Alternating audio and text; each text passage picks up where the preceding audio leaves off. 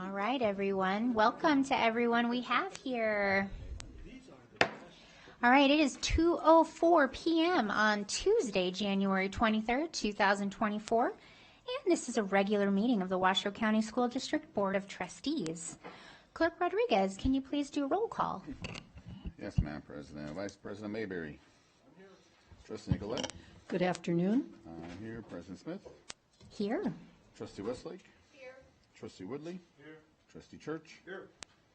And the student representative was a little delayed. Madam President, we have a quorum. Fantastic. All right, earlier today we had a special meeting and there were some great people that helped make that happen. And so much of our staff works in the background. And our process works as smoothly as it does because of them, but they're very rarely recognized for that. So now I would like to recognize someone who works in the background to make things as smooth as they are, including this morning's special meeting. She is a 10-year veteran of this district. Kate Shum, will you please lead us in the pledge?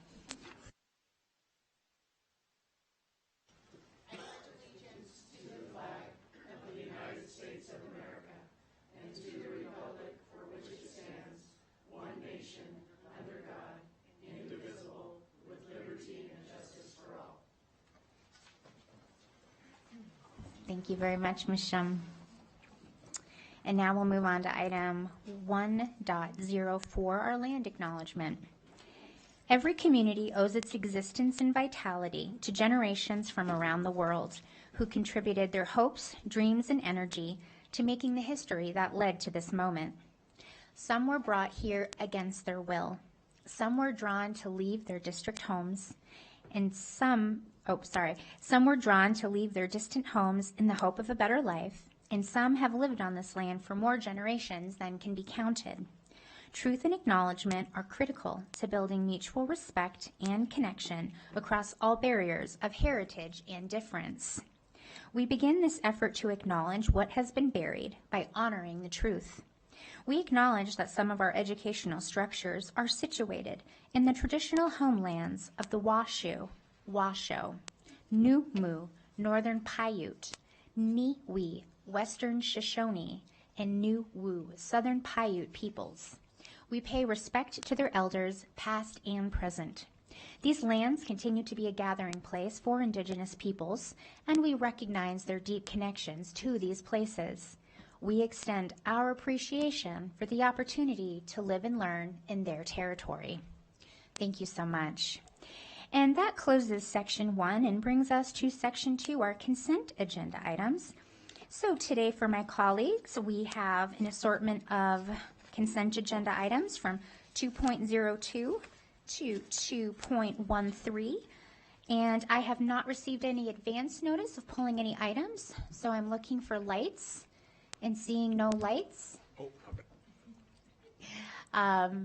And seeing also no lights for questions. JJ, do we have any public comment for items 2.02 to 2.13? We do not. All right. Then I will bring that back to this board. Thank you, Madam President. I'd like to make a motion, please. I move that the Board of Trustees approve consent agenda items 2.02 through 2.13. I'll second that. All right. Motion by Trustee Woodley, seconded by Vice President Mayberry. Seeing no lights on for further discussion. All those in favor, please say aye. Aye. Aye. All those opposed, nay. All right, motion carries 7-0. Thank you so much, colleagues. Now, traditionally move on to section 3, but as the meeting manager, I do have discretion in moving things that are on the agenda, and so I'm going to pull forward item 4.01 as our next item of discussion, so that we can address that next. And this is the discussion and possible action based on a request by Trustee Jeff Church in accordance with Board Policy 4110 to discuss Trustee Church's concern regarding the professional competence of Mr. Tracy Moore per Nevada Revised Statute NRS 241.033 and NRS 241.034 for the position of Chief of Police for the Washoe County School District, and affirm or deny the contingent offer of Interim Superintendent McNeil to Mr. Tracy Moore. This is an item for possible action. And so we do have some items that go along with it. This is not a typical item for this board, but this is something that every trustee has an exercise option whenever there is an offer of contingent employment for a member of our leadership team. And so we did also attach Board Policy 4110 so that the community can see this item, and they can also see the policy on which the item is based. So we will go ahead now, and our presenter for this item and the requester for the item is Trustee Jeff Church, and so I will open with him. Thank you very much. When you read this, it's a legal term. Nobody's questioning the professionalism of Mr. Moore as an applicant for police chief for the police department, and I'll explain in detail, but I just want to clarify that. But essentially, Mr. Moore has been given a conditional offer of employment, as I understand it, for police chief for the Washoe County School District Police Department. So I have a few questions, I guess, for the superintendent, but I'll go ahead and read my comments. This is one of the most critical assignments that the superintendent will make, subject to the input of the Board of Trustees. As an elected trustee and a retired police sergeant, I take this obligation seriously. As part of the leadership team, the police chief is responsible for the safety of about 60,000 students. We want the best, most experienced, and qualified individual possible. Here's the problem that I face. Mr. Moore lacks any and all post-supervisory management certifications, post being peace officers standards and training. Mr. Moore lacks a bachelor or higher degree that is essentially the industry standards. Further, as reflected in the flyer that Washoe County School District sent out, quote, education experience, any combination of education and experience that would likely prove the required knowledge and skills, and then I'm going to equivalent to a bachelor's degree and 5 years of professional experience in police administration. Now, again, I've edited that out for brevity, but the desired or the what it was put out to the community, bachelor's degree, 5 years experience in police administration. I don't believe Mr. Moore has either of those. Moving on. I do not believe that Mr. Moore qualifies, and if we are to change the standards, that should be reflected and redrafted and sent out to the community so that all may apply that would be interested in that.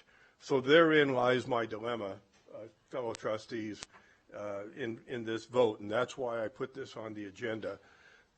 So one of the questions I have, well, one more comment. This is as I understand it, an at-will position. And I think an at-will position of the leadership team of this magnitude, we have a fully, extremely capable acting interim police chief. There's no rush.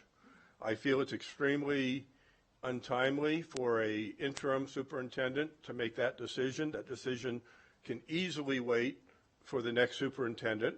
We hope to have them online by July, based on the earlier meeting today. So, and one of the things in my mind, what if we get a new superintendent that says, you're an at-will employee and I want my own police chief. You don't meet that criteria, and have a nice day, you're unemployed. I mean, if I understand it right, that can happen. That said, I've had some input from the community, some confidential communications that indicate there were some really highly qualified individuals. It was possibly a high-ranking police administrator with excellent capabilities that was one of the potential candidates for the position. If we're going to do this, I would like to see those applications. If we're going to move forward with this, I want to see a list of the finalists that were interviewed. And then the question, that's pretty much my comments, but the question I have, if staff or superintendent or somebody can explain the process. I understand that the rumor control is that we had a outside agency review board who narrowed it down, and then we had some kind of an internal review board that forwarded the recommendations, but that's all rumor control, not confirmed. So I'd love to hear that. And once again, as I close this, emails completely supportive of Mr. Moore. I think I've met him once or twice. Wonderful individual, great emergency manager. The question is the qualifications to be the leader of a police department responsible for 60,000 students, 30 plus officers.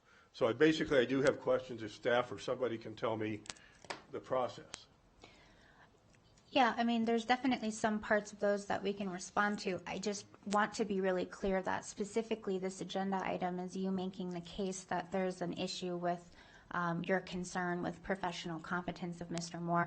A lot of these questions, which I tried to encourage in the emails before you made this decision, could have been answered beforehand.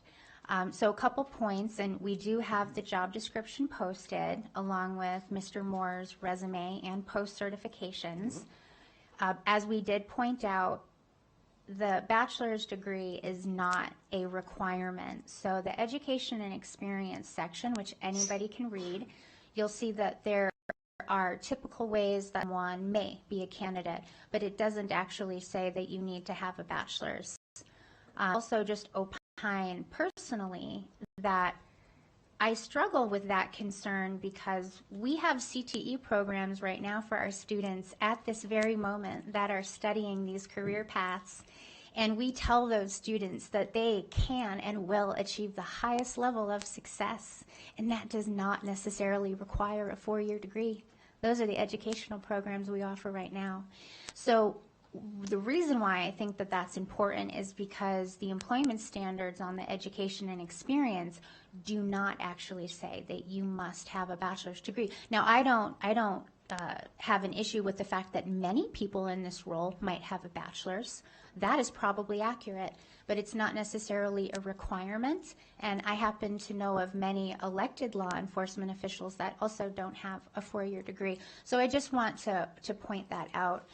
As far as the process, I think we're pretty familiar with the process. So for leadership team members, the board does not make those direct hires. The board actually only has really 2 employees, one of which we hire, and that's the superintendent. So we don't participate in the hiring process. Otherwise, this entire process would be public from application to final decision. But I think you know that, though, Trustee Church. So let's definitely stay focused on the areas that you've brought up, and I know one of them was the post certifications. So could you direct us to, we've got the attachments here where we've got the post certification and also the resume. Can you help us understand what your concerns are in terms of what's missing so that I can better understand? Without going through everything you said, I don't necessarily agree with what you just said, so let's just put that on the record. I think I laid out for the fellow trustees my concerns. I don't need to regurgitate them. You did answer my questions before, as did some other trustees, but not to my satisfaction. The facts are that number one, the industry standard for a police chief of a 30-officer department is not somebody who is not a supervisor and has never been in a command position, which is generally lieutenant or above. My understanding from confidential communications is there were some outstanding candidates, and there was also concerns with the process. That's probably neither here nor there, because here we are today. The superintendent, again, the interim superintendent, has offered this position, and I don't think it's appropriate. She's an interim superintendent, and this should be wait till July or beyond for the next superintendent to do that.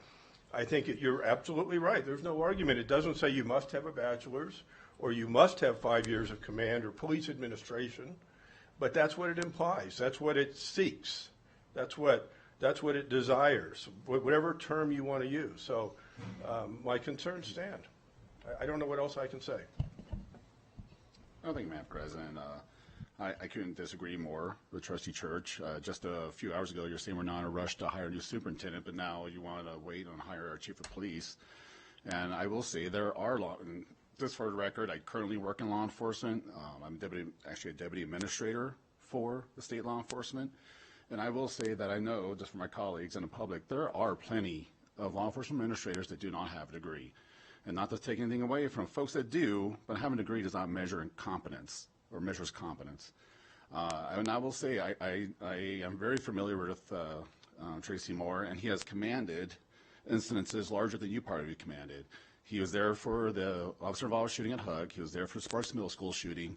I have, as a patrol officer back in the day, have worked fire evacuations with him and other school police officers to include during the Reno riots. He's a very strong pillar of this police department for the school. He's built a lot. He's implemented the emergency management. He, again, commanded I don't know how many scenarios and training opportunities. So I think he's an outstanding choice. He's gone through the ringer not once but twice. And to be brought up here before the board like this in a public manner, I think is very unfortunate. And we're lucky to have him as a candidate to this point. So I know we got to do public comment, but I am more than happy to support him. And as a father of 3 children in the school district, I rest assured and I am positive that he will ensure the safety and security of our school district. Thank you. Public comment, JJ?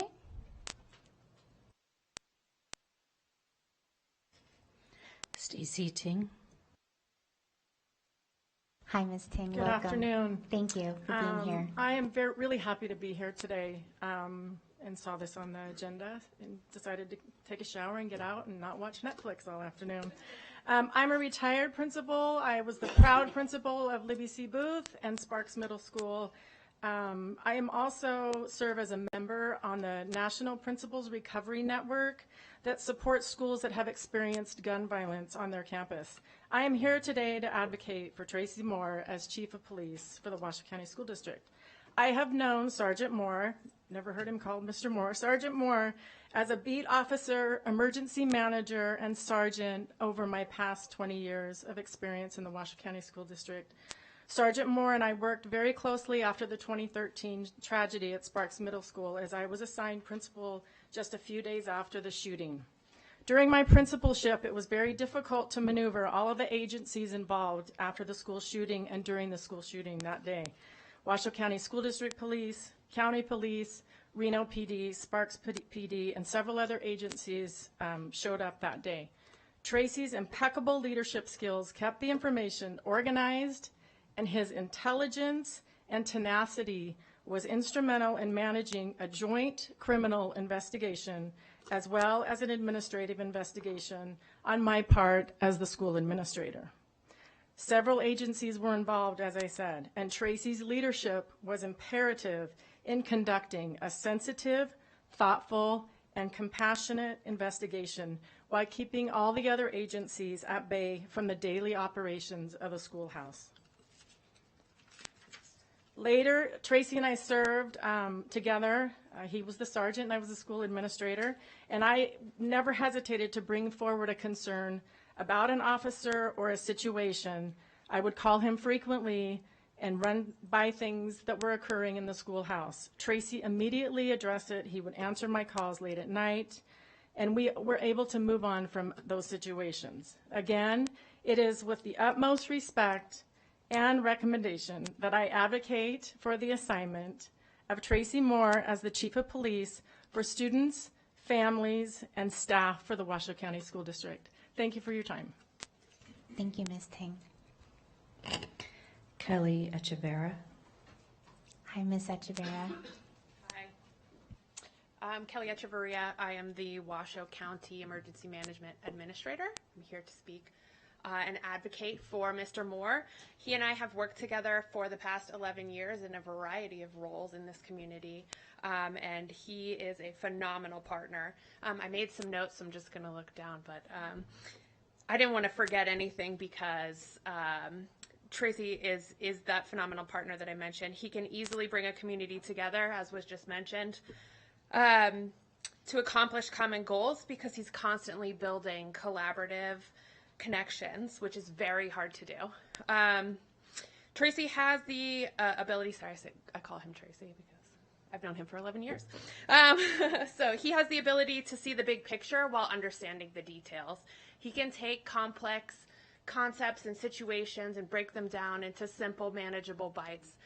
which is, again, very difficult to do and something that a lot of people struggle with, but seems to come very easily to Tracy, and I appreciate that about him. He has consistently been in a leadership role, whether or not he is actually in a leadership role. He, what I call, manages from the bench. So whether he, in the metaphor, is on the field captaining the team or on the bench, he's leading his team. Whether that be the school district, the community as a whole, emergency management, what have you, he is that leader. Tracy is able to advocate for whatever agency he's been with.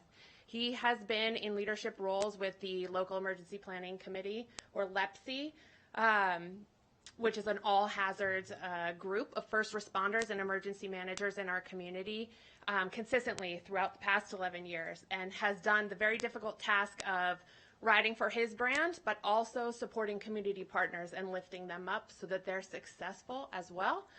Because we do have limited resources in this community. And Tracy understands that one agency is only as strong as the next agency. So he's been able to tie us in that capacity. In his previous role with the school district, he acted as a liaison with Incident Command or Unified Command in disaster agencies, and was integral to our success as a region in being able to connect us with situational awareness and better understanding of how emergency management and other partners could support one another in an active, complex response. As was mentioned, he did that in the Sparks Middle School shooting, of which I was with the Red Cross at the time, and Tracy was amazing in making sure that we incorporated recovery and mental health and full wraparound services for the entire community.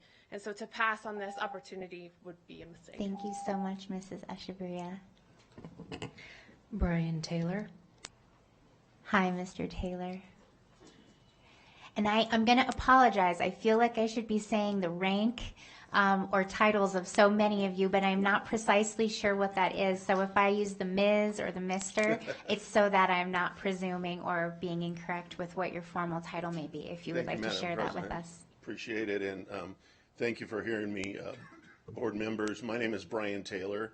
I am currently the emergency manager for REMSA, but have been working in emergency medical services in this town for over 40 years in a capacity with REMSA and even before REMSA. I was a responder that responded to the Sparks tragedy, Sparks Middle School tragedy, as well as the Hug incident as well. I first met Mr. Moore in the capacity of the school district officer at the Collin fire. That's a long time ago, in 2011. He showed up to the incident command post there and filled the position as liaison for law enforcement on that side and helped us in that capacity. I didn't know him from anybody, and he was a great help and a leader in that capacity. Since then, I've worked with him in multiple positions. I'm currently the chair of the LEPC, which Kelly talked about, and I worked under him as the vice chair and the at-large member in that board when he was there. So I have an understanding of his abilities as a leader, as a person who brings things together. Tracy is the kind of person that you can just call at 2 o'clock in the morning. He'll answer his phone and answer the questions and help to put something together. Our community, the strength of it, I've been the chair for many years of our healthcare coalition, the Inter-Hospital Coordinating Council, and he sits in that group as well. And the strength of our community is in our camaraderie, in our working together, in our ability to pick up when one person can't and have different subject matter experts in different areas. Tracy is my go-to guy in a subject matter expert, one on the law enforcement side in his capacity, at the airport as well right now, but more importantly, in a leadership role and an ability to lead other people and put things together in a way that the common people, the common responders can understand. He wants to cut through the red tape and bring it down to a level where every boots on the ground person can understand it there. That's one of the things that I really appreciate about Tracy is he's able to to fill in those top leadership positions that may even be political, but most of all is that he brings something meaningful and usable to those boots on the ground people. And I know that because I'm a responder and I've responded with him as well. So I appreciate the opportunity to speak with you guys today on that behalf. Thank you so much for being here with us. Ryan Summers. Hi, Mr. Summers, welcome. Good afternoon, Board Trustees. My name is Ryan Summers. I'm the Fire Chief from North Lake Tahoe Fire Protection District. We cover Incline Village and Crystal Bay. I'm here to talk about the professional competency of Mr. Tracy Moore, who I have known since elementary school in Washoe County, so I might have some of you beat. And he's been involved with many county incidents and activities, as you've already heard. He's very involved with the number one concern, though, that we have as first responders, and that is communications.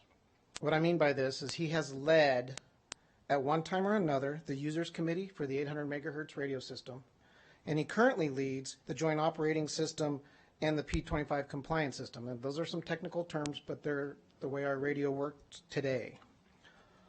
All of us as first responders rely on communication, and specifically our radios for day-to-day operations.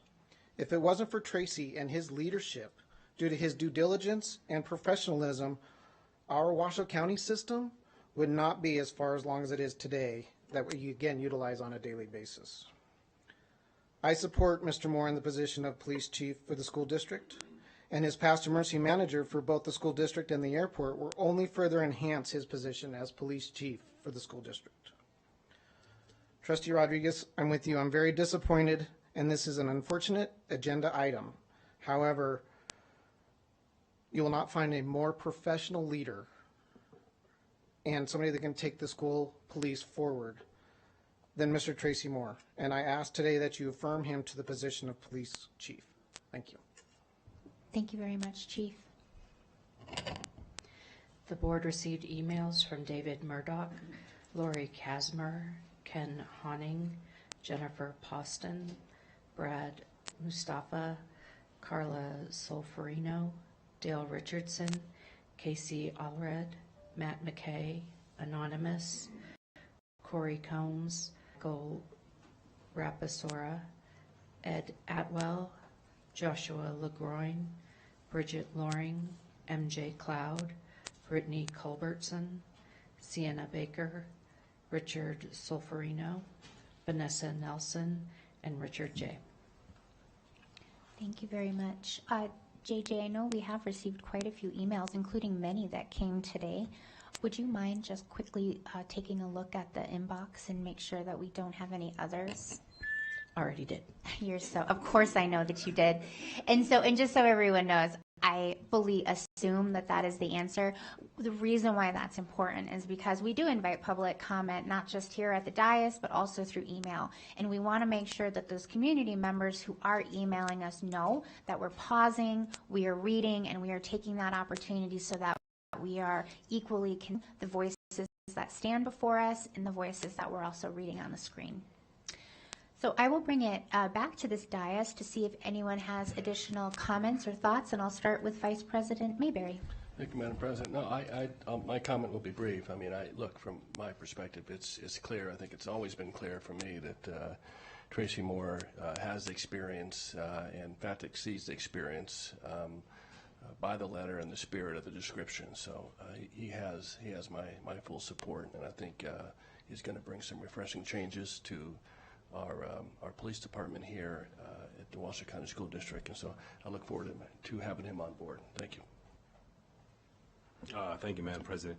So as we know, well, first I want to apologize to Brian. I did not see you in the audience.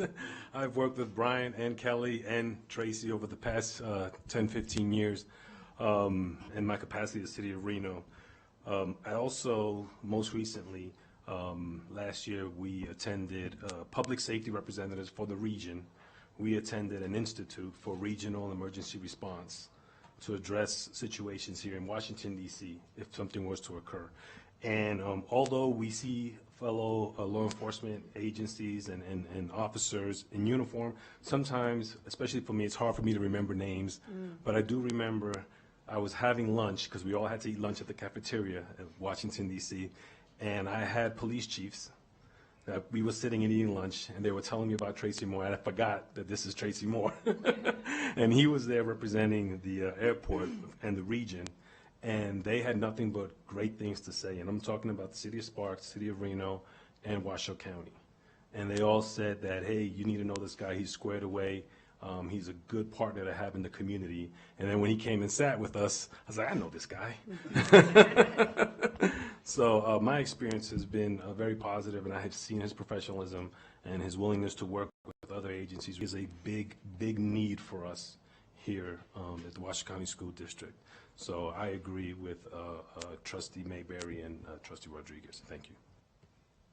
Thank you. I too have a lunchtime story. The first Washoe County School District police ride I took was with Sergeant Tracy Moore. They had just purchased a puppy for their family at that time, and so that we really bonded through that story. But I took him out to lunch. He tried to take me out to lunch, but that was no, I will take you out to lunch. And at lunch, we sat with 4 Washoe County sheriffs, and I just kind of sat back and listened to them talk and laugh and tell their stories. And at that moment, I really did realize the importance. I mean, I thought I knew it, but I really realized the importance of our working together, all of our agencies together to make great things happen, especially when problems occur. And so I actually, in a funky kind of way, want to thank my colleague, Trustee Church, for bringing this up because of all the wonderful testimonies and the ability to hear some really wonderful things said about what I hope is going to be our future Chief of Police, because I'm excited about that. Well, thank you, Madam President. I got this last comment, and I'm ready to make a motion. And I will share this. I mean, obviously we got different agencies here, but I do know that when Tracy was coming up to be nominated for Chief of Police, law enforcement's a small community. It's a small family, and I know there's a lot of law enforcement leaders within the region that are excited about this. And Tracy has experience that cannot be bought, and no college can teach. And it's you can't buy this. And and I'll just say it one last time on behalf of the majority of this board, I apologize that you had to be brought up like this. But I agree with Trustee Nicolette. A lot of good things were said. I'm more than happy to make this motion. I move that the Board of Trustees affirms the offer of employment for the position of Chief of School Police for the Washoe County School District be made by the interim superintendent to Tracy Moore. I second that. All right, we have a motion by Clerk Rodriguez, seconded by Trustee Nicolette. I don't see any lights on, but as the presenter for the item, I do want to give you the opportunity, Trustee Church, if you want to add anything. I wasn't going to, but again, all the emails, wonderful individual, wonderful emergency manager. Once he's on board, which he probably will be, he'll have my full support. Again, my concerns about other applicants, my concerns about whether this should be done by an interim superintendent remain, as well as the way the application was implied. But I get the response, and I appreciate that, and this is just a wonderful exercise in democracy. Thank you. All right, speaking of exercising democracy, all those in favor of the motion, please say aye. Aye. Aye. All those opposed, nay. Nay. The motion carries, and I am proud of this one, 6-1. So, Mr. Moore, if I may say, on behalf of myself, you have exhibited grace, patience, and diplomacy in what would normally be an uncomfortable way to begin potential employment with the Washoe County School District. And so I hope that you do see that the majority vote that has taken today is hopefully the beginning of a chapter with you in the Washoe County School District, which is a continuation of the story that you already have with us. So thank you so much. I would be more than happy to invite you, if you would like, to say a few words, and you don't have to if you don't want to. button there. No, thank you, Board President Smith, Interim Superintendent McNeil, and trustees. I appreciate you all for your vote today, and I just want to assure you that I will not disappoint you. I will continue this realm of a community partnership with the Washoe County School District. As many people spoke to it, I do have firm confidence myself. I'm your best choice that you had for the Chief of Police. This was a long, lengthy process, but I also feel that builds the character. This is just another adventure of this job that this person, this applicant, would have to attest to. So once again, I do appreciate it. Like they say, I am a person that will work closely with you all. If you have any questions, you have my contact information. You know who I am. I am here to serve our community, our students, and faculty of the Washoe County School District. Thank you so much. And I think Dr. McNeil would like to make a brief comment. Thank you very much. I appreciate that, President Smith. And I just want to say, welcome aboard, Chief. And I also want to thank our interim chief for handling the situation with Grace. And I also want to thank our police department because they have been outstanding through this entire process that I will put on the record was done twice so that we can find the right person for the position. So again, thank you so much. And Chief, you may want to look around and look at your officers that are there for support for you. So thank you.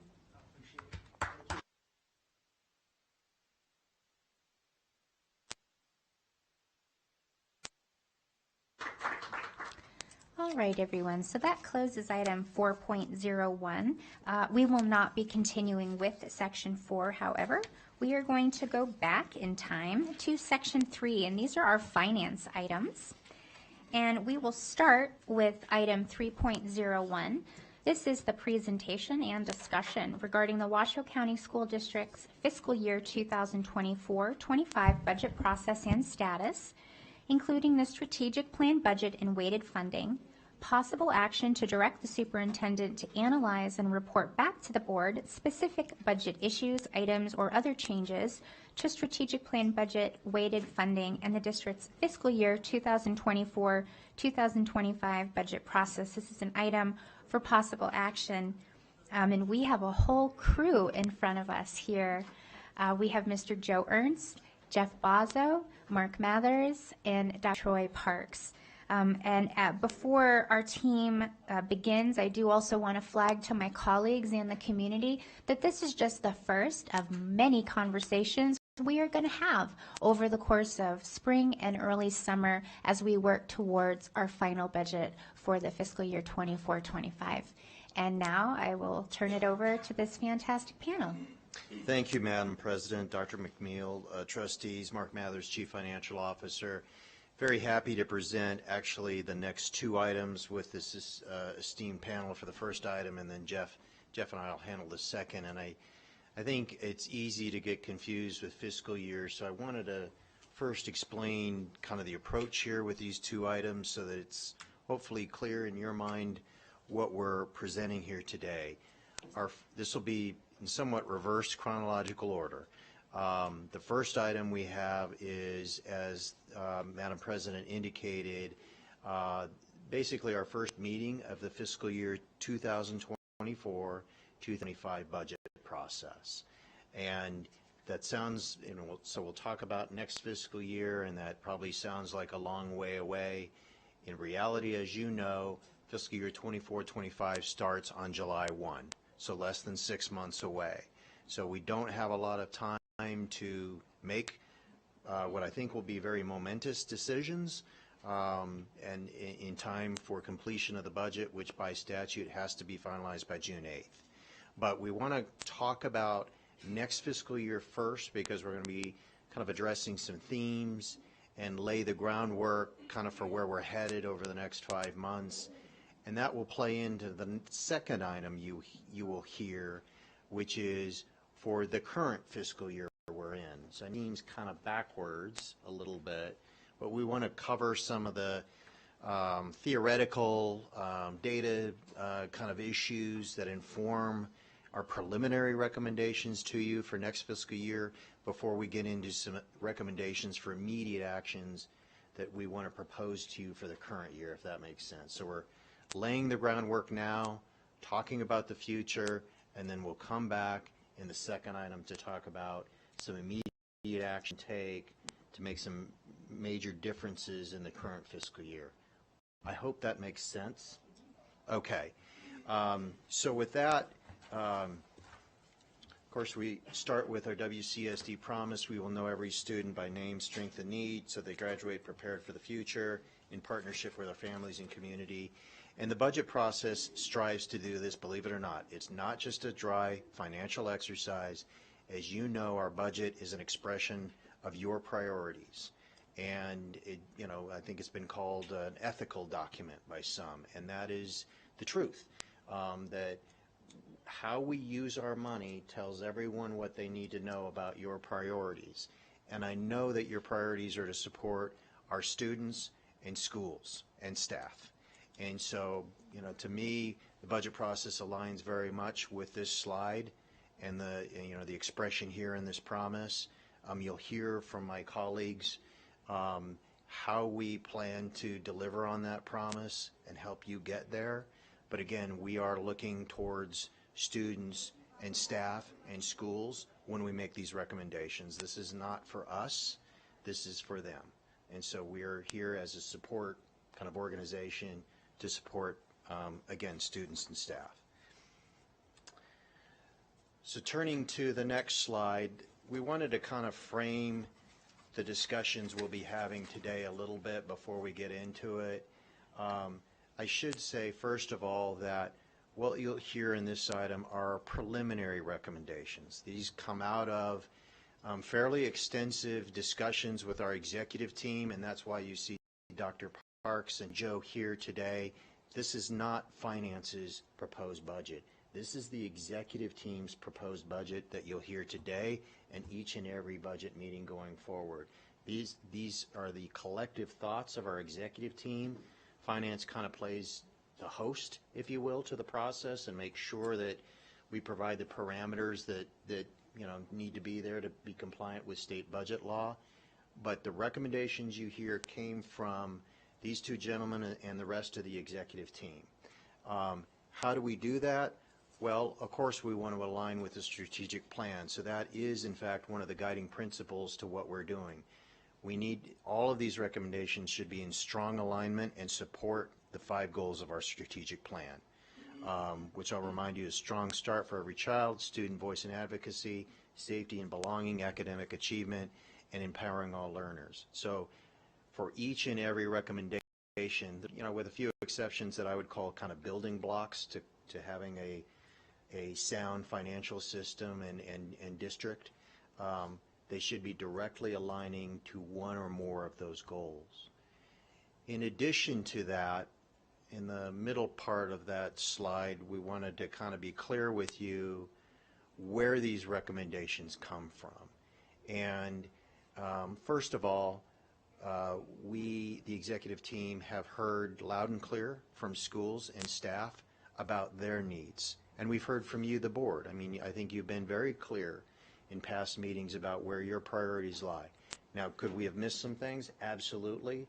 And that's what this first meeting is intended to do. It's to solicit your feedback, for you to raise any questions or points that you'd like to make that you don't see here, and so forth. So we want that interaction with you, but what we've tried to do is take your feedback to this point and provide recommendations that align to those thoughts.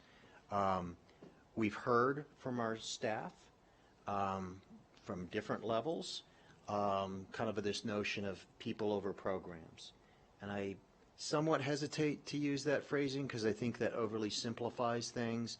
But the point is, we understand to launch one new program after another, right, is wearying, taxing, and most of all, we need additional supports for our students.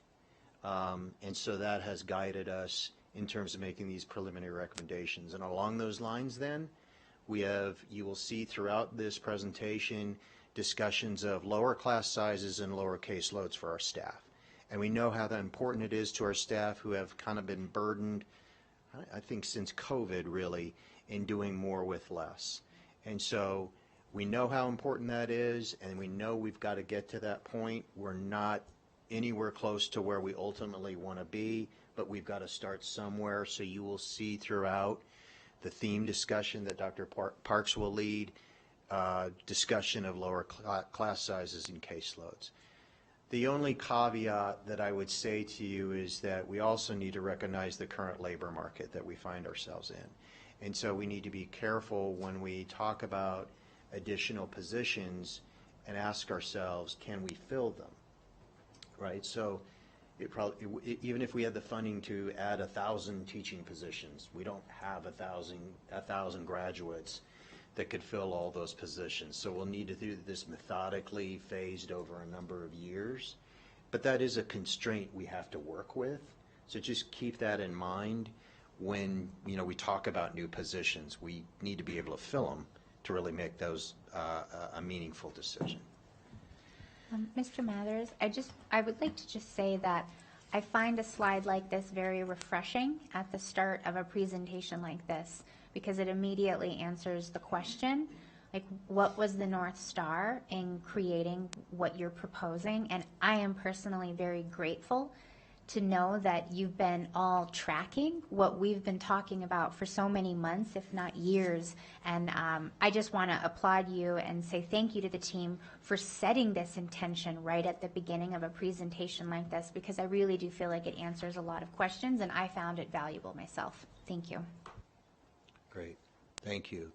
So today we will go through, first of all, the sources of funding that we have available to us. And I should have said at the start, both of these items really are the outcome of an unprecedented increase in funding for school districts in Nevada. And so Jeff will talk about those sources of funding, but of course they include a portion of the additional general fund dollars we received, roughly $10 million.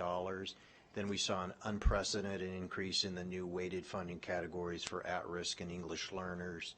And so those give us the opportunity for the first time in more than a decade, certainly, probably in several decades, to really make meaningful changes and move the needle with additional resources, finally, that are provided to school districts.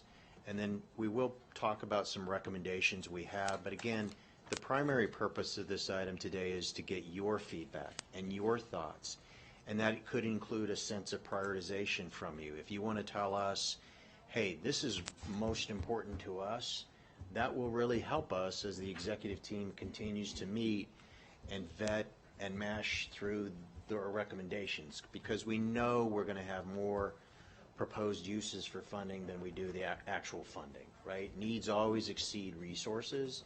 And that'll be the same case this year, even though these are tremendously increased resources.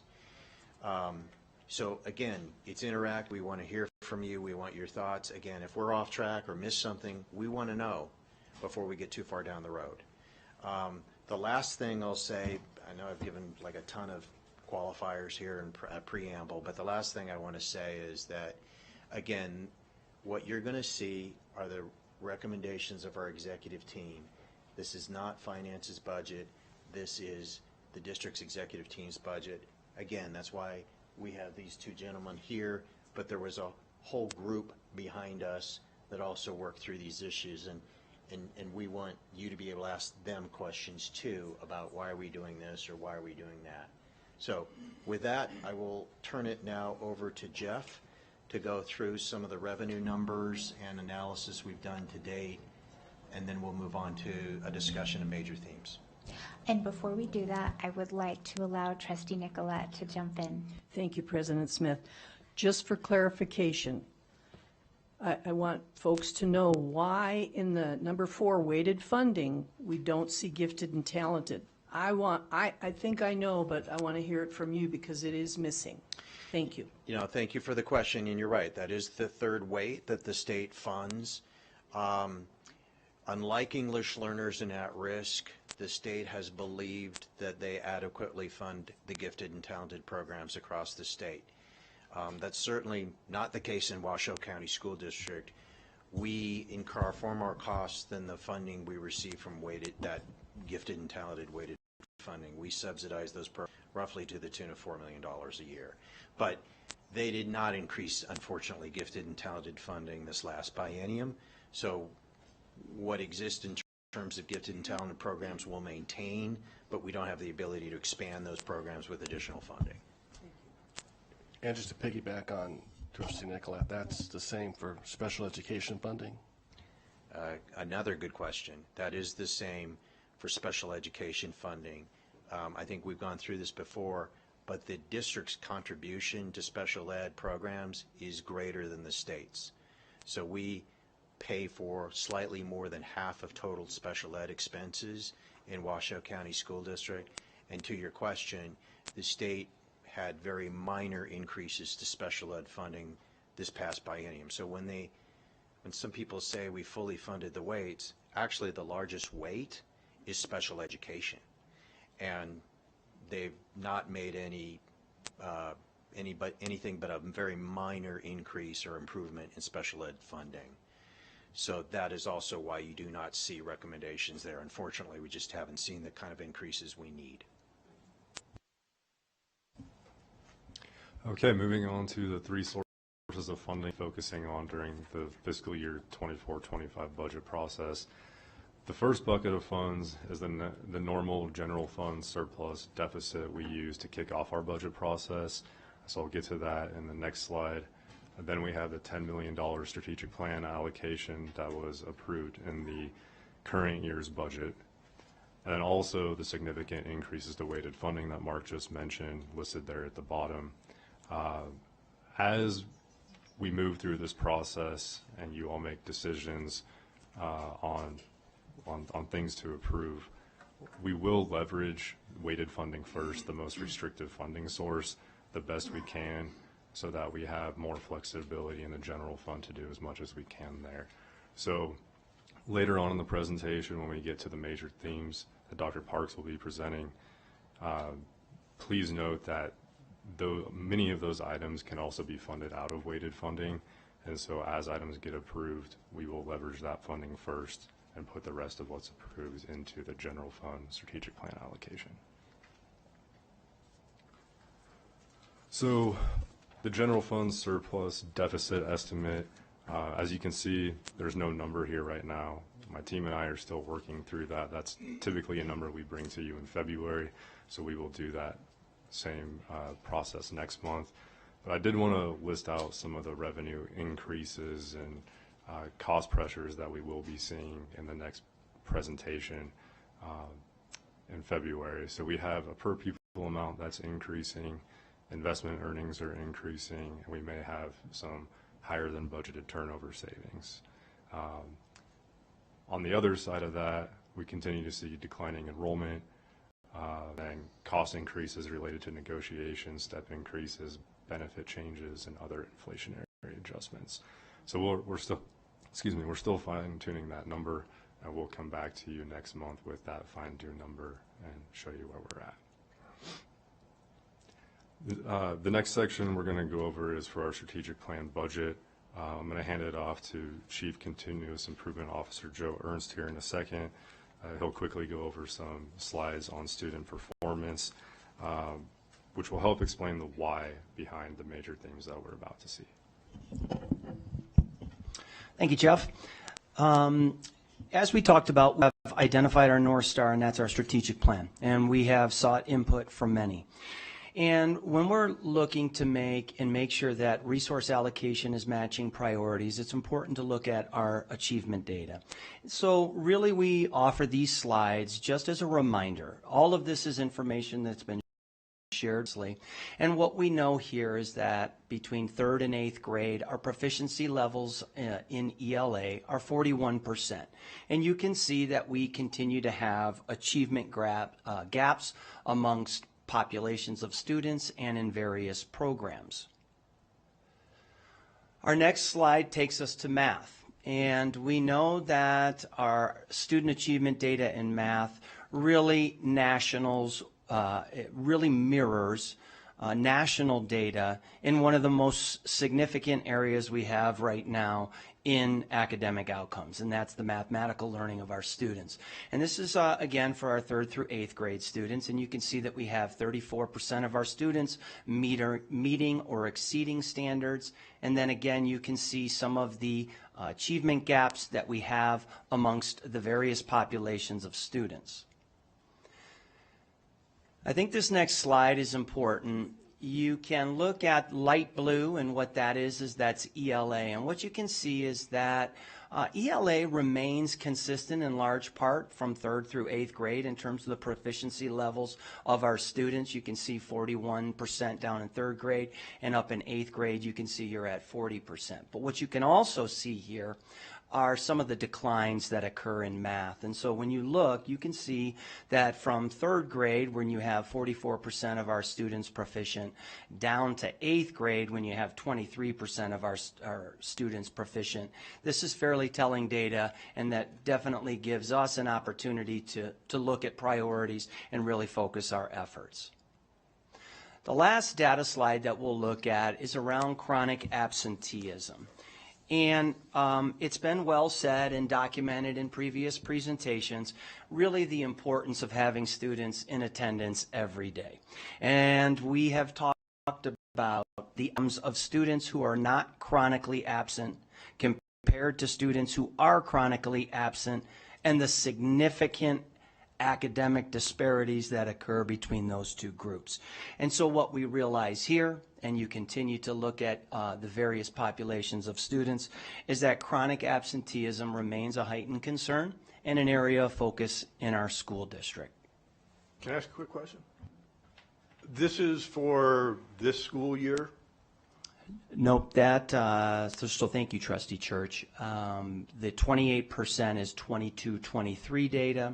As of today, we're more in the neighborhood of 26%. So thought we might have a question along those lines. Where we're currently at is really in the neighborhood of 25 to 26%. Okay, that's good. And just for the record, according to the state, we're 31%, but I recognize there's all kinds of different interpretations, what includes charters, blah, blah, blah. So I get it, but thank you. You bet. And with that, I'm going to turn it back over to Mr. Mathers.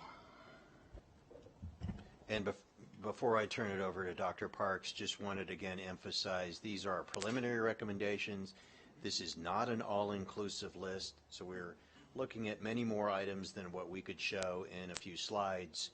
But again, what we want to be is data-driven. What we want to be is responsive to our students and schools. So you'll see here among the things that Dr. Parks mentions, additional supports to those subpopulations and the grades that need it the most. We want to be very targeted in what we do and recommend because, again, dollars are precious. Even though we're talking a lot of dollars, it doesn't go nearly as far as we would hope. And so with that, I'll turn it over to Dr. Parks to cover these major themes. Thank you, Mark. Want to re-emphasize new strategic plan, and in looking at our data, this is our opportunity as a school district to kind of set a new foundation for our future.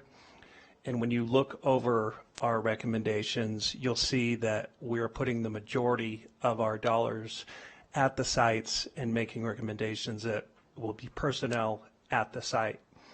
So I want to start with, obviously, with a strategic plan. You want to address your greatest needs first. That is our collaborative schools. These are our schools that have been identified with the data that are most in need of receiving dollars in the name of personnel. So that collaborative schools piece is our very first priority. Then you look at it and utilizing the data, our second most important area to address is the next schools that also we have concerns about, and providing them with further resources so that they can make adjustments with our guidance at the district level. For our additional supports at those elementary schools, want to emphasize this opportunity we've discussed at length. Do we go with deans? Do we go with learning facilitators? And our strong recommendation, not only at the executive team, but from our associate chiefs And in looking at what we received as feedback from principals, is that our new foundation, we want a dean of students to be the standard, partly because all of the data suggests that, and in our new model, we want our administrators to be instructional leaders.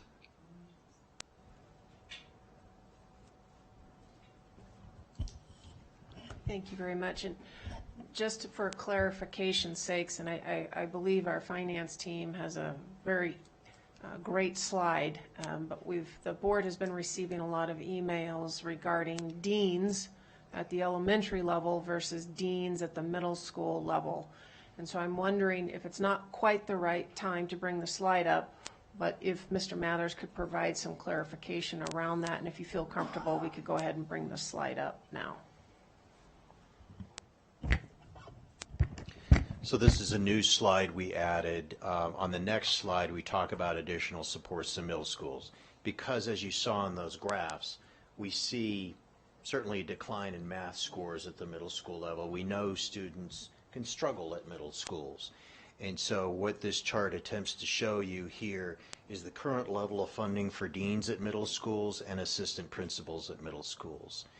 And you can see our current guidelines for deans at middle schools provides 7.5 deans in total at all of our middle schools. What we're proposing is to increase that by 10.5, to go from 7.5 deans at middle schools so that every middle school has at least one dean for a total of 18 deans. And you can see there's an increase in one assistant principal at the middle school. Currently, these additional positions you see here are funded by ESSER and the Federal Stimulus Act. And so they would have dropped off at the end of the current fiscal year and at the end of the current school year. What we're proposing to you is to use general fund dollars to ensure a continuation of those deans at those middle schools and the AP at that middle school. So we're not reducing coverage of deans and APs at middle schools. We're in fact increasing in terms of what the general fund covers.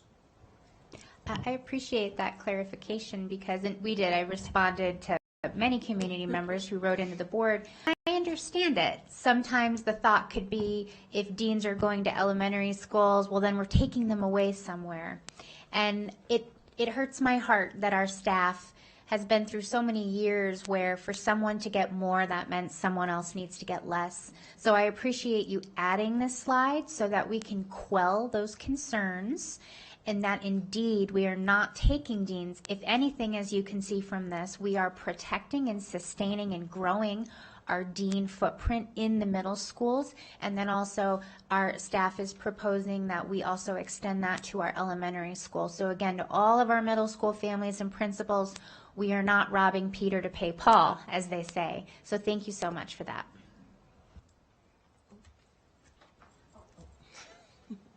Thank you, President Smith. Gentlemen, again, thank you for the foresight. That is a huge safety net that if pulled, our students and our staff would suffer greatly. The only other comment I wanted to make, and this is just from going into schools and having this brought to my attention, the elementary schools, that the high needs, the communities less served, it's important. These extra allocations for these schools are so important. But the thing is once that school starts to rise, it is not the time then to pull back those allocations because nothing has changed in the demographics of the community. Yes, that school is on the rise because it is with the extra supports that we've given them, but nothing externally has changed. So if the school rises and then we pull those supports, what's going to happen? So it's the time to take your foot off the gas is not when that's when you put the pedal to the metal and make sure the support for those schools in need, because we're only going to rise as a whole when we bring the schools in need up, and we can't pull those supports because, again, nothing changes externally. Thank you. Trustee Westlake, thank you. I just wanted to follow up at, in building out the collaborative and working with the executive leadership team, we have absolutely considered the sustainability at these schools as they're making progress and keeping those resources in place to ensure that you have that steady progress going forward. So I just wanted to kind of follow up with that and let you know that it's been recognized amongst the team to keep that as a priority to ensure we're not pulling supports too quickly and maybe not getting some of the outcomes that we would desire as a result of that.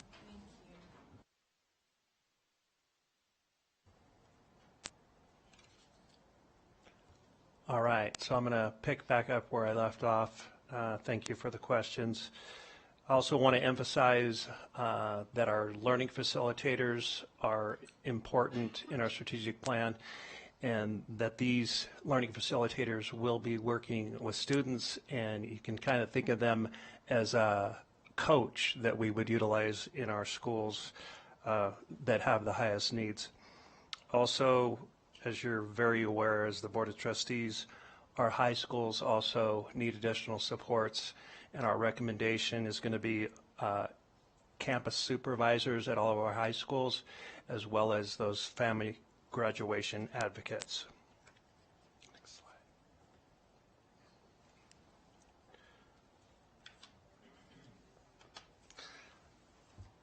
Here we want to talk about the class size reduction. When we look at our middle school data, we know that is a great area of need. So in looking at what we currently have for our 4th and 5th grade ratios, we want to improve those.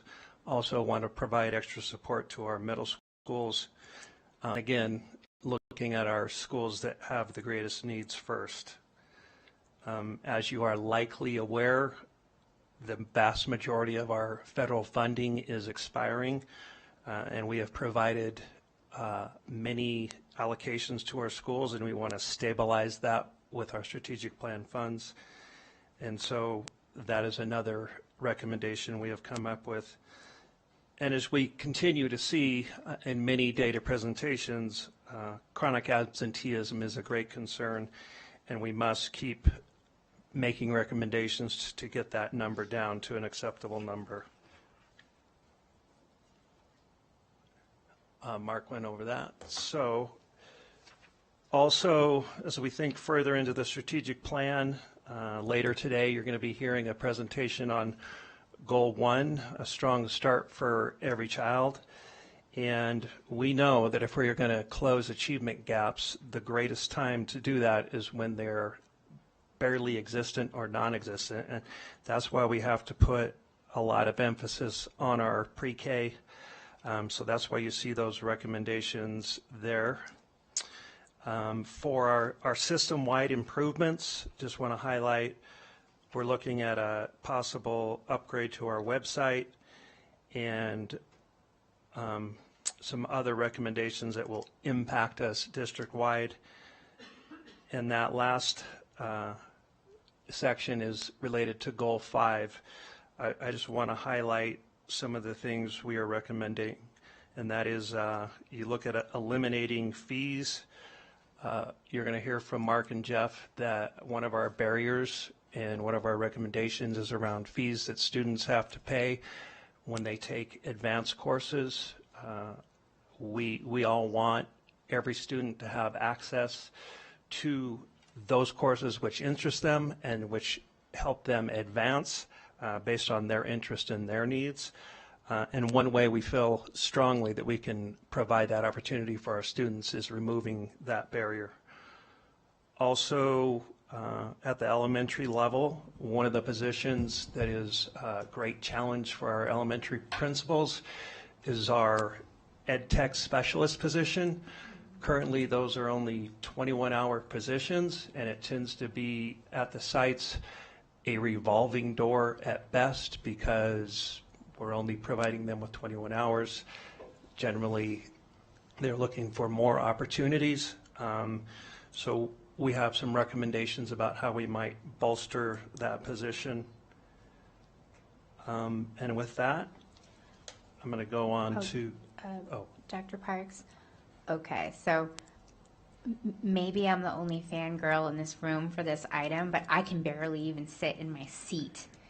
Eliminating fees for dual credit, advanced placement, and international baccalaureate. That is a headline. This board and myself personally, we believe that money should never separate a child from their potential. And $75 might not seem like a lot for one person. That could be the difference between a child pursuing an academic path that they are capable of. This is massive, massive. I know it's just a single line on this presentation, but I need to underscore how important it would be to remove financial barriers from our students in these advanced classes. So I don't mean to be emotional, but it has always grieved me that our children who do not come from financial resources may not be able to take the most rigorous classes. And to know that we have the potential to eliminate that barrier is everything I dreamed of when I came into this role. So, and I wasn't expecting this, but I feel this passionately about making sure that our children who come from different financial backgrounds and means have those same opportunities. And the way we do that is by removing financial barriers in public education. And I am so proud of this. Thank you. So on that note, the dual credit, does that include credits for high school students taking classes at TMCC, for instance? They may take a government class that they get dual credit for, and they don't have to take the government class at the high school, and they get the dual credit. Does that make sense? So Mark and Jeff, please chime in here. Where we're at right now is the recommendation is elimination of fees. Now, to make sure we have accounted for exactly what that impact is, we still have to toss that out. Yeah. Right now, our strong recommendation is basically the elimination of fees. So to put that in perspective, as a parent, I mean, I had my children take a class at TMCC. It's $284, and that's, I mean, it was a heavy lift for me. I can only imagine what it is for many moms and dads across the district. So I can understand why you got teary-eyed. Thank you. Not many of the executive leadership team's discussions has been around eliminating barriers for our students. That is a real barrier. And so I think as a team we are very proud of the recommendation, and we will continue to pursue exactly what the cost will be and what we're going to be able to afford. Yeah, it is a headline. It truly is. I mean, we're not talking about necessarily a class at high school that's $74, which again is a lot of money for many of our families. But I mean, really broadening that out to the university system, allowing our students to get a taste of what it's like to be in college. That is a dream. That's a big deal. Thank you. Thank you, President Smith. That is super, super important. I just want to hit on some of the others. The increased school general fund. Some of these schools struggle. Especially the underserved communities, the schools that are there for those communities, they struggle. They don't have huge funds from PTA, and it's hard for them to meet all of those needs. And it's important that they have the supplies that all schools have. The other thing I wanted to hit on is, we invested a ton in iReady.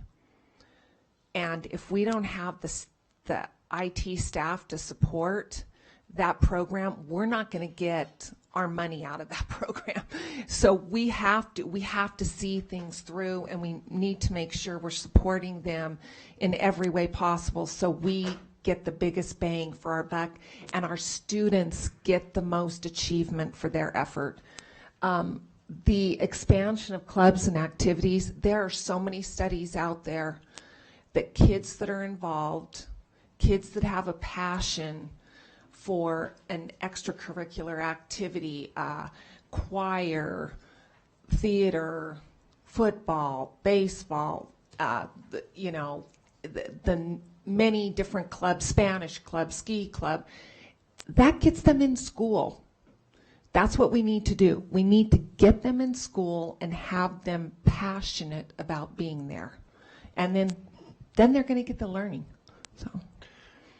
Thank you, Trustee Westlake. And I want to emphasize specific to our middle school principals, where based on that data, we know we need connectivity and we know we need our students to feel like they belong.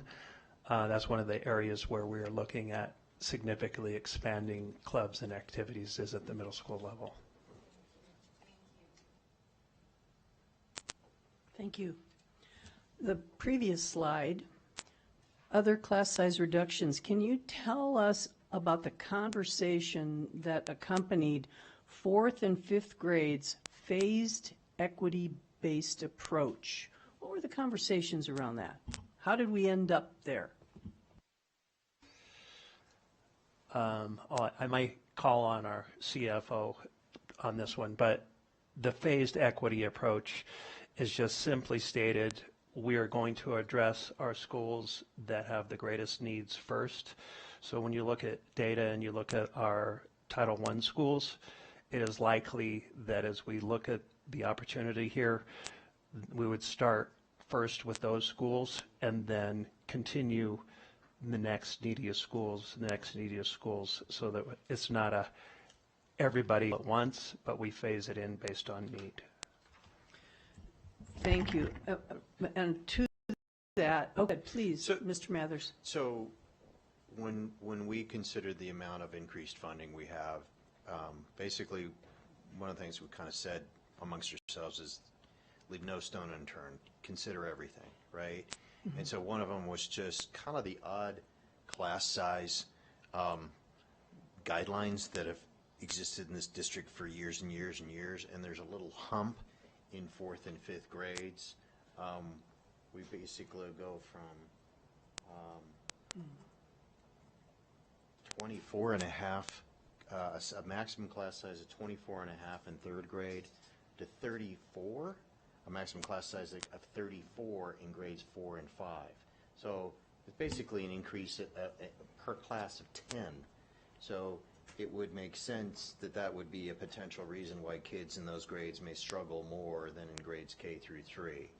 And so, again, we question, and the internal question is why does that exist? Now we know the old class size reduction program kind of only focused on grades 1 through 3, right? So that would be a reason, but that's gone away.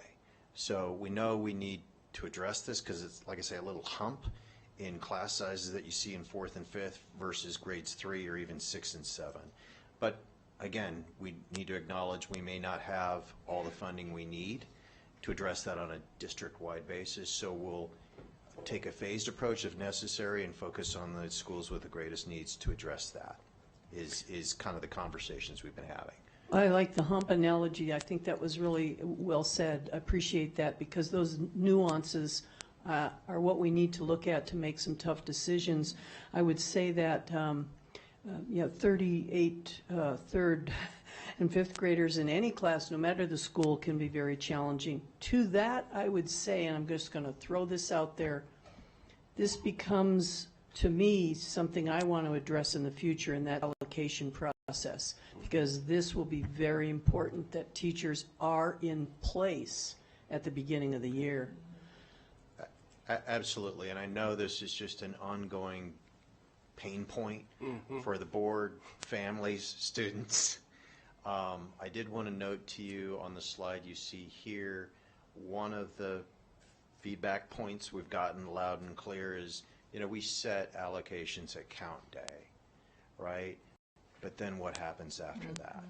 And so we've heard loud and clear that there's a concern we're not addressing when a school, especially a high-needs school, sees an influx of students and we're not adjusting allocations, and so we get above those maximum class size guidelines. So we will be,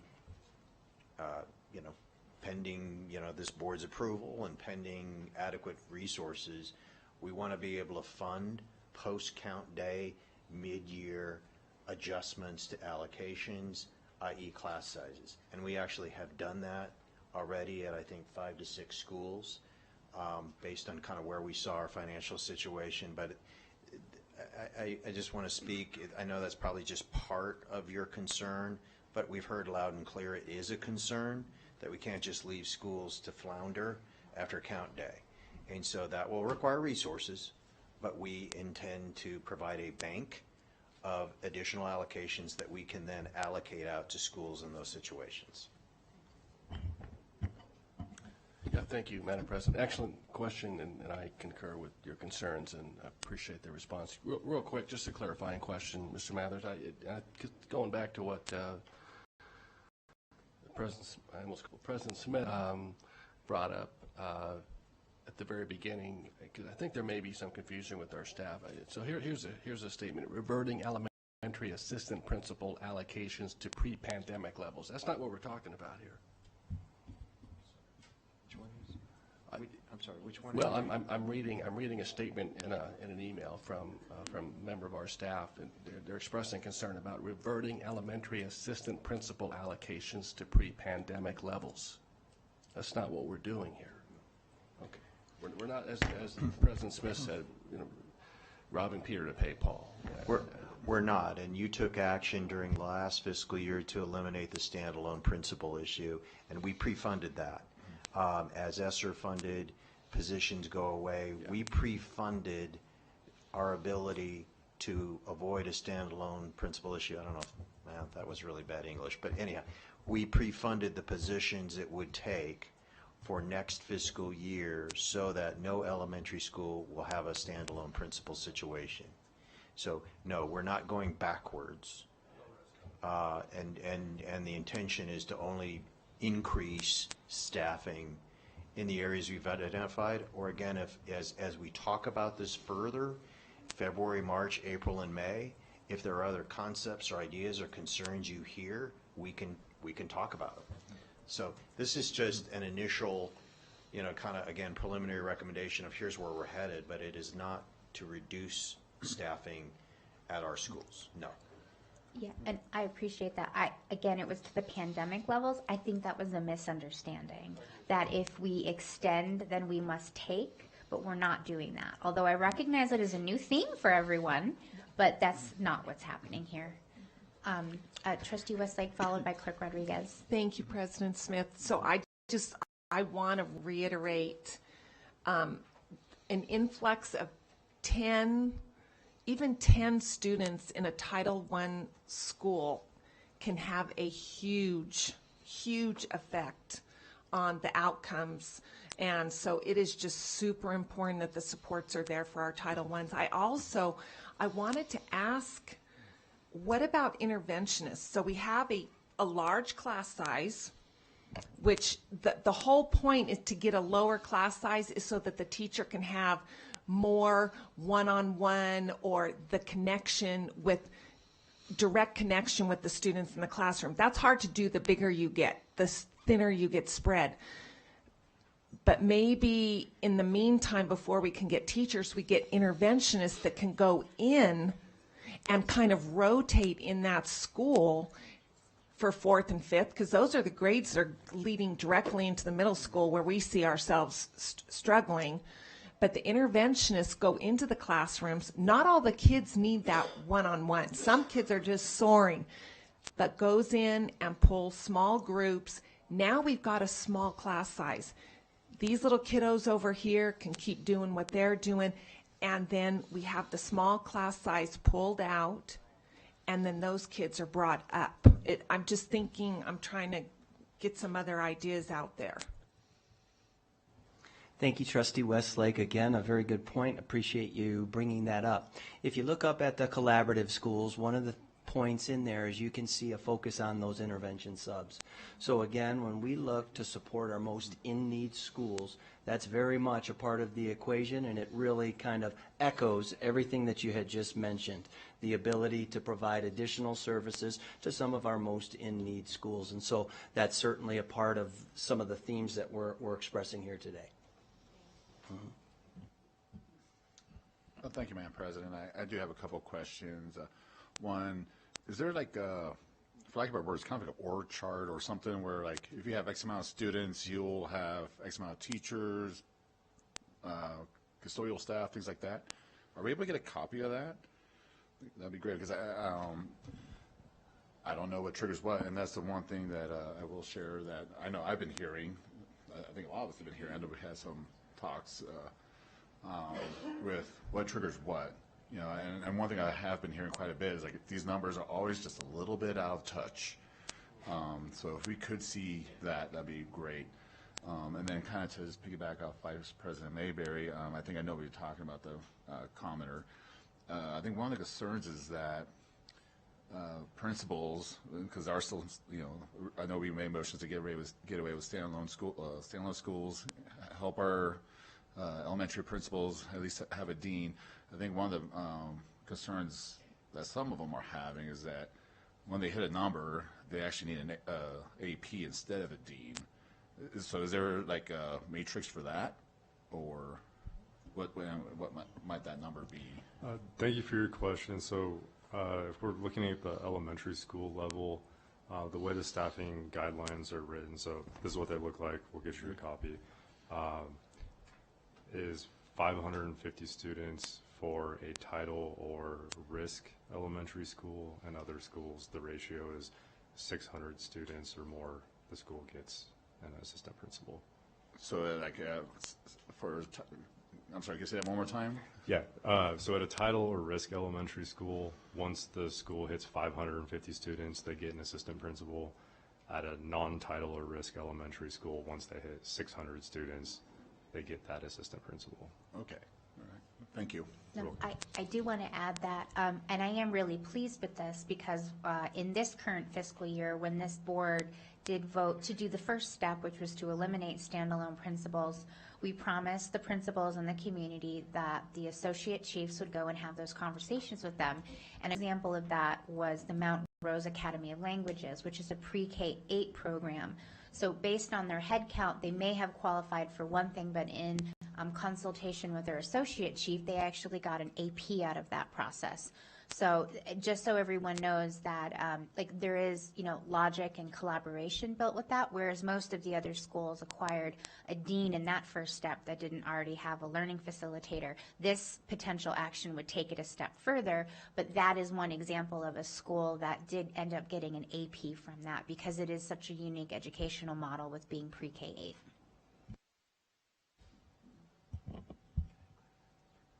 Thank you, President Smith. And I do want to clarify around the staffing guidelines, and that's the technical term for that document, our staffing guidelines. And obviously, budgetary speaking, you have to have some sort of guidelines. And what we're trying to move away from is this process of where it's just black and white and that's the way it is.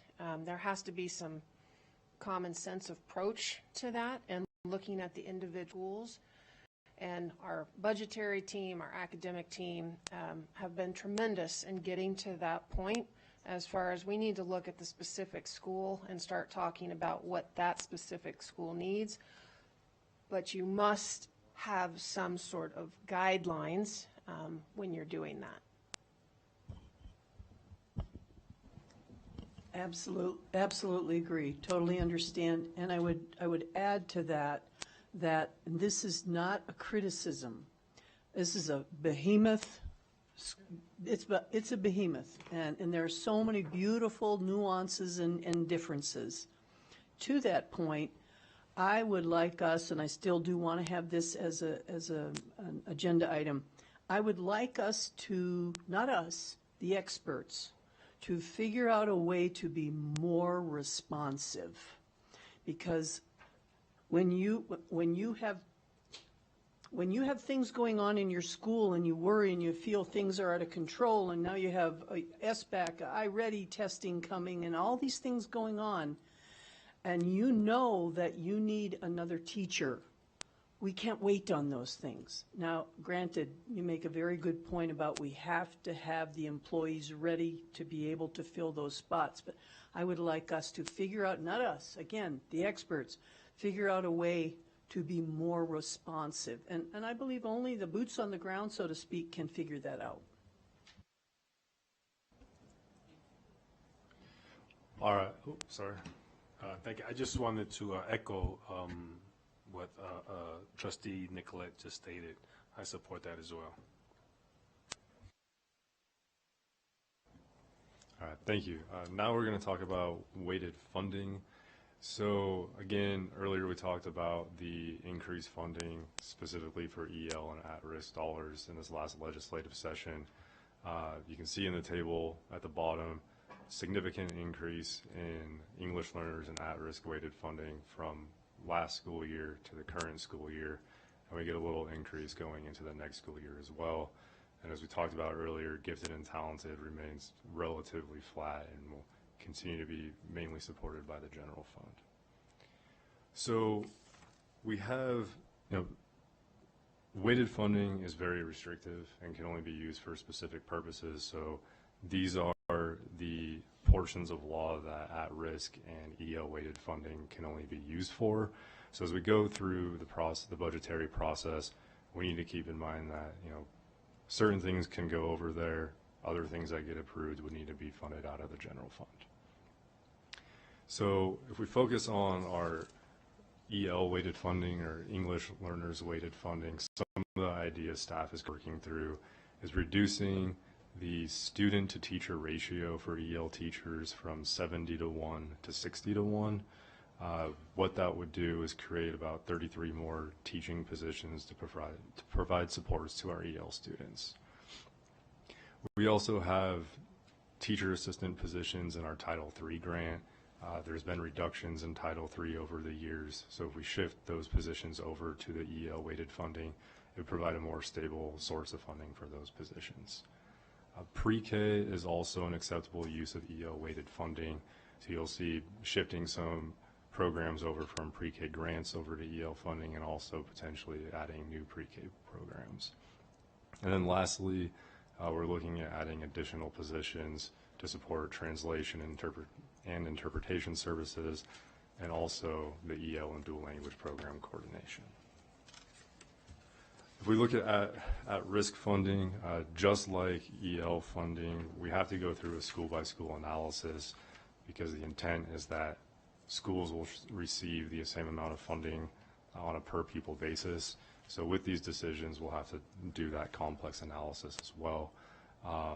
During the current fiscal year negotiations, there was a cost shift over from the general fund to at-risk funding. So right now, most of the at-risk funds have been allocated, but we're still working through that school-by-school analysis to determine what's available. On that note, if I could interject, that school-by-school analysis, can we confirm that involves the principal being a part of those conversations about what their schools need? So far, we haven't had direct conversations with principals. 2 years ago, or during the first year of the People-Centered Funding Plan, the board approved a cost shift of formerly grant-funded social workers and mental health professionals over to that fund. And during negotiations, other things have been shifted over to that fund. So if there's an opportunity for us to work directly with principals for the funds that are remaining, then we will do so. Oh, very good. I appreciate that. And then on the previous slide for English learners, again, it looks like just a bullet on this slide, but this would be transformative for dual language programs to have a dual language program coordination between the schools. I think that is really, really important. So I'm really glad to see that as an addition.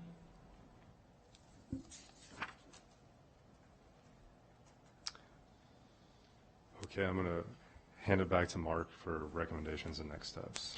So before we get to this next section, again, the idea of this presentation was to get your feedback if you have any questions or points you'd like to raise, things we didn't address, again, direction on priorities, we are open to that. Again, it's a tall task to put this together. In the budget season, we will, again, come to you every month as decisions crystallize and as we kind of put the puzzle pieces together, because as Jeff said, a lot of these items can rely upon a blend of funding. So again, we're going to try to leverage restricted funds as much as we can in order to free up general fund dollars for items that EL or at-risk funding can't legally pay for. So it's a complex analysis. It is a school-by-school analysis for weighted funding. But before we get too far down the tracks, we do want to make sure we're aligned with your thoughts. And if we miss the boat on anything, you know, please let us know, including at this meeting, if you have that kind of feedback. And on that note, I see your light on, Trustee Westlake. Since we've had the opportunity to have some discussions, I didn't know if you wanted to jump in, but this could also be a good point for public comment to hear what the folks out there are thinking as well as we finish the second part of this conversation. Yes. So Trustee Westlake, did you have a question? Well, it says recommendations. Is that kind of like a request kind of thing? Yeah. Okay. If you want to do yours, then we'll go to public comment, because what we are interested in may be affected by the voices we hear today. Okay. Thank you, President Smith. So it's actually a request, and I didn't see it anything about busing on there. So I was wondering if it'd be possible for you gentlemen to look at adding busing to our innovations as we do for AACT. Maybe not door to innovations, but a hub. And the reason I feel that this is so important is, first of all, this is a last chance for some of our students. There are students going into innovations that are juniors that only have 4.5 credits. The potential at innovations to serve so many more students, but the parents can't get them to get that support and that alternative for them that's going to help uplift them. And so that's why I think it's so important. The other thing is kind of a selfish reason. Their stats affect us as a district. Yeah. So if we're not supporting them to our fullest capability and their absenteeism is high because we can't get the kids to innovations, their last hope, that affects our absenteeism rate. It affects our graduation rate. It affects everything. So again, in order for us to shine and to rise up as a district, we have to bring those that are down here that are struggling up. And so if we could get 3-4 bus routes, I mean, if you guys could look into that, I would appreciate it so much. Yeah, no, thank you for the comments, and I really appreciate the intent and the spirit of those comments. I really do. So this is a concept we are looking at. It just didn't make the list of these slides. So we have started conversations with Mr. Searcy and Mr. Scott Lee on busing solutions, not just for innovations, but for some of the other programs the district maintains that we don't provide transportation for. And there is a serious equity issue here, right? So we have started looking at that. Like everything, it has costs, but that is something we are looking at. So thank you. Excellent point, Trustee Westlake. JJ, can we go to public comment? Rachel Stefina. Hi, Ms. Stefina, welcome.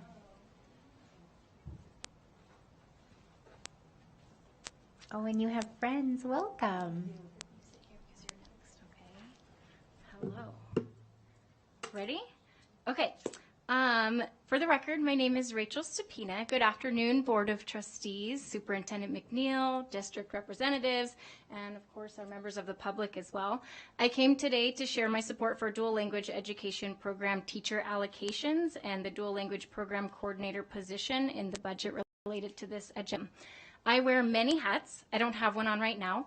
But first, I'm a mother of 3 children who attend the dual language program at Jesse Beck Elementary.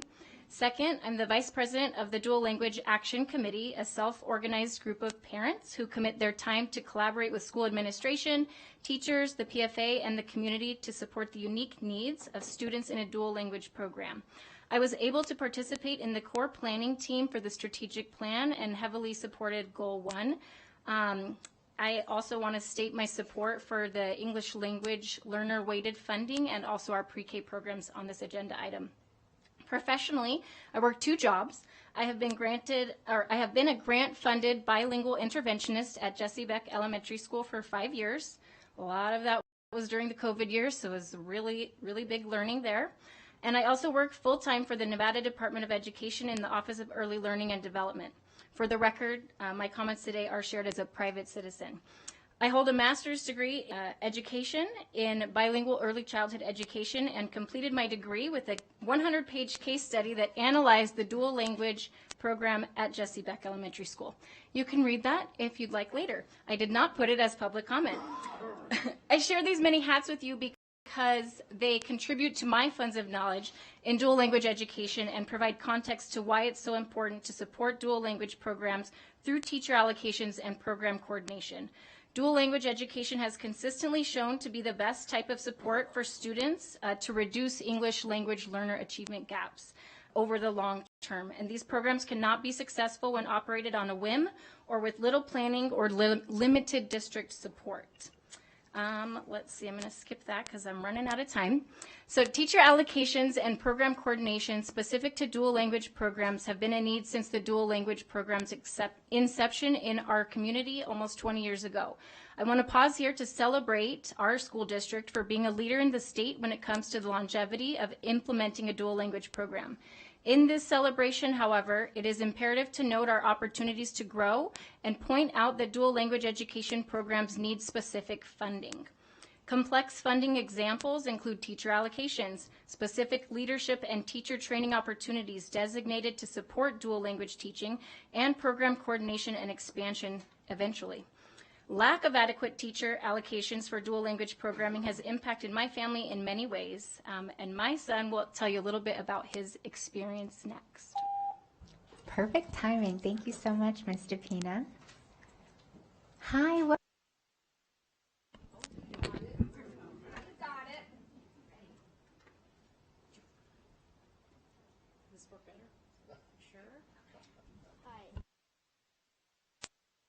Griffin and Stepina.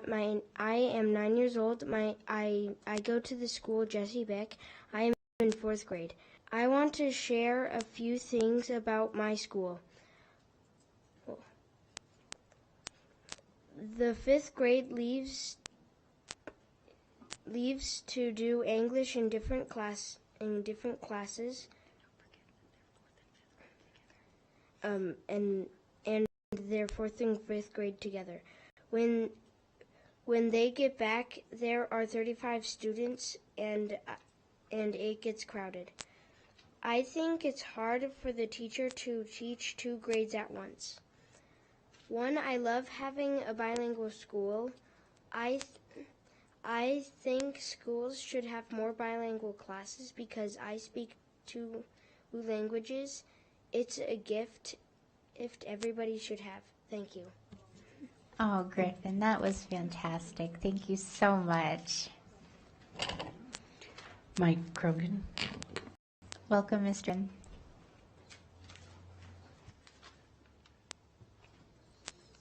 JJ, why do you put me behind an act like that?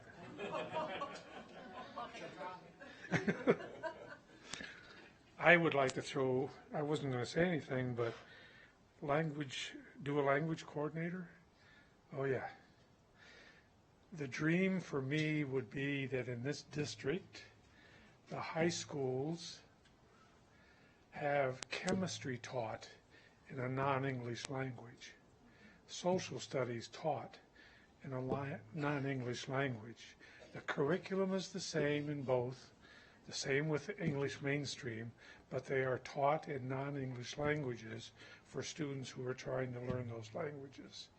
That's Max, ladies and gentlemen, and I am the happy beneficiary of that plan when I was teaching high school in Ukiah. There were a couple of points I wanted to ask. It strikes me as strange, I'm addressing the budget folks here, it strikes me as strange that the local district outspends state allocations for special education.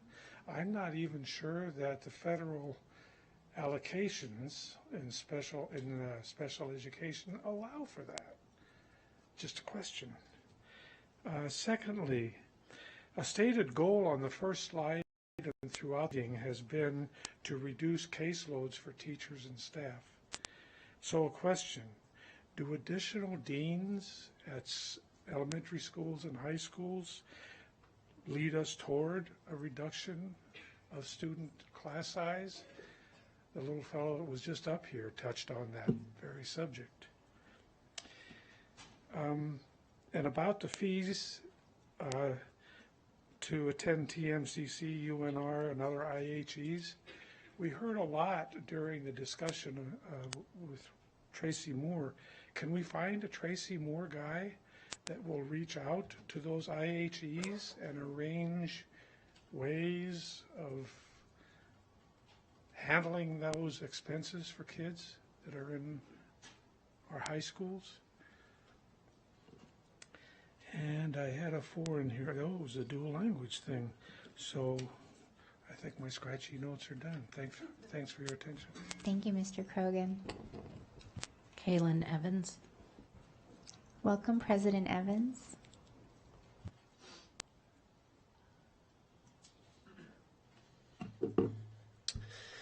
Hi, my name is Kaylin Evans, president of the Washoe Education Association. First off, just wanted to applaud the drivers of the budget process with an emphasis clearly on people over programs, the lowering of class sizes, and really getting feedback from folks on the ground.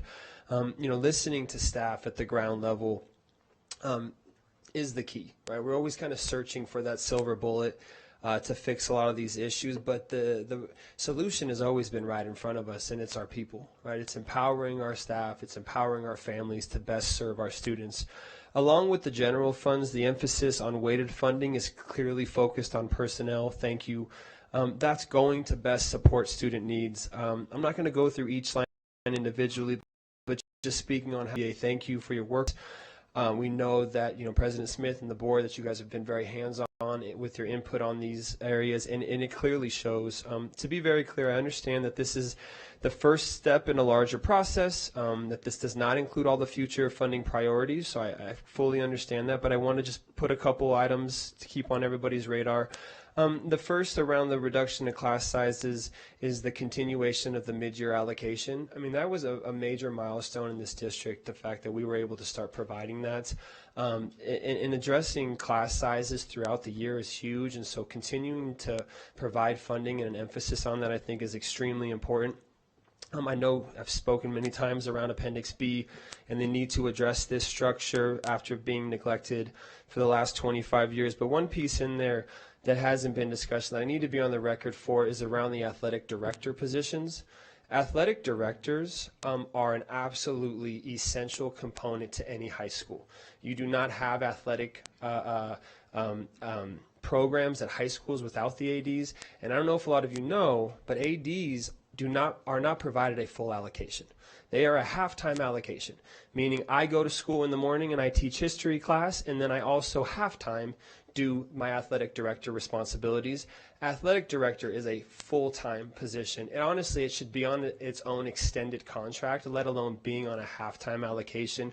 We had conversations with the previous kind of regime and discussions around that, and we would really encourage us to have a larger discussion around that, because while it is a management right for allocations, it's the district's responsibility to fund essential allocations. And I don't think anybody would disagree that that the athletic director position is an absolutely essential allocation for schools. And then just real quickly,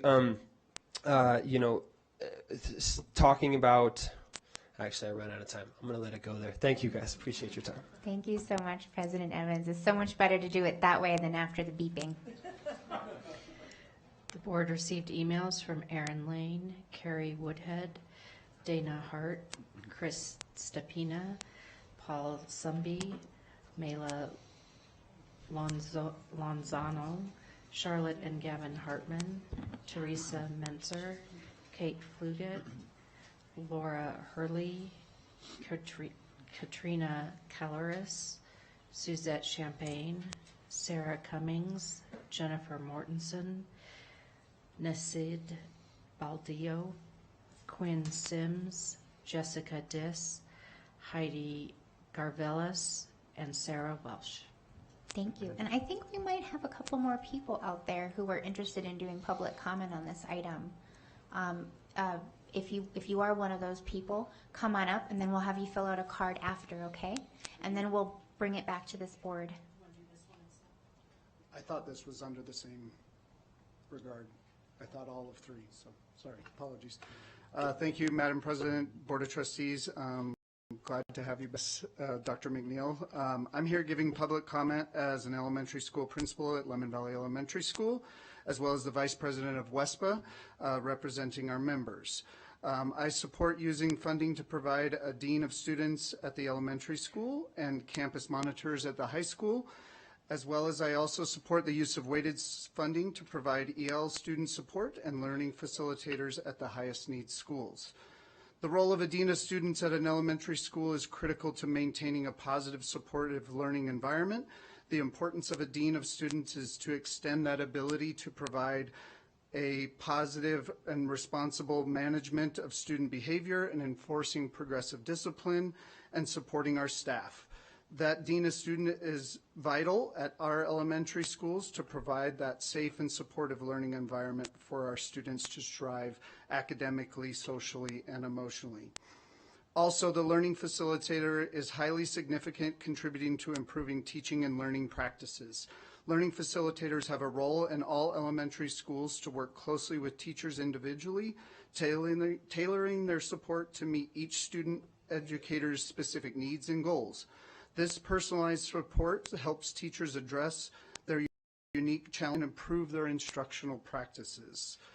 The learning facilitator plays an additional pivotal role in the professional growth with their teachers in collaboration with their administrators as the instructional leader within their school. And they ultimately enhance that student learning outcomes in that collaboration with their administrator. Finally, high school campus monitors create a safe, secure, and conducive learning environment. Their responsibilities extend beyond the physical presence and support to include fostering a positive school culture and contributing to the overall well-being of the school community at the high schools. I additionally hope this board and our district still consider the need for a leadership pathway that allows for assistant principals to be in the elementary schools at the current and spoken about staffing guidelines. As a district, we need to ensure we have a pathway to help and develop strong instructional leaders and administrators who are prepared to become principals. WESPA and I support using funding and weighted funding to allocate the resources to support our students, staff, and school. Thank you so much, Vice President. All right, so let's bring it back here. So we've had a great conversation, well worth the time we've invested in this. So as we go around for our feedback and the things that we're interested in, let's try to make that clear and direct because we do have a second item which is similar to this. It's a cousin item, okay? So let's bring it back to this dais, talk about things that maybe we didn't see here, and then we can move ourselves to action on this because we do have another budget item after this. We'll go ahead and start with Trustee Church, followed by Vice President Mayberry. Thanks, and I'll try and be very short. I didn't say a lot during the presentation because of governance. My personal thought is you're the experts. The superintendent runs the ship. She's the skipper. And so it would be a rare day where I'm going to contradict any recommendations of that. You know, we govern from 30,000 feet. I'm very opinionated on other subjects, but in this I absolutely defer to your expertise. We're getting a lot of emails. I appreciate them, but again, I have to defer to the superintendent. For Griffin in the back, supongo que usted habla español, so es importante que tenemos sistemas que apoyan todas personas. So just a little bit of a shout out to Griffin in the back, but bottom line is I do support the superintendent and you guys for what you do, and I'm not going to try to micromanage on that kind of aspect. Thank you. Thank you. Thank you, Madam President. Yeah, I'll be brief too. We've made a lot of great progress in terms of our hiring, benefits of day one, excuse me, increasing compensation. I'd like to see us, if you could bring us back, because we're talking 04-05 fiscal year, if we could consider absorbing the cost for fingerprinting for our new hires, even if it's at a level of maybe $40,000 a year.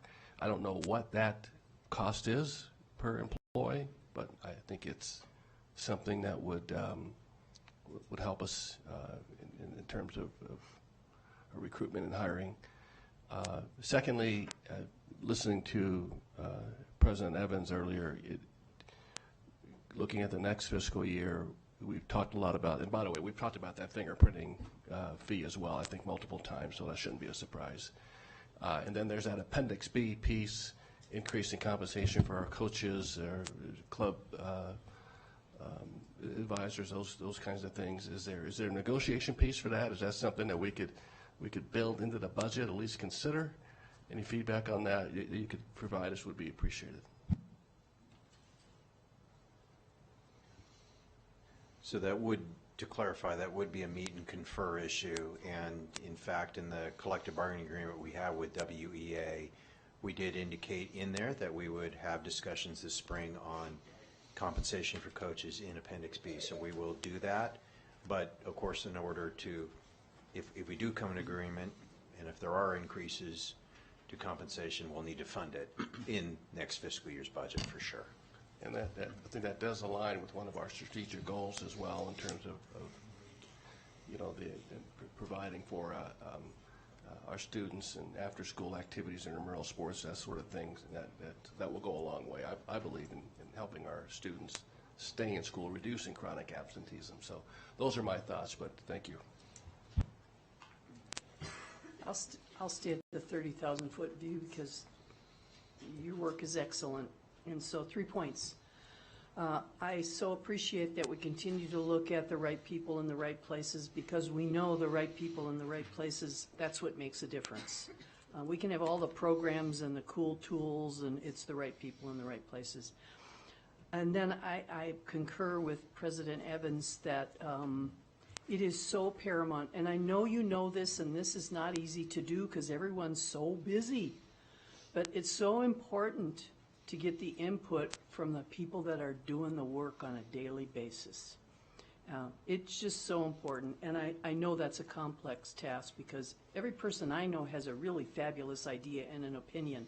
So we need to definitely collect those and organize them in a way that we, as a collective, recognize that when we add something, so many times we must take something off our plate, and we have to recognize that. And I say it again, it's the experts who are doing the work daily that know best how to say, let's do this, oh, sorry, we can't do that. And so continue to seek that input. Thank you. Thank you, President Smith. I just want to add to the athletic directors.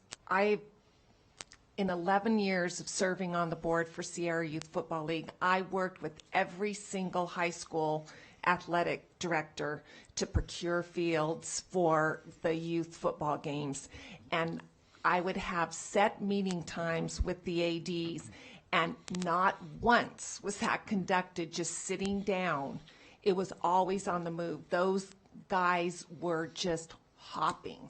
We would have the meeting and be talking about schedules as we were running out to the football field, then to the gym, and then here and there and everywhere, and dropping papers off.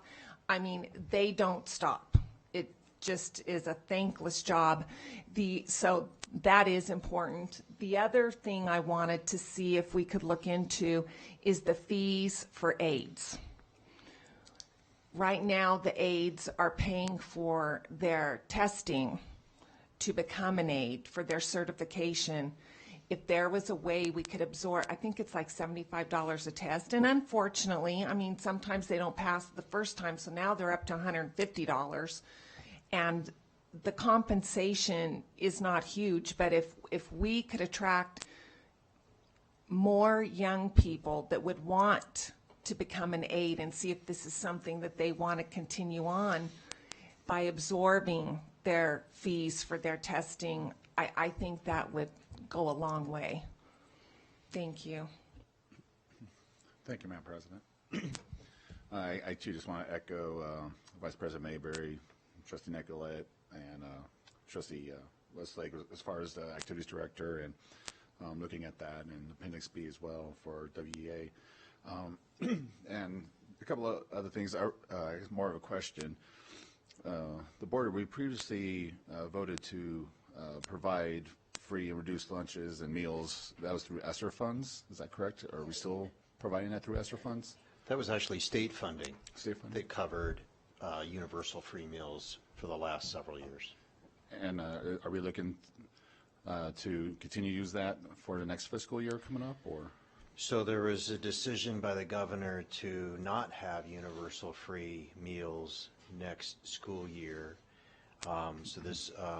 We have begun the discussions of expansion of our Community Eligibility Provision CEP program, which would go a long way towards universal free, and we're also talking about what a universal free scenario would look like. It is expensive and not really sustainable, but we are looking at those issues. Those would be funded out of our Nutrition Services Enterprise Fund, not the general fund, and we do have resources to do at least some of these things. So we will come back to you later in the budget season to talk about that, for sure. I would like to see something, if you can, that'd be great, because I do know that's one thing out in the community that I have heard a lot of praises about, and has actually helped keep kids in school, you know, unfortunately, or fortunately. And then lastly, it's come to my attention that one thing I would like to see and explore is that our police officers, not all of them have a patrol vehicle. So that is something that I would like to discuss and see, even for our campus officers. I do believe a police car in front of a school can deter quite a bit of things just by presence alone. So that's something I would like to see as well if possible. Thank you, Madam President. Thank you, Madam President. So I appreciate all the what appears to be suggestions, recommendations, and ideas that we're looking at. I'm going to make this one specific to a specific position, because one of my concerns is, you know, how good is it if we have or if we provide so many positions or empty positions if we can't fill those positions? And I will tell you, one concern I had last year when we first discussed was the campus supervisors, and I had a concern, how many of these are we going to get, and what are we paying them, and who are we going to get? Because if I can make more McDonald's, I don't know if I'm going to want to be a campus supervisor. So my question is how much leeway or flexibility or assistance are we going to be able to give to principals when they have these open positions at their schools? They want to fill them, but unfortunately they can't find anyone, or they can't find the right quality candidate that they want at their school and on their campus to fulfill these positions. Thank you. So thank you all. I'll just add a few thoughts, and then hopefully we can move towards action, followed by a brief break, and then we'll continue. So I'm really thrilled on the immediate recommendation slide. I don't speak Spanish. I don't have children that speak Spanish. I don't have children that are in dual language programs. And I say that because I consider myself an ally of this program, but I state that because it's not necessarily because I'm in group. It's just that I recognize the power and the potential of dual language education. And when I became a trustee and I understood the programs being run by Jesse Beck Elementary, in the K-8 Academy of Languages. I was just so very impressed. I was really glad to see that that was a theme that was strong through the strategic plan, and particularly at Jesse Beck. This is a program that launched this type of learning in the state of Nevada. We've been doing this for almost 2 decades, but it's like we've been dating it.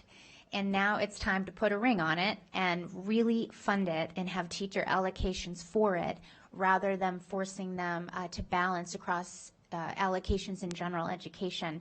So I'm incredibly impressed and pleased to see these 2 items and very grateful. And I'll end on a story, and that story is Reno High School Principal Chris Hackbush's magic cart rides.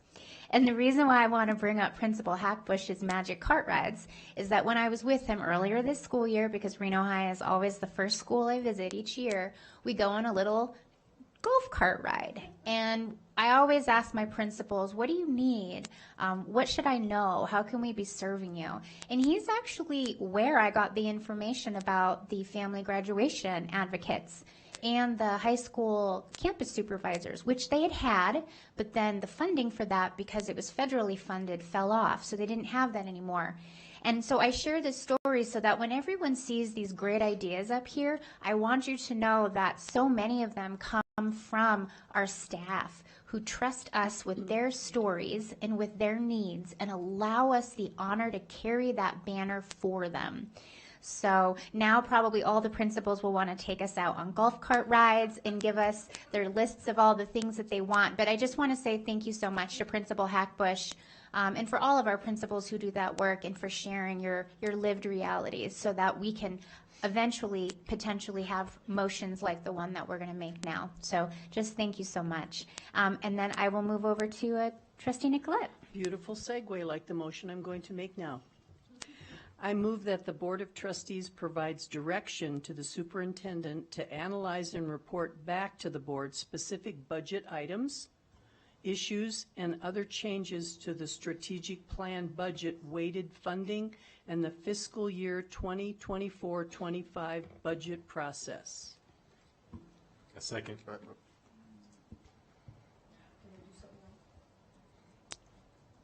Okay. One moment. So we have a motion by Trustee Nicolette. We have a second by Trustee Woodley. And then we can have your comment. Yeah, we didn't get to this section of the presentation, and so what you saw today were recommendations and thoughts and themes that we will bring back to you during the budget process in future meetings. But there are certain core concepts that the executive team believes strongly in that if we're going to pursue those ideas, we are almost at hiring season. So if you support the notion of a dean at each elementary school, and if you're, what we've talked about in terms of middle school ratios for deans and APs, and the fixed allocation at our dual language program at Jesse Beck, and the campus supervisors, we really would like to move forward with the hiring of those positions so that they can be included as part of our overall district hiring process and overage process. Because if you wait to make a move and approve such an action, then we're going to have multiple rounds of hiring and overage and transfers, and it'll be somewhat chaotic, honestly, if we don't incorporate what we feel are, again, core recommendations that affect staffing at schools. Our ask is if we can take action now, today, with this item, then we can move forward and incorporate that into processes to hire. So that's why we have this slide, so it's a little bit more specific, Dr. Nicolette, than your motion. We would like authorization from you to move forward on these items if you support it. And you can pick and choose from the a la carte menu here, but these are pressing hiring decisions we would want to make come February. So we really, sorry, I hate to press the point, but it would really benefit us if we could incorporate that into the hiring process that begins next month. Sure. President Smith, may I add just that very quickly? This is one of those when I'm pushing the team to be proactive so that we can make these decisions quickly and not wait. That's a concern as far as recruitment. So I'll go back to what you said, Trustee Woodley, as far as getting out there and recruiting for these very specialized positions, but then also alleviating stress on our schools as far as continuing some of these positions that we know are going to drop off. And if we don't do that, then we're going to be in that position where we're going to have to be transferring and those types of things. So I just want to emphasize the proactive approach that we're trying to take on this. Thank you. Sure. And so the way that we could resolve that, since that is part of this, just to have specificity, if the original motioner and the second agree, we would just add on to include the adoption of the immediate recommendations as noted. May I make a comment? I'm in support, absolutely. Here's my angst. I would like to see numbers with that, dollar numbers. I understand the intent fully. That's a lot of important money and important work, and I don't see any numbers.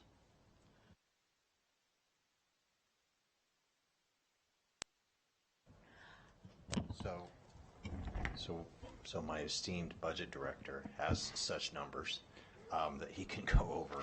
If you'd like to go over them now, or we can take a break and come back on the next item, because we do have the exact same slide on the next item. So, but we're prepared to provide those numbers now. I would say let's do that now, because we have the option to do a very easy friendly to just tack right on to that motion. So, okay. So for the dean and assistant ratios at middle schools, that's approximately $1.1 million. Again, we would look to leverage weighted funding where we can first, and then see what's left over in the general fund strategic plan budget. The fixed teacher allocation, that's about $100,000. And then the campus supervisor item is approximately $365,000.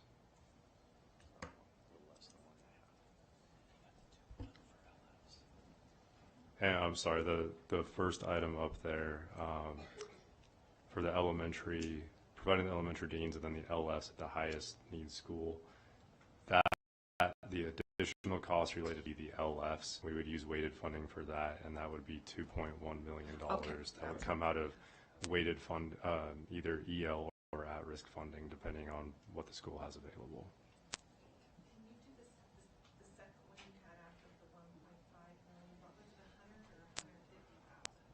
So it's 2.1 for the first, 1.1 for the second item for the middle school deans and APs, 100,000 for the third item, and 365,000 for the campus supervisors. all right. So if the original motioner and our second agree, the original motion would stay, and we would add to include the adoption of the immediate recommendations as noted.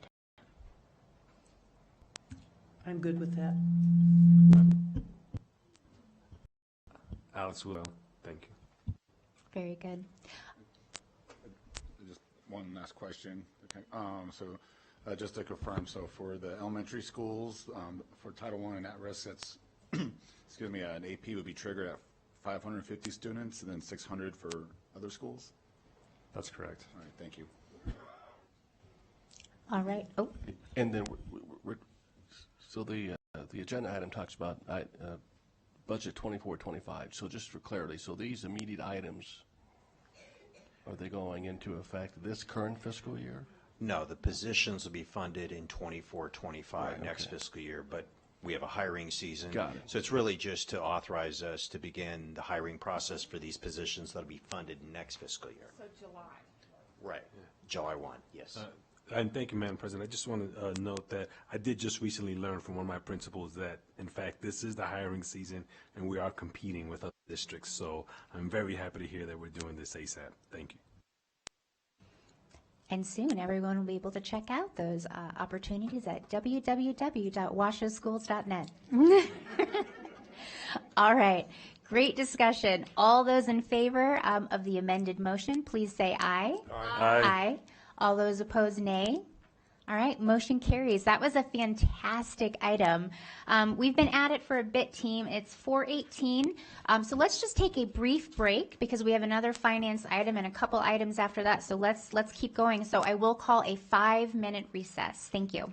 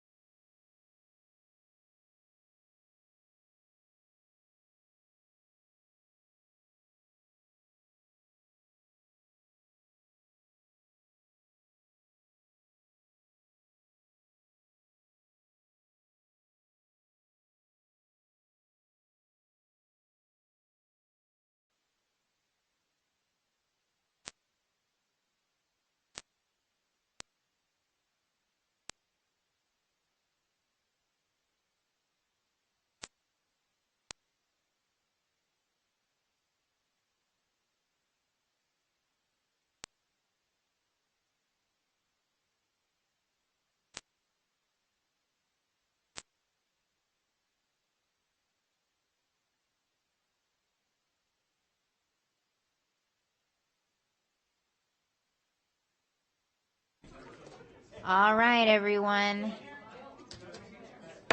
It is 4:25 p.m. and I'm going to call to order this regular meeting of the Washoe County School District Board of Trustees. We just finished item 3.01. Woo, everybody. I know I'm just as excited as you are about item 3.02. And that is the presentation and discussion regarding potential immediate uses of the Washoe County School District's fiscal year 23-24 strategic plan, implementation budget, and weighted funding. Possible action to direct the superintendent to implement the purchase of software, programs, new positions, and any other items related to the strategic plan and weighted funding. This is an item for possible action. And we have our Chief Financial Officer, Mark Mathers, and our Budget Director, Jeff Bozzo. And let's jump into it. This is a cousin of 301. Yes, it is. So what we're bringing to you, again, I know we're going very fast, but what we're bringing to you here in this item are recommendations for how to use general fund strategic budget allocation in the current fiscal year. So the fiscal year that started July 1 of 23 ends June 30th of 24. And what this is about really is that, again, we were allocated additional funding as a result of the last legislative session. However, we just got notice of that additional funding right before our budget was, our fiscal year began in July. So we've taken some time to think through the issues you saw in the last item, but we want to move forward on a number of items the executive team has identified that we can pursue immediately and either spend or encumber, i.e. commit funds for prior to June 30th. So that's what this item is about, plain and simple. I know this may be catching you off guard a little bit. Maybe we haven't talked about some of these items before. Suffice it to say, we're making up for lost time. There has been a fair amount of change in the district, and we are moving forward as fast as we can to address needs that, again, we've heard from our schools and students. And so with that, I will turn it over to Jeff to go over specific items, again, that we are recommending pursuing this fiscal year. So just a quick reminder, so the two buckets we're going to look at today are the strategic plan allocation in the general fund and weighted funding. So I'm just going to jump right into the recommendations for the uses of the strategic plan allocation. So the items that were approved in the previous presentation, now that you've approved those, we'll start recruiting for those for the upcoming school year. Next, we have some ongoing and one-time uses here for the strategic plan allocation. So the first is to move forward with the acquisition of recommended instructional materials and new software as a module for 504 plans. That's about $157,000. Next, there's two one-time costs here to complete capital outlay and equipment of providing Promethean active boards to each school. The total cost would be $3.5 million to complete that project, and audio enhancements throughout our schools at the total cost of $2.2 million. Excuse me. There's also one-time funding of expenses needed to start the school year. Some other not as big supplies and equipment, but that would be about $211,000. And then also fund those mid-year allocations this year out of that bucket. So if there's increased enrollment that triggers an allocation, we would provide that. There's also a child find expansion. So the idea there is to expand staff at child find in order to provide more resources to our incoming pre-K students in support of the Strong Start for Students goal of the strategic plan. There's a new district website cost, or to update our website, about $316,000, and then also the waiving or eliminating various fees for the programs listed here in the slide that we talked about in the previous presentation. The cost of that would be up to $1.1 million, depending on which of those programs would be or have the fees waived. So in this table here, you can see the list of the items we just talked about, what has one-time costs, and also ongoing costs if they were to be approved on an ongoing basis. Thank you, President Smith. So if I might ask, these are things that are going to support programs and things that we already have. This is not any new programs. This is to support what we have and upgrade and things like that. That's correct. There's no new academic programs here. Okay. That's so correct. Just to give you a little bit more flavor, you know, the 504 plan module for students with 504 plans, heretofore the district's never had a software system to house that information and manage those 504 plans for our students. It's been handled pretty much at the site level, and if we can provide software for our teachers and staff to enter that information, we can track the needs of the child more effectively. So that's a cost of $157,000. For the Child Find expansion, as I think all of you know, we have a statutory requirement to assess students from ages 3 to 5 that have needs, and to do that assessment. And we've continued to see a backlog of those students for several years now. We've kind of tried to patch it up and use part-time staff or staff in the evening or whatever. And, you know, we're at a point where, again, it's a statutory requirement. Certainly the state has looked at this closely, and this is something we just have to do to catch up with that workload. If we do catch up in a future year, we could always scale it back, but I'm not sure that's ever going to happen. So that's the explanation for the two largest ongoing items. We've already talked about the waiver and elimination of fees. That's probably a high estimate, a high not to exceed amount. I don't expect we'll actually spend $1.1 million on elimination of all fees, but we'll find out, right? By offering it, we'll be able to quantify it more effectively going forward. Oh, thank you. I will admit to being a little confused. So if we go back to slide 8, uses for remainder of FYI 23-24, and there are, no, please forgive me, it's slide number 7, still uses for remainder. So what I'm seeing here, uses for remainder of FY 2023-24, and I see something we just voted on for 24-25. I'm not criticizing, I just need to understand, because when I go visit schools and they're going to say, wow, I want to make sure I know what they're wowing. Provide a dean at each elementary school. That's going to happen ASAP, and we're using strategic funds from 23-24? No, I'm sorry. We really kind of mistitled the slide. This is just a reiteration of the action you took on the prior agenda item. And these are items that the positions will be created July 1. So we just wanted to kind of remind the board that you took this action, beginning hiring these positions, but people will accept positions that begin July 1. Gotcha. Duly reminded. Thank you.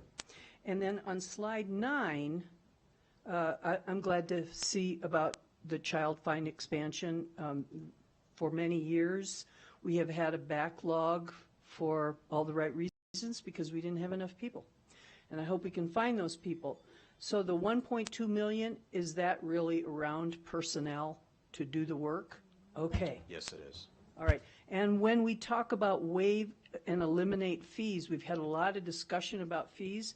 Have you honed in on what those will be, that 1.1 million at this point?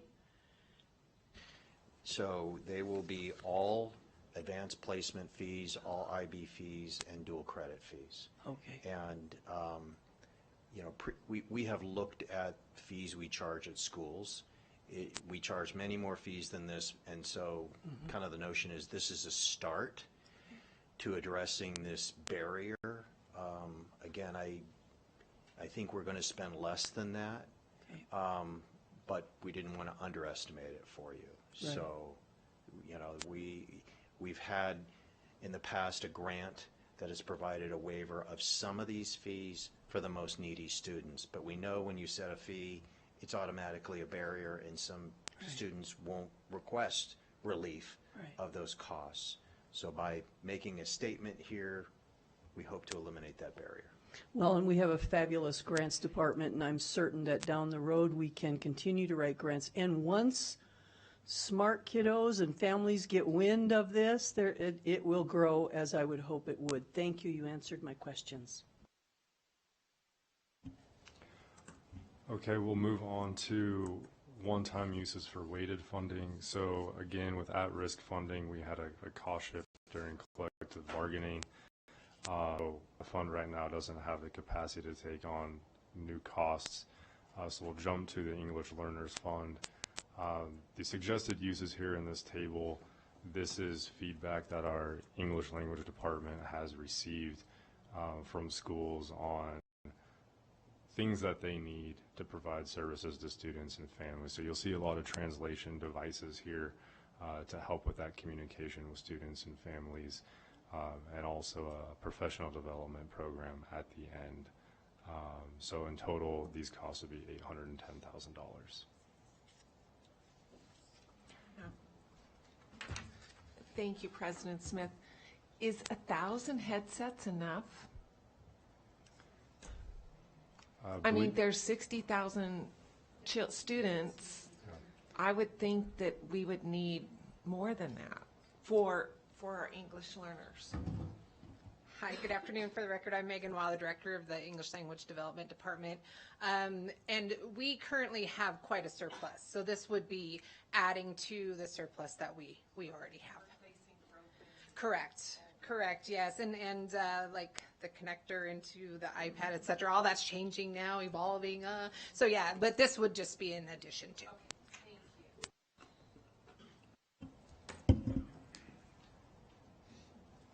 Okay, and then moving to our last slide here, the recommendation is to authorize the superintendent to implement staffing changes shown on slide 7. Sorry, we already covered that. So we'll move to item 2, and that's to approve spending as outlined in this presentation for the strategic plan and EL weighted funding as outlined on slides 8, 9, and 12. Thank you. Seeing no lights on, JJ, do we have any public comment for 302? Sandy Tibbet. Hi, Ms. Tibbet. Welcome.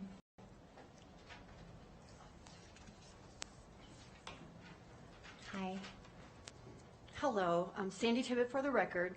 So I agree, our students and teachers deserve the proper tools and support that generate the positive results that we need for our district. But our students also deserve equal opportunities with outcomes based on merit, not equity as outlined in our strategic plan. So the data provided by Nevada's accountability report card tells a story of what used to be successful and what is now failing within our educational system. So during the 2016-17 school year, there were 870 suspensions with 29 expulsions for bullying. There was no chronic absenteeism to record back in that year. 2022-23 school year recorded 283 suspensions with 0 expulsions for bullying, with the chronic absenteeism rate of 31%, which is 6% increase from the year before. So the chronic absenteeism rate for the entire state of Nevada is 34.9%, and Washoe County is at 31. Wow, that's incredible numbers. So 1/3 of our students do not feel safe at school because they're not showing up. Parents no longer trust the school district to keep their kids safe, so they're keeping them at home. And can you blame them when teachers are going to the emergency room with broken noses and concussions, and students are being beaten by other students, like the recent Mendive incident? So why doesn't our strategic plan address the safety of our students and teachers? 2016-17 ELA proficiency was at 82% and math was at 62%. These are great high school numbers compared to the 2022-23 school year with ELA at 46%, math at 22%, and yet our graduation rate increased from 77% to 85%. And did you know last year 31% of our 11th graders were credit deficient compared to the 22% for the entire state of Nevada? How is that possible? I know all of you care about the safety and overall well-being of our students. I'm requesting you please eliminate DEI from our strategic plan, acknowledge consequences work, reallocate the 10 million budget to policies that work, like the zero tolerance policy, installing cameras in the classroom, and investing in our teachers a lot. As teachers are our most valuable asset, our students are only as good as their teachers. This is a quote from Nicholas Giordano, a professor of political science. The entire education system must be discarded and rebuilt from the ground up in order to save education and to overcome a real threat to the American life. There are solutions. One of these things we must do immediately is to start pulling all funding away from diversity, equity, and inclusion agenda that's proven to be toxic within our society. And I don't have enough time for the rest of it, so thank you. Thank you so much, Ms. Tibbett. Kaylin Evans. Welcome, President Evans. Hi, thanks for having me back. Just real quick, thank you on your vote for the previous agenda item, the focus with, the need for deans, our LFs, expansion of pre-K programs, extremely important. So thank you so much for that. And also, I swear I read these documents prior. I must have missed and scanned right over the fact that you guys had mid-year allocation inclusion in this particular agenda item that I spoke on last time. So thank you for that. I think the one question I had, and I just wasn't quite sure, was the need for Promethean boards and audio enhancement. Absolutely. It is about $5 million from the general fund versus knowing that we can fund those specific items through WC1 money, which has a lot more stringent barriers on how that money can be used.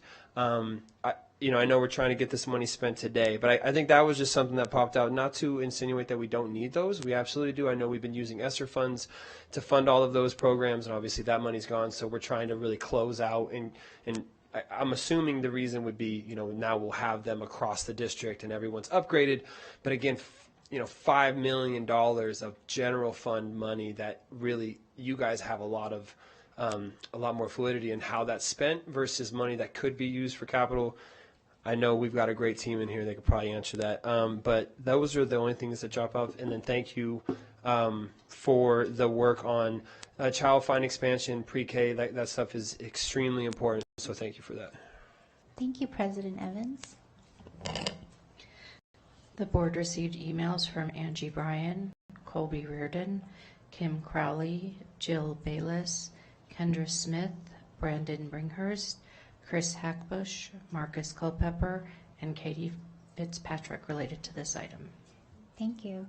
All right, we'll bring it back to this dais here. Really quick on the WC1 money. I don't think we can use that for just tech refreshes, but we can use it when it's a capital improvement project at a site and then the technology goes in. Is that correct? It's absolutely correct.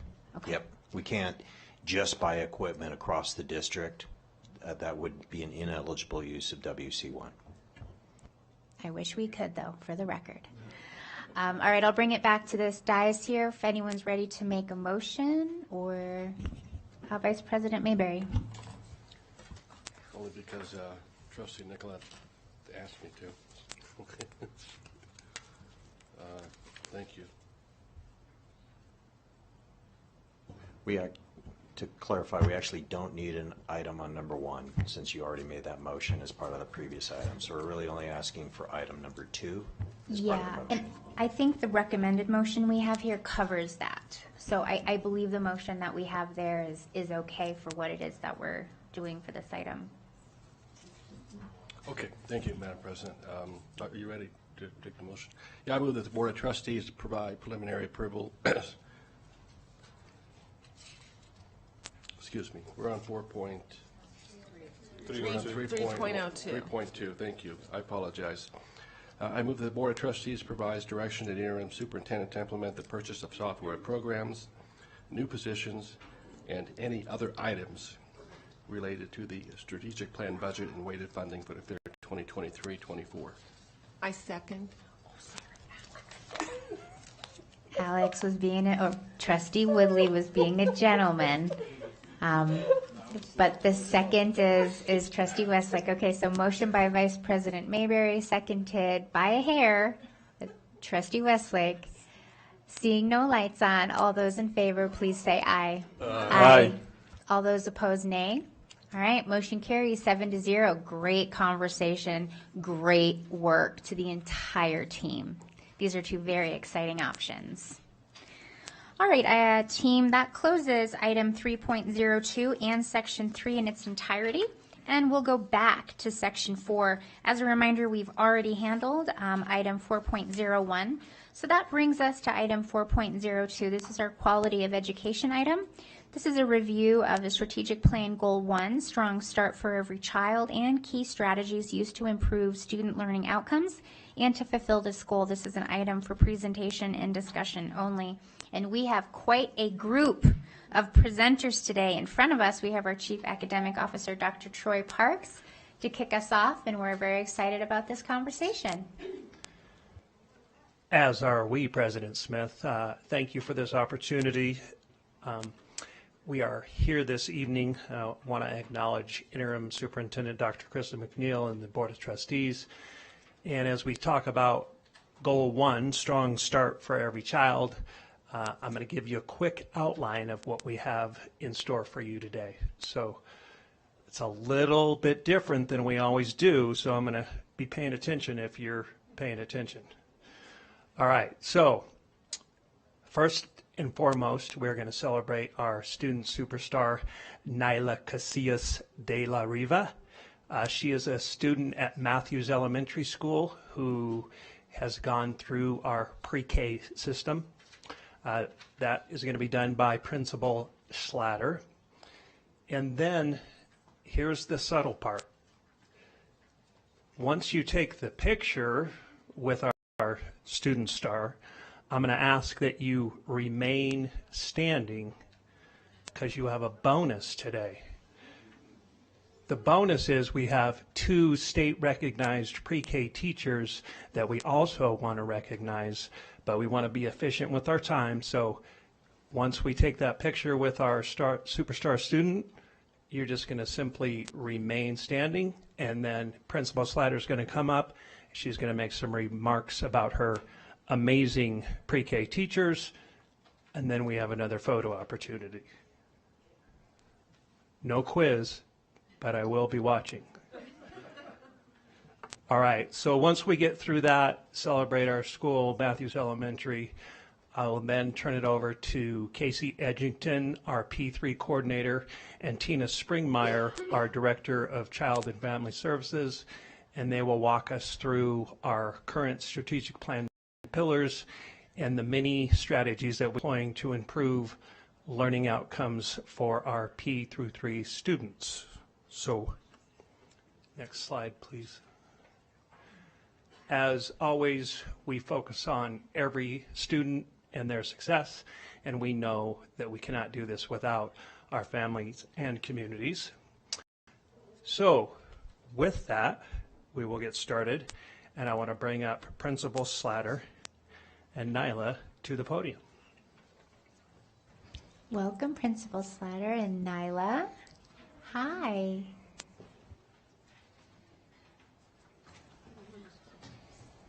Hello, Superintendent McNeil, President Smith, and Board of Trustees. I am Amanda Slatter, the principal of Matthews Elementary School, and I want to introduce to you a charming and wonderful student, Nyla Casillas de la Riva. She has attended my school since she was in pre-K, a 4-year-old, and now she's a 5th grader. She is a student who represents our school well. She is an excellent student, phenomenal, works hard, and she still has an amazing relationship with her pre-K teachers. Nyla has some words to share about her school experience at Matthews. I'll turn it over to her. Good evening, Superintendent McNeil, President Smith, and members of the School Board of Trustees. My name is Nyla, and I'm here to share how my pre-kindergarten experience paved the way for my success as a 5th grade student. When I walked into that colorful pre-K classroom years ago, I didn't just find a place to play. I discovered the foundation for my academic journey. In pre-K, I learned more than just numbers and letters. I learned how to share, take turns, and make friends. These simple lessons laid the groundwork for learning that I use every day in school. The social skills I developed in pre-K have been important to form strong relationships with my classmates and teachers. The teachers in pre-K, Miss Becky and Miss Amanda, were like magical guides, helping me unlock the wonders of reading and math. Through fun activities, they made learning an exciting adventure. Little did I know that those early lessons would build the skills I rely on now as a 5th grade student. Being in pre-K helped to fuel my love for learning. As I went through elementary school, I realized that the confidence I gained in pre-K has been my secret weapon. My pre-K experience wasn't just about academics. It was about getting help and making friends. That has shaped me into a student who values kindness, hard work, and sportsmanship. In conclusion, my journey from pre-K to 5th grade has been a remarkable adventure. The solid foundation laid in pre-K has been the compass guiding me through the exciting world of education. I am grateful for the lessons learned, friendships made, and the skills acquired that continue to help me be successful. Thank you for supporting early education and for providing students like me to help with tools to do well in school. That was fantastic, Nyla. Thank you.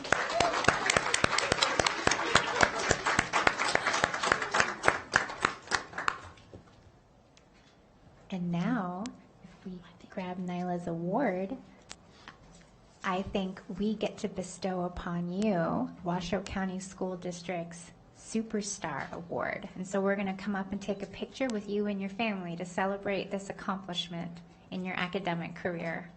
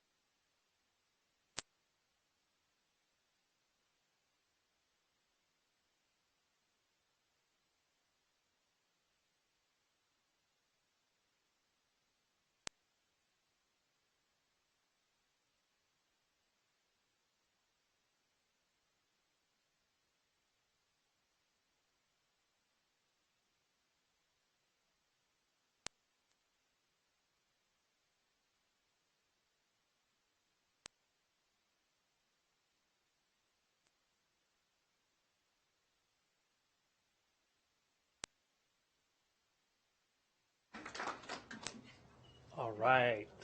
The Board of Trustees passes their first lesson. Yeah. So now Principal Slatter is going to come and talk a little bit more about some pre-K teachers that were recognized at the state level, and then we're going to take another picture, but didn't want you to have to go sit down. So.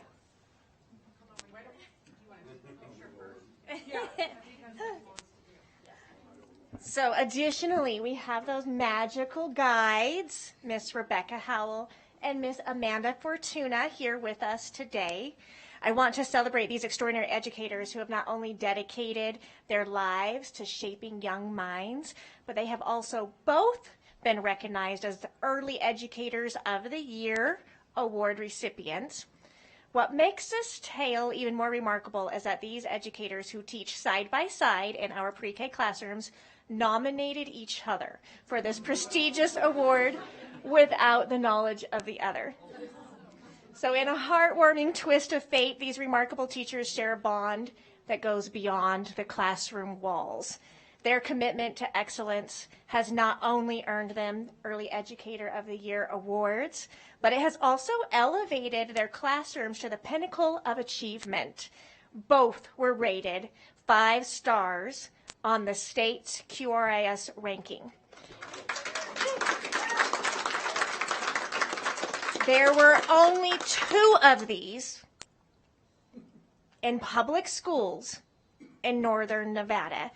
Both of them happen to be in Washoe County School District, and what sets this achievement apart is the rarity of not having just 1, but 2 5-star schools at the same school.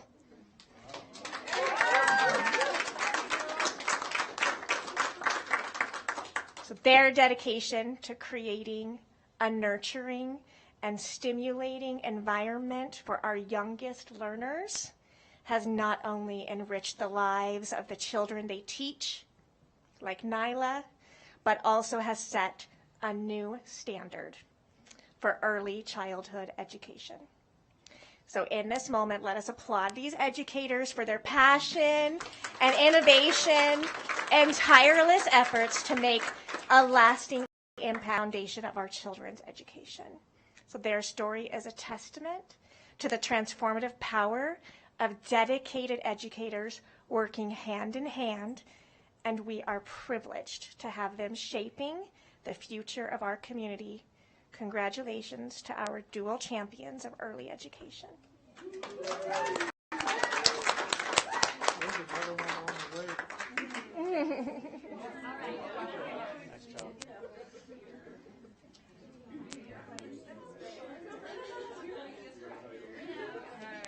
Everybody squish in together. Ready? 1, 2, 3. That's lovely. Thank you.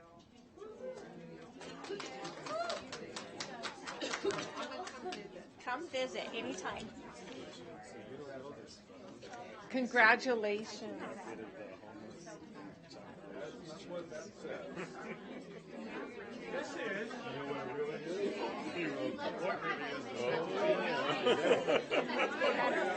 Awesome. You know who the stable genius is? In this room.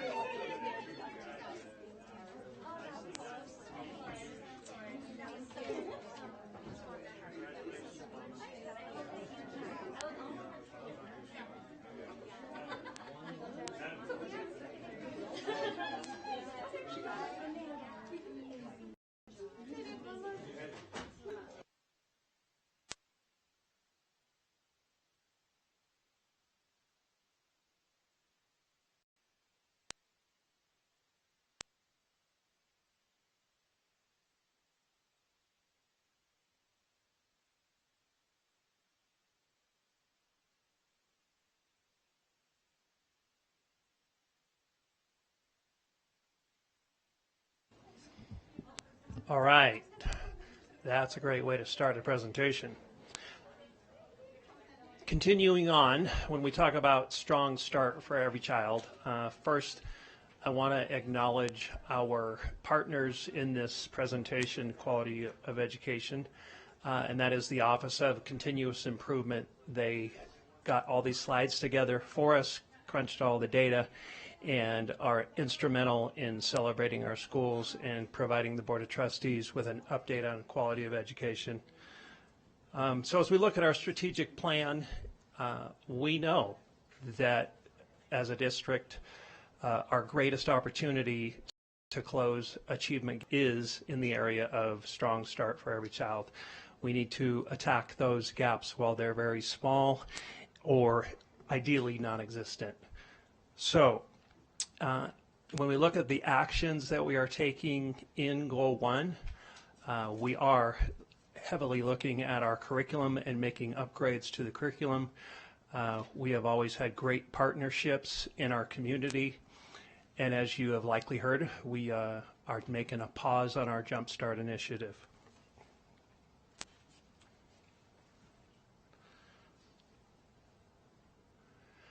So, as you're going to hear, we have in our district obviously had a focus on our earliest learners.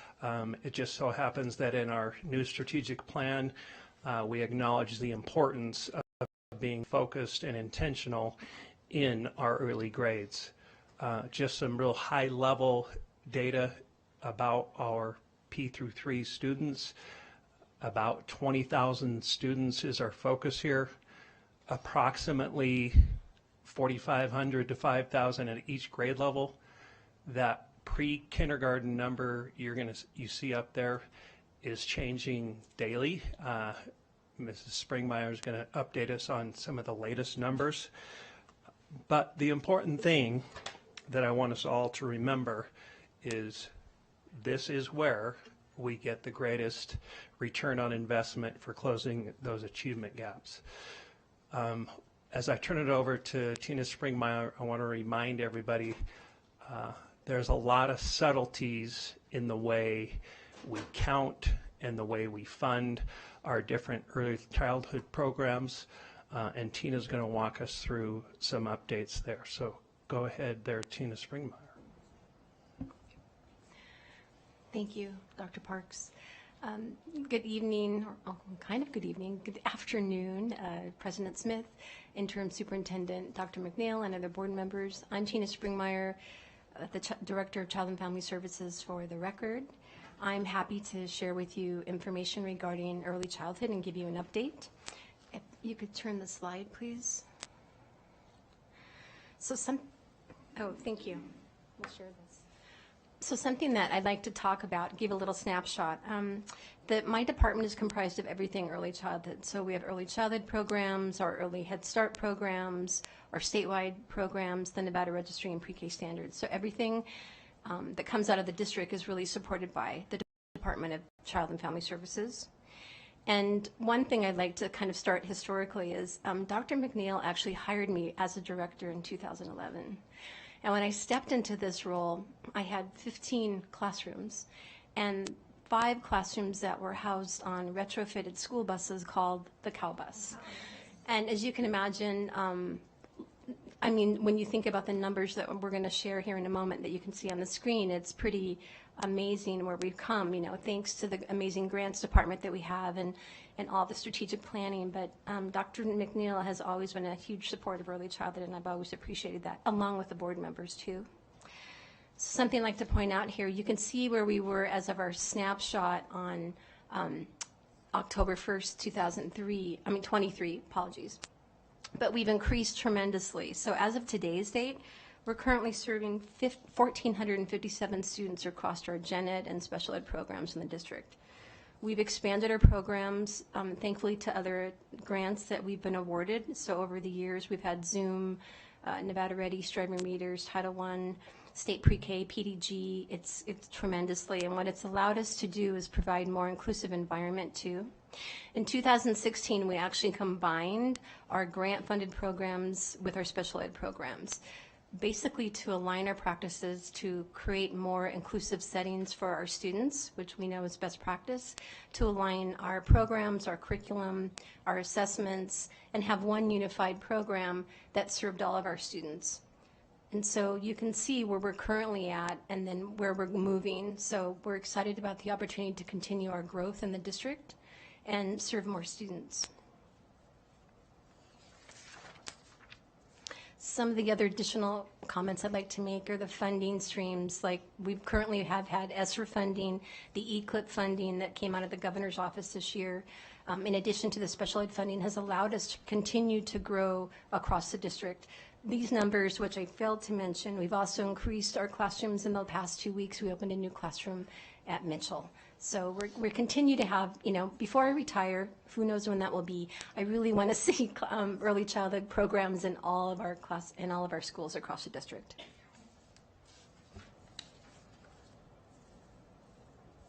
All right, good afternoon, Board President Smith, Interim Superintendent Dr. McNeil, and members of the board. For the record, my name is Casey Edgington. I'm the Interim P3 Coordinator. I'm very fortunate to be sitting next to my colleague Tina Springmeyer that I've worked with for over 15 years. I believe deeply in the importance of high-quality early education and alignment from pre-K to third grade. Nyla, our star student today from Matthews, called her pre-K teachers, Amanda and Becky, magical guides. I want that on my little business card, right? A magical guide, I think that's amazing. These words describe exactly how I felt from my own kindergarten teacher at Lincoln Park Elementary School 4.5 decades ago, Donna Loggy. The experience I had in her classroom inspired me to become an educator and to continue on my goal to create high quality, aligned, and coherent experiences for our youngest learners. So I have lived the Washoe County Promise as a student. Okay, so all of the goal 1 is going to connect directly to one of the 4 pillars. We're going to take a few minutes tonight to go through each of these pillars and the strategies that we are doing. Okay. Pre-K to third grade excellence is grounded in district-wide alignment and coherence. You'll hear those words quite frequently. I want to highlight 2 areas of focus on this slide. iReady is unique. Yes, we are collecting incredible data, as I heard you talking about earlier tonight, but it is not just the data that's important. It's what educators and students are doing with the data that matters the most. iReady provides readily available, appropriately differentiated lessons based on students' daily performance on MyPath. The second area I'd like to focus on is LETTERS. LETTERS is short for Language Essentials for Teachers of Reading and Spelling. We have over 320 educators engaging in this professional learning opportunity grounded in the science of reading. And I want to give a huge shout out to my colleagues, Sandy Aird, Director of Assessment, and Jenny Anderson, Director of Curriculum and Instruction, and both of their teams for leading this work. Okay, so I heard Joe Ernst speaking on some data today that is very similar to this. The ELA Smarter Balanced third grade data has been flat for over the last 3 years. This is similar to what we'll see on the next slide with our Smarter Balanced third grade scores in mathematics. This also mirrors similar data, as we talked about, beyond third grade. I would like to point out Native American and Pacific Islander students had the largest gains in ELA by 8 to 12 percentage points since 2021. In math, I want to highlight all racial groups showed improved scores in 2023 since 2021. However, these slight improvements are not near enough for what Washoe County School District students deserve. We acknowledge this is where we've been and will work intentionally cross-department to ensure an increased number of students reaching proficiency. So Pillar B looks at strong partnerships among families and our school and community. I think that our district has worked phenomenally on building strong across the district. You can see that in the work that's generated here and listed. And we've got some wonderful central office departments that work tirelessly, whether it's, I'm going to highlight Lisa Crane and School and Family Partnerships, Family Resource Centers with Rochelle Murillo, and also the Children Transition. All of these programs are really instrumental in supporting our students and our families, and our most vulnerable families and students at risk. And I think it's really important that we highlight and continue to work on building those stakeholder relationships, because we know that it takes a community to educate our students, and we're really fortunate to continue to do so. We have so many wonderful central office departments in this district, and I wish I could have time to highlight all of them, but I want to thank them publicly anyway.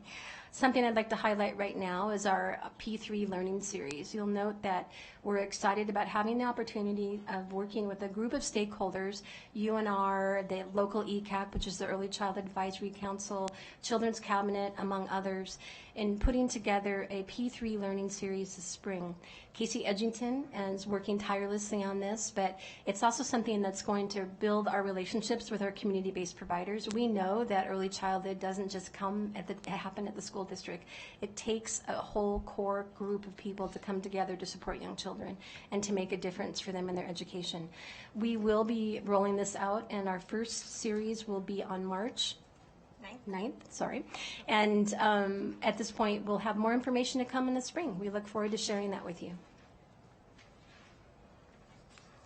I know you also saw similar data to this on chronic absenteeism already tonight.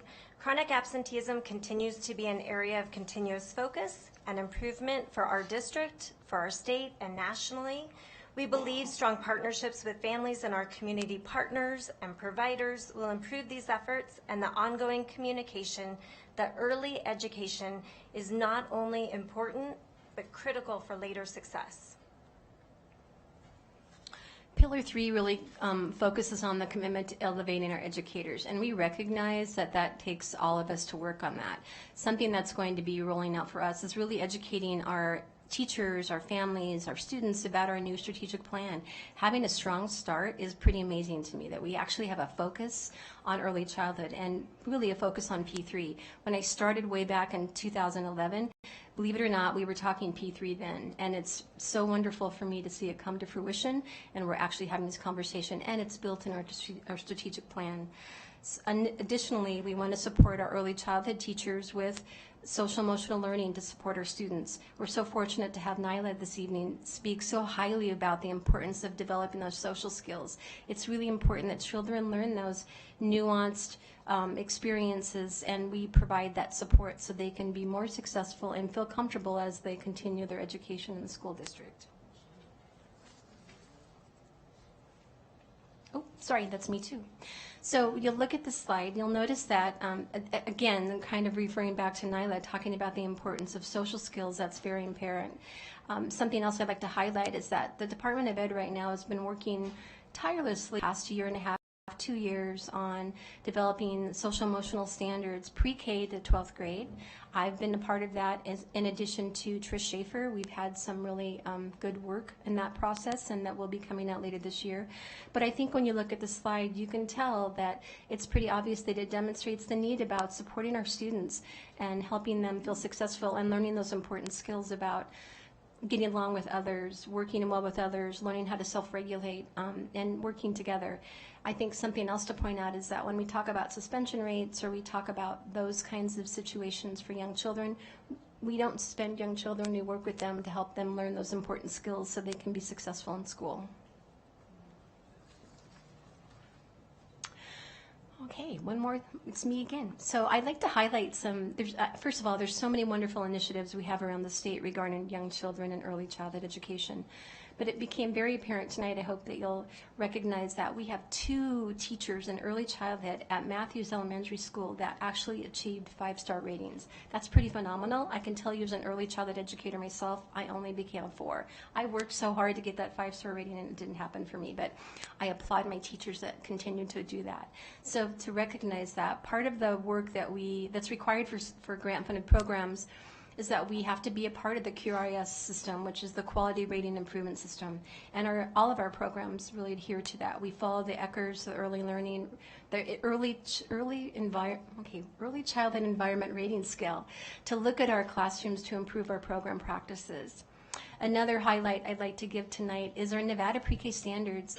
I also have another hat. I am the Pre-K Standards Coordinator for the state. So when I'm not working with district work, I'm working on standards work. And the past year and a half, my colleague and I, Rachel Stepina, who, by the way, gave a wonderful speech tonight as well, have been working tirelessly with SRI in revising our state standards. So I'm pleased to announce that it was formally approved at the State Board of Education on November 1st. 2023, and I'll be rolling them out across the state this spring with my colleagues. We're already rolling them out now with our teachers. On a Professional Learning Day on January 8th, I provided standards training for our early childhood teachers, and we'll continue to do the same throughout the school year. Okay.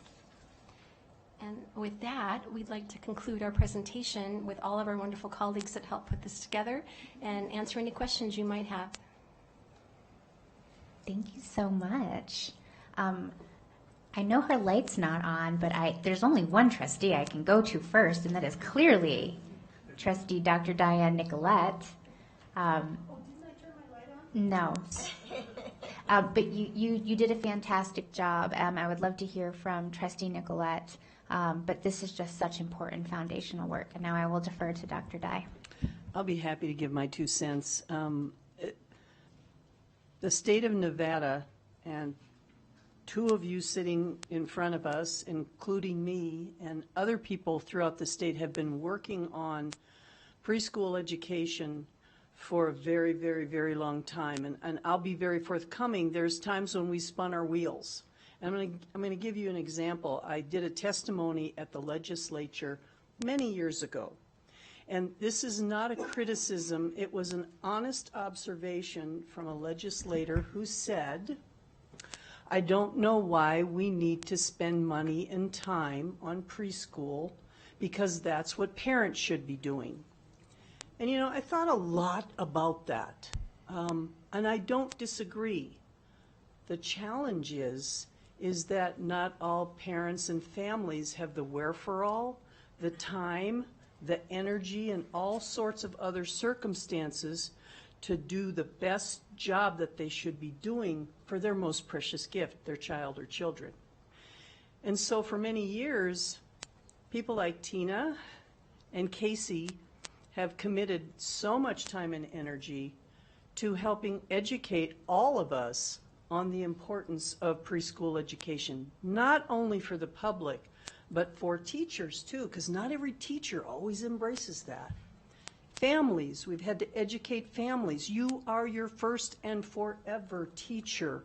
How can we help you and engage in that and recognize that? So this has been a very long endeavor, and I will say that I could say many things about you two. You are persistent, and it comes from your heart, and I thank you for that. Thank you, Madam President. Thank you very much. It's wonderful. On page 17, you highlight the major and minor behavior event. What really stands out is just the dramatic increases, particularly on the minor events. Did you insight to why we've seen an increase consistently from 22 over 23?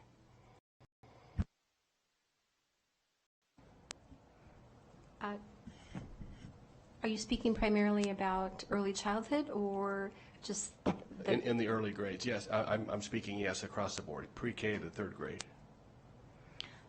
I don't know that I have all the answers for that, but I can certainly address it and then get more information for you regarding that.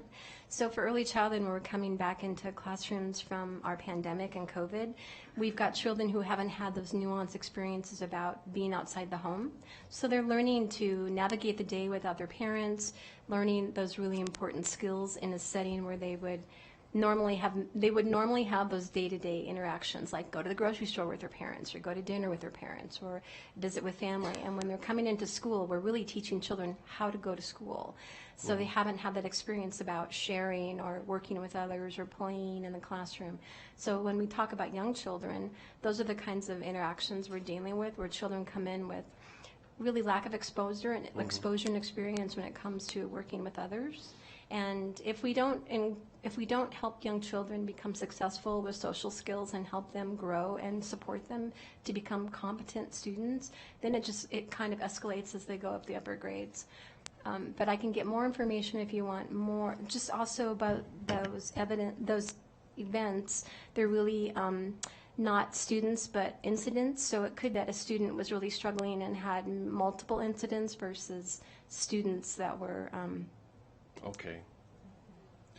Yes. Yeah. So there are multiple incidents there, and I do see that. You're right. I mean, we're coming off of COVID, that year 21, 22. Yeah, that's fair. Thank you for that. I'd like to add that this is so important because just in our last meeting when we saw with the iReady performance, we saw that so many of our kindergartners are coming in before they've even been district students, and there's already a gap there. And so by providing high quality early education, we're really going to meet that need directly at the source. And again, that's before many of these students have even entered WCSD. So I'm a big proponent of this, particularly because my children just finished the age where we were paying for preschool and daycare, and that is a mortgage payment, quite frankly. And it shouldn't have to be. It goes back to money being a barrier to academic success. And so by supporting high quality pre-K, we really support our students and set them off on the path. And it's not fair that a family who can't afford a second mortgage payment for high quality pre-K should send their small children off or receive no education at all. So just wanted to say thank you for that. Thank you very much, President Smith. And, you know, Tina and I go almost way, way too back. And, you know, when we started working together, when I was Director of State and Federal Programs, we really had to talk about how are we going to get this initiative up off of the ground. And we talked about, and you'll remember this term, the weaving of funding and then the bring of funding. And we cobbled together a pre-K program that was really funded through federal, state, and local sources. In fact, if I recall correctly, Tina, your salary was almost triple as far as we had federal, state, and local sources, the general fund, paying your salary at one particular time. And Tina has always, always been an advocate for our early learners. So much so that when I was the interim principal at Green Bray and we didn't have a pre-K teacher, I knew exactly who to pick up the phone and call, and right away she was there supporting our teachers in our classroom. And so I want to give a shout out, and then also to our grants and evaluation team, because without them we don't have the data points to showcase this, and we certainly wouldn't have the funding in order to start our programs. So thank you. I would like to just say one more thing, and it's an homage to a true champion for early childhood education, and that is Dr. Joanne Everett, who also used to be a Washoe County School employee. It is because of her vision and her heart and her soul and hard work and innovation that we're even this far. And she's been Dr. Joanne Everett. Thank you, Dr. Nicolette. I'd actually like to add that I felt like big shoes to fill coming in from Joanne, and so grateful for her expertise and mentoring over the years.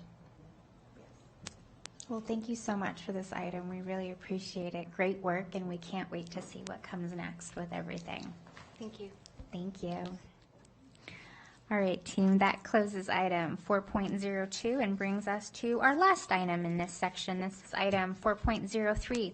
This is the presentation and possible action to provide preliminary approval to the proposed revisions to Board Policy 9065, Board of Trustees Compensation and Expenses.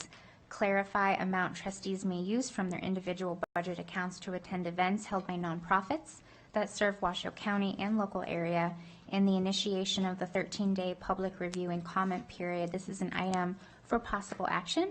And our presenter is our Chief General Counsel, Neil Rombardo. I always call you the Chief Legal Counsel, and now I just realized that's maybe not your title. Call me whatever you want. All right. Wherever you wanna sit.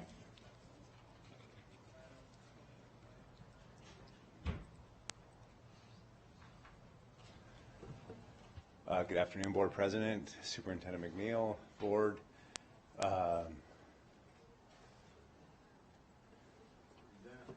Other way. So this is Board Policy 9065. This goes to Board of Trustees Compensation and Expenses. Some of the changes that we made are just administerial. We're deleting the public officer section because it's defined, but it's not used throughout the entire policy. We did add to the definition of official school business events held by local nonprofits that serve Washoe County, and you'll see the reason for that as we go through the policy. Down, thank you. So looking at number 2 on page 2, and this is an issue that's come up with several of the trustees in the past. trustees do want to be able to go to events where other public agencies are at in order to talk about all the good we're doing at the Washoe County School District. But unfortunately, there hasn't been a real clear policy on how to do this. And so there were some abuses in the past, so we rewound that and we took that we were spending a lot of money on some nonprofits. So my team and I, we decided to look at what the Nevada Commission on Ethics recommends. So the Nevada Commission on Ethics, they want the amount to be a de minimis amount. They want it to not be supportive of a political campaign, and they don't want it to be for the benefit of yourself or a loved one. That's basically the real simple way of looking at this. So what we did is we basically said you all have your own budget accounts, and now under this new rule, if you could just slide down and get all the thanks, perfect. Now under this new board policy, the trustees may use $1,500 of your individual amount to attend different events for nonprofits, but here are the conditions that we placed on it. The nonprofit must serve Washoe County. The event must be in Washoe County or a neighboring county. So this isn't we fly across the country and that type of thing. May only be used to purchase tickets to the event and or for food at the event. You cannot purchase alcohol. If alcohol is included in the ticket price, then that's fine. That's no problem. You can still go to the event. That's all subsection 3. And then if you slide down a little bit more, you cannot, and this is really important, you cannot use this money for election purposes. And so we put a bunch of parameters about if you're in the middle of a political campaign, you can't go to these events and wear your badge that I'm running for office. And then the other thing is you can't take money out of your trustee account to give it to another trustee for this purpose. And the reason for that is because, again, we're trying to avoid the political campaign issue. And so you'll see there the last prohibition in number 3 is you can't use the money within 90 days of election day. And I think that pretty much sums it up. And this is important, the nonprofit can't be antithetical to the district, inconsistent with the district's strategic plan, or the district's climate and culture by promoting violence, hate speech, profanity, or illicit activities, or be of a political nature. So you can't go to the Democratic dinner or the Republican dinner. It's for nonprofits, okay? And that's it. So we're looking for a motion to approve Board Policy 9065 so that we can go out for the 13-day review. This is a terrible policy, and I'm going to take a few minutes, if I might, to go through it piece by piece because this cannot stand. As we go through the policy, first of all, this is not our money. This is taxpayer money. This is money the taxpayers give us, and the taxpayers have a right not to have their money used for something they disagree with. So the first thing I see as I go through here is it says for attending nonprofit events or not-for-profit events, and then it gives the conditions. And it must serve Washoe County, but it must be in Washoe County or a neighboring county. That's Carson, Story, Pershing, Lyon, Douglas, Humboldt. I can drive all the way out to Winnemucca, Douglas, Churchill. You ever heard of Harney County? Lake County? That's a bordering county up in Oregon. Lassen, Modoc, Sierra in California. And it talks about $1,500 and we can buy tickets. Some of these events, the tickets can run $500. They can run $250. They're making a profit off those tickets that's going to be used to promote whatever thing they want to promote. And it says you may not use to promote a political campaign of a trustee whose name will be on the ballot during the fiscal year. Well, first of all, you don't file till March. So your name's not on the ballot until after the filing is confirmed in the end by the third week of March.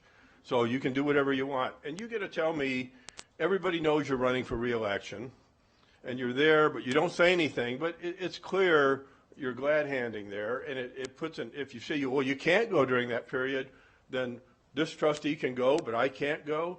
It's absolutely untenable. At the end, it says trustees are prohibited from using the funds to attend an event within 90 days. Again, you're not on the ballot until often less than 90 days before the event.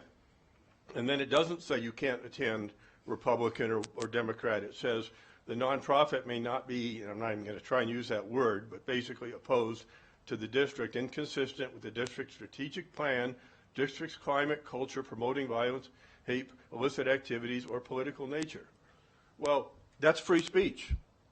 If the district passes a hypothetical policy that it's opposed to homeschooling, and that same night there's two events, same ticket price, committee to support public schools, committee to support homeschooling. Because the district orders me not to, I cannot attend with taxpayer dollars the homeschooling event, but I can attend the public school event.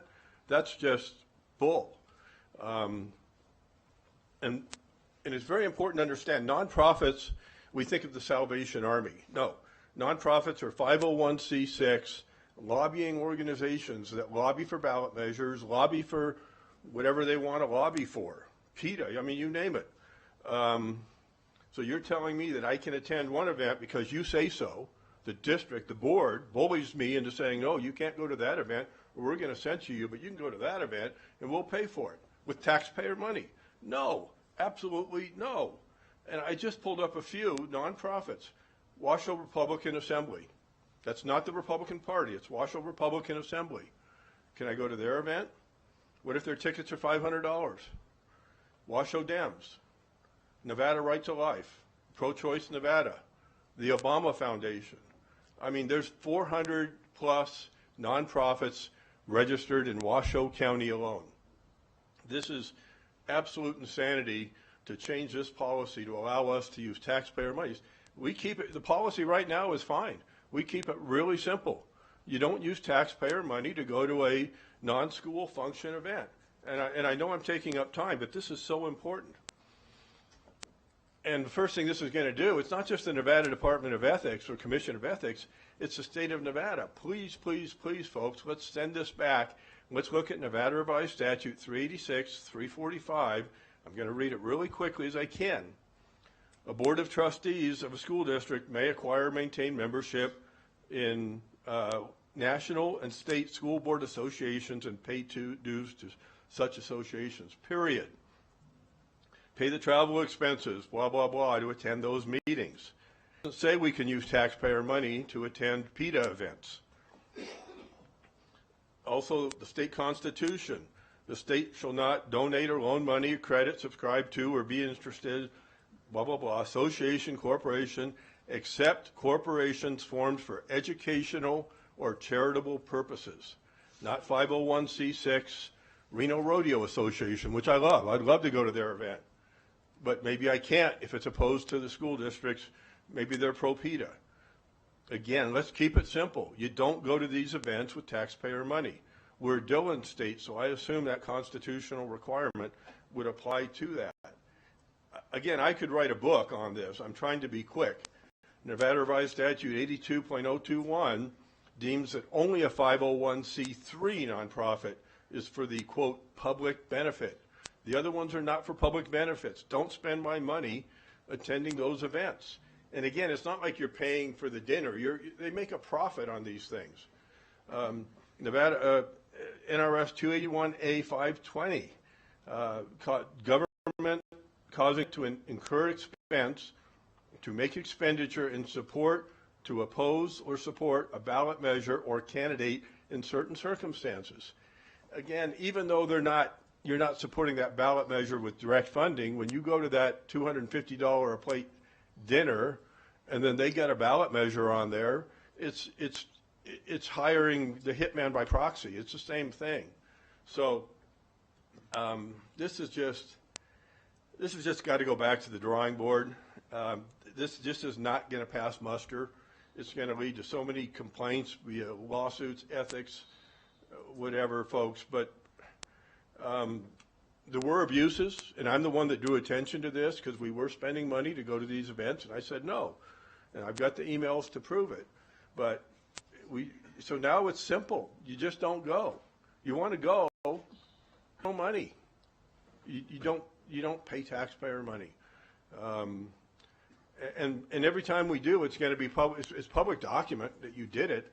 And I'd be embarrassed to say that I spent taxpayer money for a 501c6 lobbying organization. Thank you. It's just, please, this can't stand.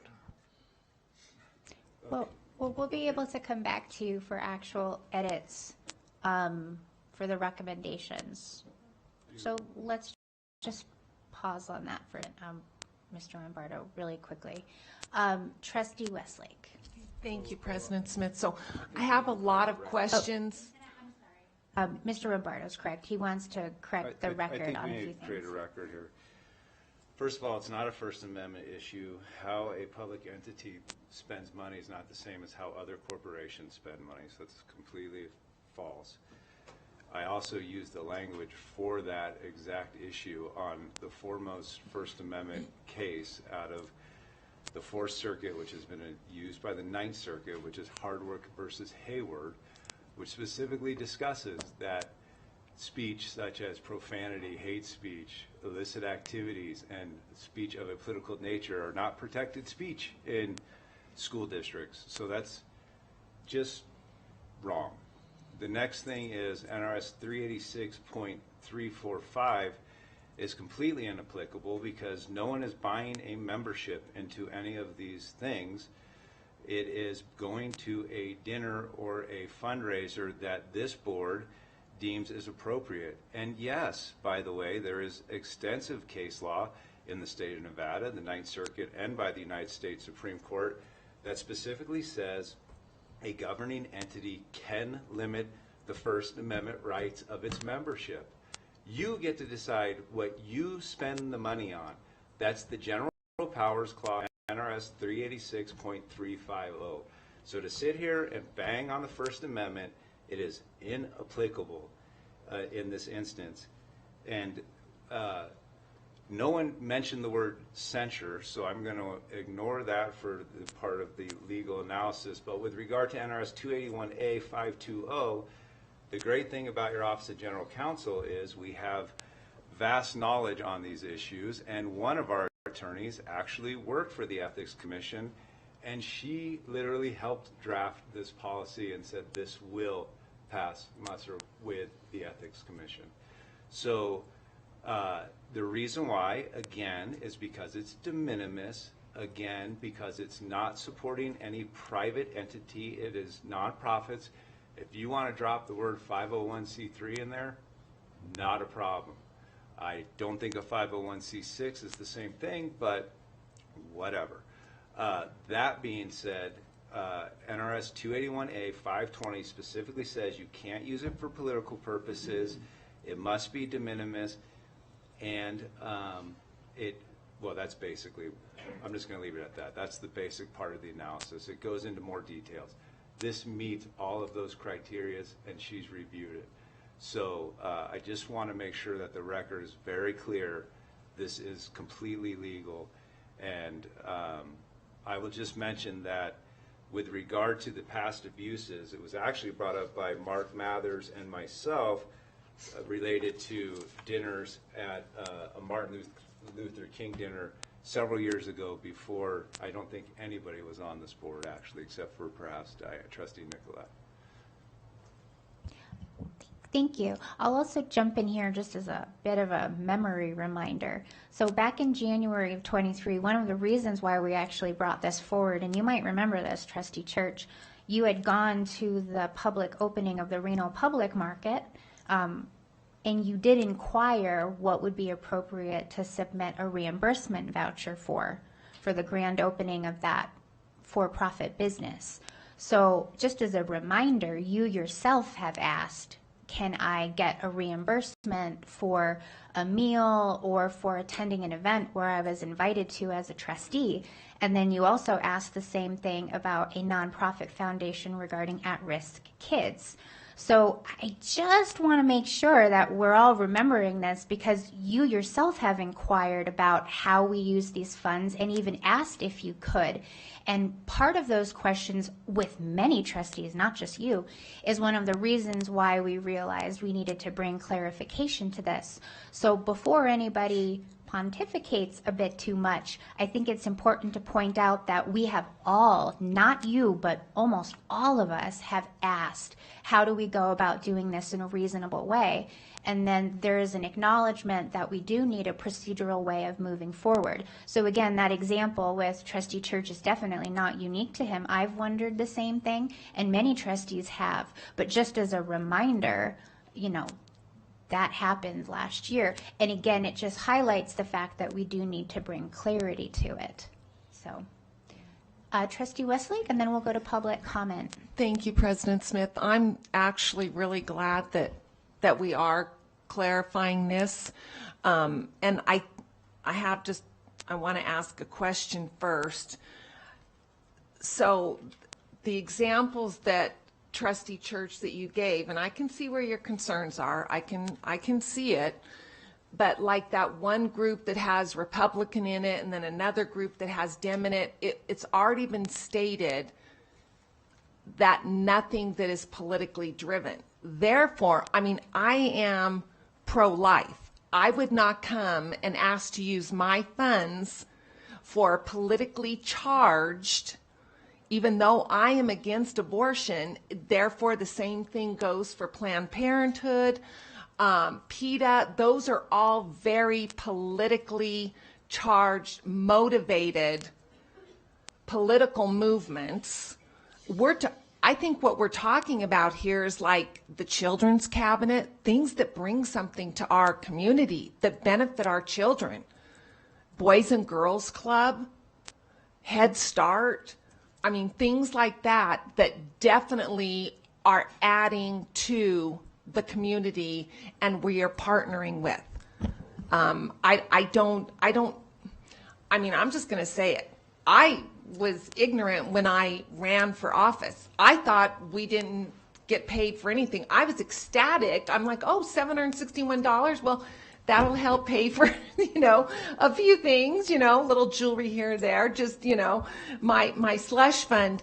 But I think there's other organizations like Washoe County that they don't even scrutinize. I mean, if Washoe County commissioner or something, they have their fund and they use that more at their own discretion. And I would think as a governing body, if we saw someone abusing that, we would feel comfortable. I would feel comfortable saying, hey, Alex, what are you doing? I don't think that's right, but I don't see anyone abusing something to benefit our community and programs and organizations that are not politically relevant, but that are doing stuff for children in our community. Thank you. Vice President Mayberry, I see your light on, and Trustee Church, I see yours too. Another important detail, and I don't know that I can include Trustee Westlake or Trustee Woodley on this one, but I'm fairly certain that the other 5 of us in our terms so far have used our trustee budgets for events like this. I believe all 5 of us have, whether your swearing in date was in 21 or later in 21 for the rest of us. I'm pretty sure that the 5 of us actually have used these funds for these purposes, but without the clarity that this policy does. I don't know that Trustee Woodley or Trustee Westlake has, because I think the realization we were having about needing guardrails came up in that time frame.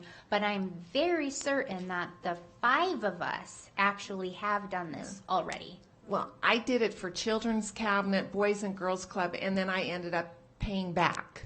I had to pay back because there wasn't the clarification. Correct, and that was the barrels and bites. I honestly, I'm going to just say it, I don't feel bad using my funds for that, because I also include my husband, so I got a double whammy. I'm paying for me and my husband, and I'm going there to support a partner that is benefiting our children.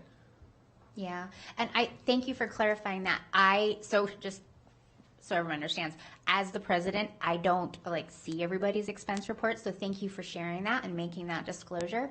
I just think that that's important to note because nobody hasn't done this. What we didn't properly have were guardrails and a clear policy on it, which is our responsibility to self-police ourselves for. But nobody is not doing something that the other people are doing. So I want to be really clear on that. I see Vice President Mayberry. If that's okay, I'm going to have you hold. I am going to go back to Trustee Church, and then after both of you go, we'll do public comment. So Trustee Church, I'm deferring to you first, and then going to go to Vice President Mayberry, and then we'll go to public comment. Let me get back to my notes here. First of all, and I meant to cover this. It was in my thing to cover. I disagree. It is a free speech issue. Number two, this is what's important, what I wanted to say. It doesn't matter if it's legal. It matters if it's ethical in our hearts. I don't care what the Ethics Commission says, the weakest in the nation. I don't care what legal says. Some of this stuff, it just doesn't pass the smell test for me as a trustee to pass this kind of a policy that says you can go to a 501c6 lobbying organization. I do want to point out the very last line about this where he says, oh, well, you can't promote violence and hate speech. I'm going to read it word for word. A trustee is prohibited from using these funds to attend such an event within 90 days of an election day. I'll repeat that, within 90 days of an election day, if they are on the ballot for the election day. The next section, this is 6. The nonprofit may not be don't make me, thank you, whoever said, to the district, inconsistent with the district's strategic plan, or, not and, or the district's climate and culture by promoting violence, hate speech, profanity, or illicit activities, or be of a political nature. First of all, political nature just opens the door to whatever that means. Profanity, arguably free speech. How do we define illicit activities? But it uses the word or, not and. And again, this whole, okay, enough said. All right, I'll go to Vice President Mayberry. Before we waded to allegations of ethics, you have spent your budget on these items since you've been a trustee. No, I have not. You show me. You've never attended an event that would violate this. No. You show me where I have. Second of all, violate this because I asked about those events because I had the foresight to say this doesn't look right. And and that's where the whole Martin Luther King came up, whether I use the words Martin Luther King or not. I was looking to try to pull the email, but I can pull them. But no, I can say right now, if I did, I'll apologize, but I don't ever used it for anything of a political, anything that would violate this. No, I'm not saying that you used your money for anything that was political. I'm saying that you've used your district budget to attend community events, like we all have, up until this point, and I don't have any recollection of you bringing up anything related to the MLK Gala. So I think we're maybe confusing a couple different things. Vice President Mayberry, and then let's go to public comment and maybe make some revisions based on the feedback. Yeah, thank you, Madam President. I mean, I respectfully, thank you for bringing this forward, General Counsel Lombardo. I think a lot of this is really much to do about nothing. I think to your point, Trustee Westlake, of course you wouldn't attend some of those political events because you're going to exercise your judgment, and that's what this is about, right? Doing the right thing. We're elected leaders here. We know what we're not going to spend money on. If we're going to spend money on a political event, maybe we shouldn't be sitting in this seat. This is a very appropriate, prudent, and responsible policy. And I'm going off the limb here, but I would venture to say that our colleagues at other local governments and authorities here in Washoe County likely don't have this kind of policy. They use the same kind of dollars, tax dollars, to attend these community events, not political events, community events. That's what we're talking about, junior achievement, supporting junior achievement, Education Alliance. Maybe it's a chamber event. I mean, and putting guardrails so we're not partaking in alcohol, so we're not paying for our spouses. We're not increasing compensation. This is within our current budget, a limit of $1,500. This is appropriate and prudent. It's pretty straightforward. I support it 100%, and I mean, thank you. Trustee Nicola, I want to give you the opportunity to weigh in and public comment after that. Two things.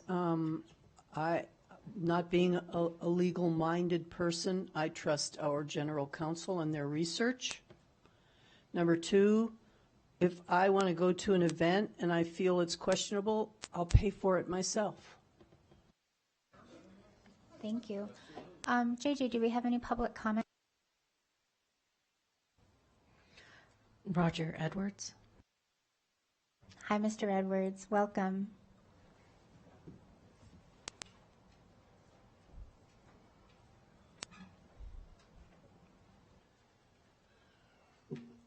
Well, good evening. Roger Edwards for the record. You know, I'm keeping a pretty extensive folder of your policies and procedures since a couple of years ago when I found several violations and nobody paid any attention to bringing them forward or not, but makes me feel good when I can. But anyway, so I try to keep track of these modifications and updates, and now I've done lots of bylaws and stuff, and they're really convoluted. I understand, but you know, I got the sheet, and I didn't have the policy sitting right next to it, but I was trying to read through this thing, and I had a problem with that within a neighboring county. That doesn't narrow it down to much of Nevada item in it, but even going down through the labeling was confusing. You know, item C, and then it goes to I, and then it goes to 2I, and then it goes 3I, and then it goes to 1. Poorly done.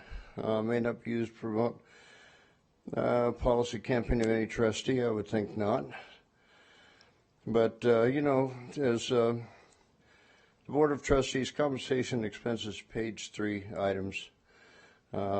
That's a mess.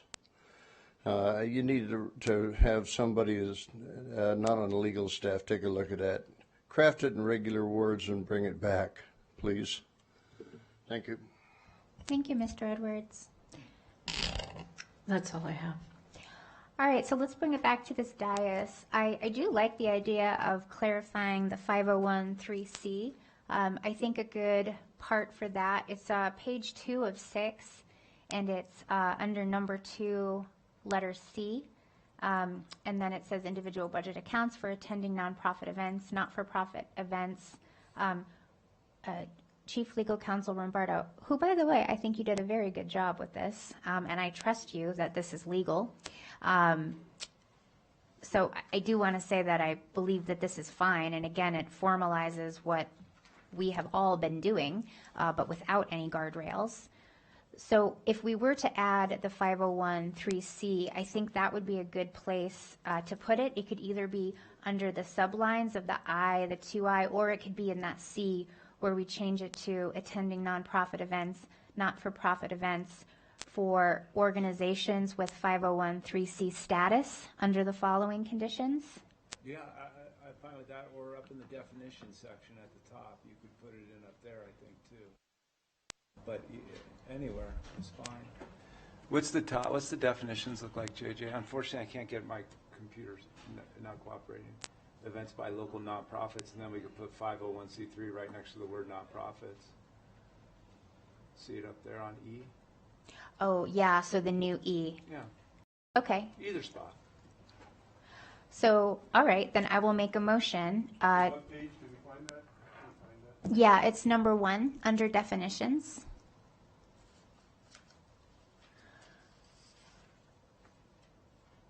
So I'll make a motion to change letter E under section 1 definitions to events by local 501(3)(c) nonprofits that serve Washoe County. I'll second, and thank you very much. Okay, so motion by President Smith, seconded by Trustee Church. Thank you very much. Oh, may I, for a friendly, I guess it's 501(c)(3), and I said 3C. It's not a multiple Friendly quiz second. test, but would you accept that friendly? Thank you so much. And so again, we're not passing the whole policy right now. We're making one micro change, and then another potential motion would move this to the next step, which means that we're going to continue our conversation about this, okay? It's not a one and done. So seeing no lights on, all those in favor of that motion, please say aye. Aye. Aye. Motion carries 7-0. And if there are any other specific changes that we'd like to see, let's bring those now. Otherwise, I would be looking for a motion to not adopt the policy, but to move it to its next step, which will include coming back to this board and going to the public. Trustee Church?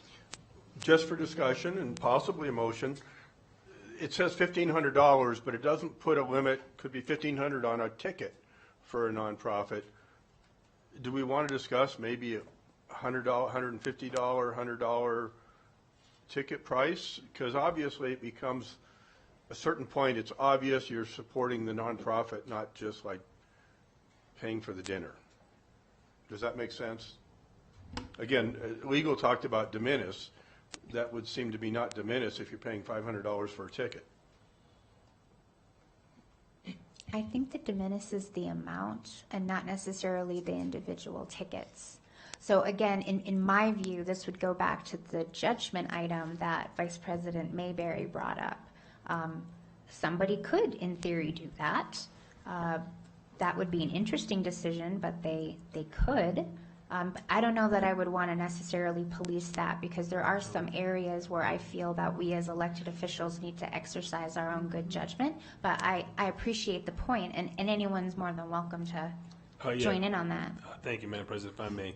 I don't like the idea of putting the limit, because today it may be 150, next year it'll be 165, and then do we have to come back and change the policy again? I mean, inflation is real. I will state that I do appreciate the ability for me to be able to attend a fundraiser for Education Alliance, Community in Schools, or other events that I do attend, and they do recognize me as a board trustee, and that I am actually able to purchase those tickets with the funds, which you are correct, President, I haven't touched a dime of my account because I have no idea what I can spend it on. So it's nice to know that now we have these guidelines and these rails to help us. So I do look forward to being able to do that. Thank you. I am curious about page 2, letter 3, Roman 2.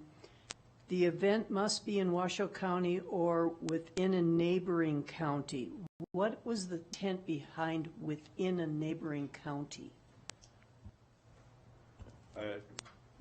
Well, when we were asked to look at this, we were trying to decide what's reasonable. So our minds went to Lyon, Carson. We figured Carson has a lot.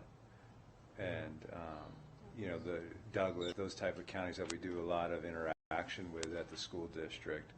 I don't think there was any intent. I would find it hard to believe that there is a nonprofit that serves Washoe in Lake County, California, which, by the way, both of those must be met. So it's not bifurcated, but nevertheless, if one of the answers to that would just be drop the word Nevada in there. We have no. Look, we were asked to put something together. If you all want to change it, go for it. What I would suggest you do is the event must be in Washoe County or within a neighboring Nevada county. Or you could say, or within 100 miles or whatever. I mean, because the thought is it could be in Carson, right. And we're doing a joint kind of Washoe County, Carson. Yeah. Okay. And then, you know, a lot of events occur up at the lake. We figured, you know, nonprofit events where Washoe folks go, right, into Douglas County, but it's still a Washoe type event. You know, we do that all the time. Yeah, so that's why it's. A couple things too, really quick, and well, I know we've got Trustee Westlake. That is a really important point, and I'd like to take a point of privilege with that.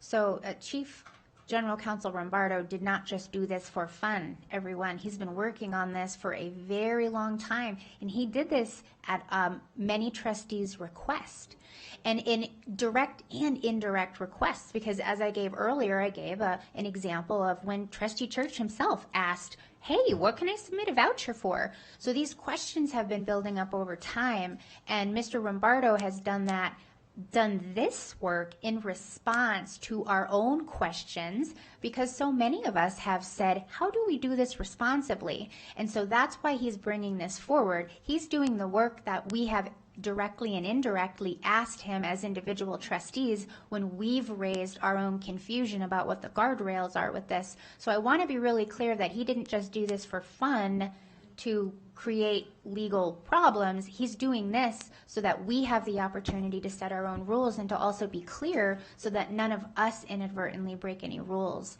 for our own governing body. So just wanted to point that out. Trustee Westlake. Thank you, President Smith. I don't know where this got to be a ticket for dinner. I mean, it has nothing to do with dinner. I mean, these events have dinner there, but I don't go to these events for dinner.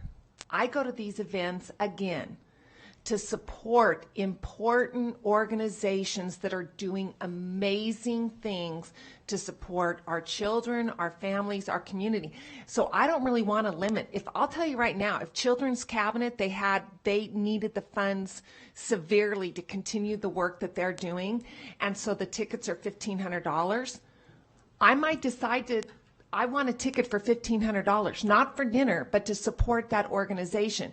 And furthermore, no organization is going to do that in Washoe County because they're not going to get hardly anybody attending. So, I mean, thank you. If I'm reading the same section, because it does say may only be used to purchase tickets to and or food at the event. So I think it covers both. But I agree with you, because we go for the event, for the organization. Raised chicken and vegetable medley. With the one wing. Yeah. Vice President Mayberry, and then maybe let's start landing the plane again. Yeah, no, I appreciate that, because I do want to share this perspective too. And I think this is the kind of policy that helps us govern. And I think that's important, because at these events, as you all pointed out, we're not going there for dinner. But this is an opportunity for us to talk with other elected officials, business leaders, community leaders. They come up to us, we go up to them, we get input, feedback, building relationships. That's an integral part of governing. It truly is. And I don't want to really mess with the language. I'm very comfortable with where we are at. And I think it's also important to keep in perspective that we set the stage for future boards as well. And I think it's extremely responsible. I don't think you're going to see this at, say, City of Reno, City of Sparks, Washoe County, and again, not disparaging our colleagues there. I think their policies are far more liberal. We're really tightening this up, putting very strong guardrails on this, and I think setting the stage for future boards as well. Okay, Trustee Church, and then Clerk Rodriguez. I wanted to piggyback on Dr. Nicolette, because she went on a good topic, and then we went off on a tangent. Okay. So getting back to C2, on page 2, the event must be in Washoe County or within a neighboring county. Might I suggest we just take it out? It already says the nonprofit must serve Washoe County. So that's done. Again, what if it's a big joint event that's in Ely?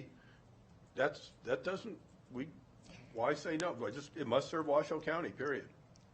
Well, so in a situation, I think it still needs to be closer to here, because there could be a scenario where, like, the parent organization serves, let's say, Clark, and I think that this is an appropriate guardrail. So here's the thing. I like adding more guardrails onto this, not less, is just my 2 cents. And I think you'd have to be careful about taking United Way serves Washoe, but I don't think the United Way's headquarters is here. So it's probably presumably in the East Coast, Delaware, let's just pretend, because that's where everyone seems to be incorporated. So, you know, $1,500, you could fly across the country to Delaware. I think that's why we put this in there. But I'm fine with like shorter miles, if you want to say within 100 miles, or Nevada, or I'm just trying to think of an answer. I appreciate your spirit of compromise, but there's big, wide open skies in Nevada with lots of miles in between, so I want to be careful about that. Clerk Rodriguez, I saw your light on. Maybe we can move towards some finality. Honestly, I'm ready to make a motion. I move that the Board of Trustees provide preliminary approval to the proposed revisions to Board Policy 9065, Board of Trustees compensation expenses, and initiates the 13-day public review and comment period. I second. All right, we've got a motion by Clerk Rodriguez, seconded by Vice President Mayberry. Trustee Church? First of all, I really seriously thank my trustees for changing the wording of 501c, but we've got so much to go. I mean, again, we were leaving so much stuff in here, including that word "or" that I brought up. This is just, we really got to go through this. I'm sorry, but please vote no. All right, thank you. All right, so all those in favor of the motion, please say aye. Aye. All those opposed, nay. Nay. Motion carries 6-1, and we will carry it forward to a future meeting. All right, that closes item 4.03 and closes section 4 in its entirety and brings us over to section 5, our reports. Our student representative was not able to be with us today, so we will move past item 501 and then move on to item 502, board reports. And we will start with Trustee Westlake. Thank you, President Smith. So the first thing I want to mention was the Martin Luther King Gala on the 15th, and it truly was a celebration of a human being that has done so much for humanity. And I just think it's so important that we keep that remembrance alive, and that the community knows of the things that this man did for humanity. And I was very, very happy to go to that with almost all of my trustees. It was a wonderful evening.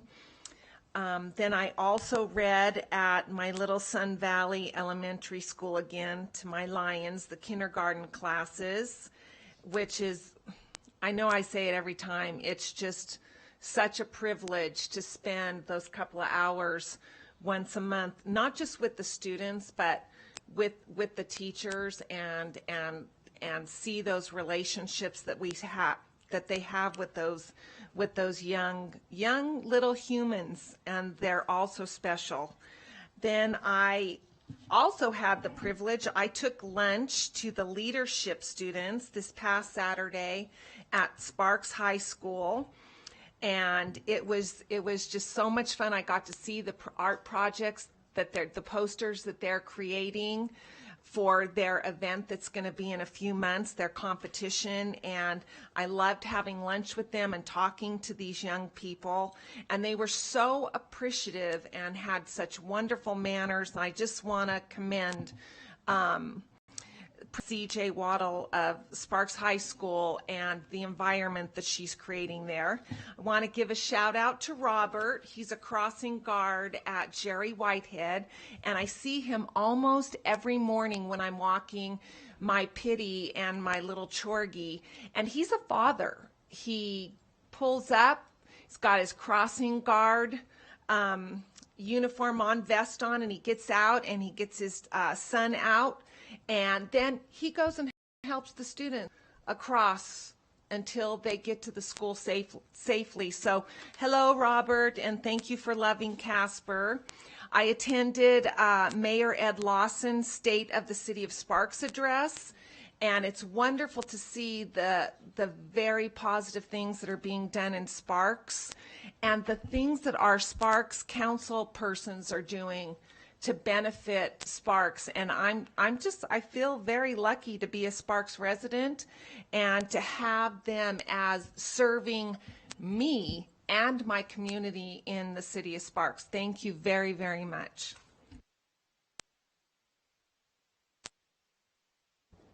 All right, Trustee Woodley. Thank you, Madam President. So I'll give an update since our last meeting. I attended our quarterly NIAA 2-day meeting. It's approximately 14 hours. Some of the items that we discussed was first and foremost the hiring of a new executive director for the NIAA. Mr. Nelson, after so many years, will be retiring. So we are doing a national search for a new director for the state. We also discussed something I brought up at our last meeting, as it relates to transfers of students and the current restriction that we have that they have to sit out for 1 year, 1 school year, as they wait as far as playing the same sports at the new school, unless they can prove a hardship. One thing we found out from research, staff doing research, from the NIAA researching other states, we are the only state, Nevada is, that doesn't allow or provide for a free one-time transfer. So that is one thing that we're considering. I did express that my fellow trustees also believed in that, and I had a lot of support from the last time I shared it with you guys here. So I will be attending the next meeting, which will be Thursday. It'll be a 2-hour meeting specifically to discuss these proposals of regulations. And I did tell them, the rest of the board, that if we don't make a change, it's going to come down from the legislature. So we know it's coming. So we should be proactive in that. I want to acknowledge another thing we discussed is our Reed High School will be the host of the Nevada Athletics Directors Association Conference. That'll be next month. So shout out to Reed High School, February 22nd. I also want to acknowledge some of our schools that did win state championships. Spanish Springs Boys Cross Country, state champions, congratulations. McQueen Girls Soccer also won state championship, congratulations to them. Our Galena High School Boys Tennis are also state champions, we appreciate them. And then lastly, our Reno Girls Tennis team also are Nevada state champions. So we support our kids, our student athletes, and we appreciate their hard work, and go at it again.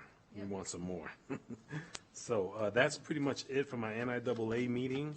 I also did attend the Northern Nevada Black Cultural Awareness Society dinner for Martin Luther King. We got to see some of our students in our district that won awards for essay contest. One in particular, I'd like to give a shout out to the Michael Wadley, young gentleman that won. Looked like he was about 10 years old. He was dressed sharply, so we appreciate him. And I did visit Traynor Middle School and McQueen High School, where I got to see both principals, Principal Virgil do an interview with her students on absenteeism, and Principal Holbrook, who has open dialogue with the students to the point where they changed their first bell from 7:45 to 8 a.m., and the kids love it. Thank you. Thank you very much. First of all, I want to thank Trustee Woodley for his attention on those sports issues, the rules, the regs. We picked the right person for the job for that committee, because these are things I was not aware of. So thank you very much for that. And I concur with Trustee Westlake on Martin Luther King. Just want to remind, I've said it before, I'll say it again. We need to look back at our diversity manual, known as the Reflections Journal. The words Martin Luther King, MLK are nowhere to be found in there, as well as many other culturally sensitive words that we should have in there. So that's dated 2020. I just hope we look at that again. So I was out of town, business and pleasure. If you're with the IRS, some of it was business. But I did go to Memphis, Tennessee, flew into an ice storm, and it was for the International Blues Challenge, not related to WCSD, except they have a special section competition for youths, generally high school kids. Incredible. And they're sent by the local blues society. Reno and Vegas, Nevada did not send anybody. I just beg people, I don't have the time. Let's get our kids involved in music just outside of the school, what we call blues in the school. Maybe next year we'll have the champions at that blues event. But they're funded by the local blues society and local nonprofits. They send them there. incredible. They get me older band players, music players. It's just an incredible event. And it's, you know, to see these kids, 16, 17, one of them was 14. It's just singing the blues like Billie Holiday. I mean, oh my goodness. So I just kind of hope somebody out there will listen to this and help put that together, because obviously I don't have the time to do that, but it's just a wonderful event. So thank you very much, and I'll yield my final minute.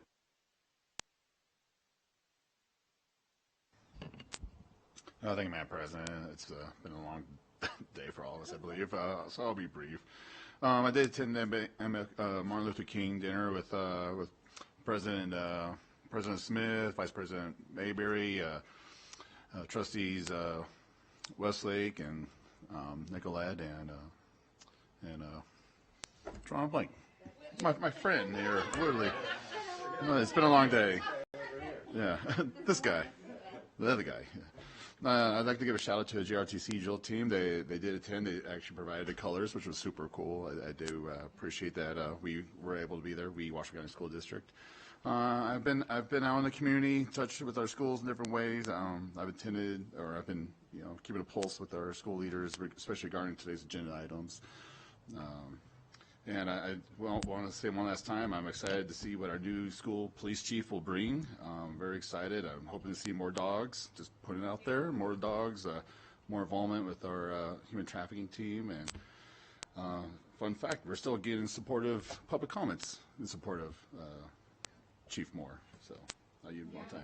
Yeah, we are. All right, Vice President Mayberry.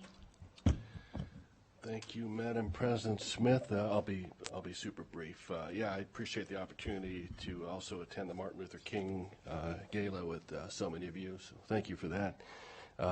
My school visit last week was at Sparks Middle School, and had a great time with first-year principal Sarah Peterson, and it was amazing how well behaved and orderly the school was. They were doing iReady training, testing that day in the classrooms, in the cafeteria. She introduced a number of electives at Sparks Middle School to include journalism and robotics. I had the opportunity to observe the strings in the orchestra classrooms. And one really interesting thing I discovered about that particular school and a program that she's implemented is they have a one in and one out policy for their restroom. So they only allow one child into the restroom at a time. And they have a monitor, and the monitor who's doing it is actually a bus driver who is on light duty. So what a phenomenal, excellent thinking outside the box resource for the principal and for our school to utilize a light duty person to essentially monitor the halls and monitor the bathrooms. So I salute our friends at Sparks Middle School. And I would be remiss too, I'm sure all of you join me in wishing the Geddes family heartfelt sympathy. Jason Geddes, we lost Jason, and I know many of us knew him, and former assemblyman, former university regent. I'll miss his presence in this boardroom as he came forward to talk about conservation issues. A true Nevadan, and my thoughts have been with him and his family for a while, so thank you.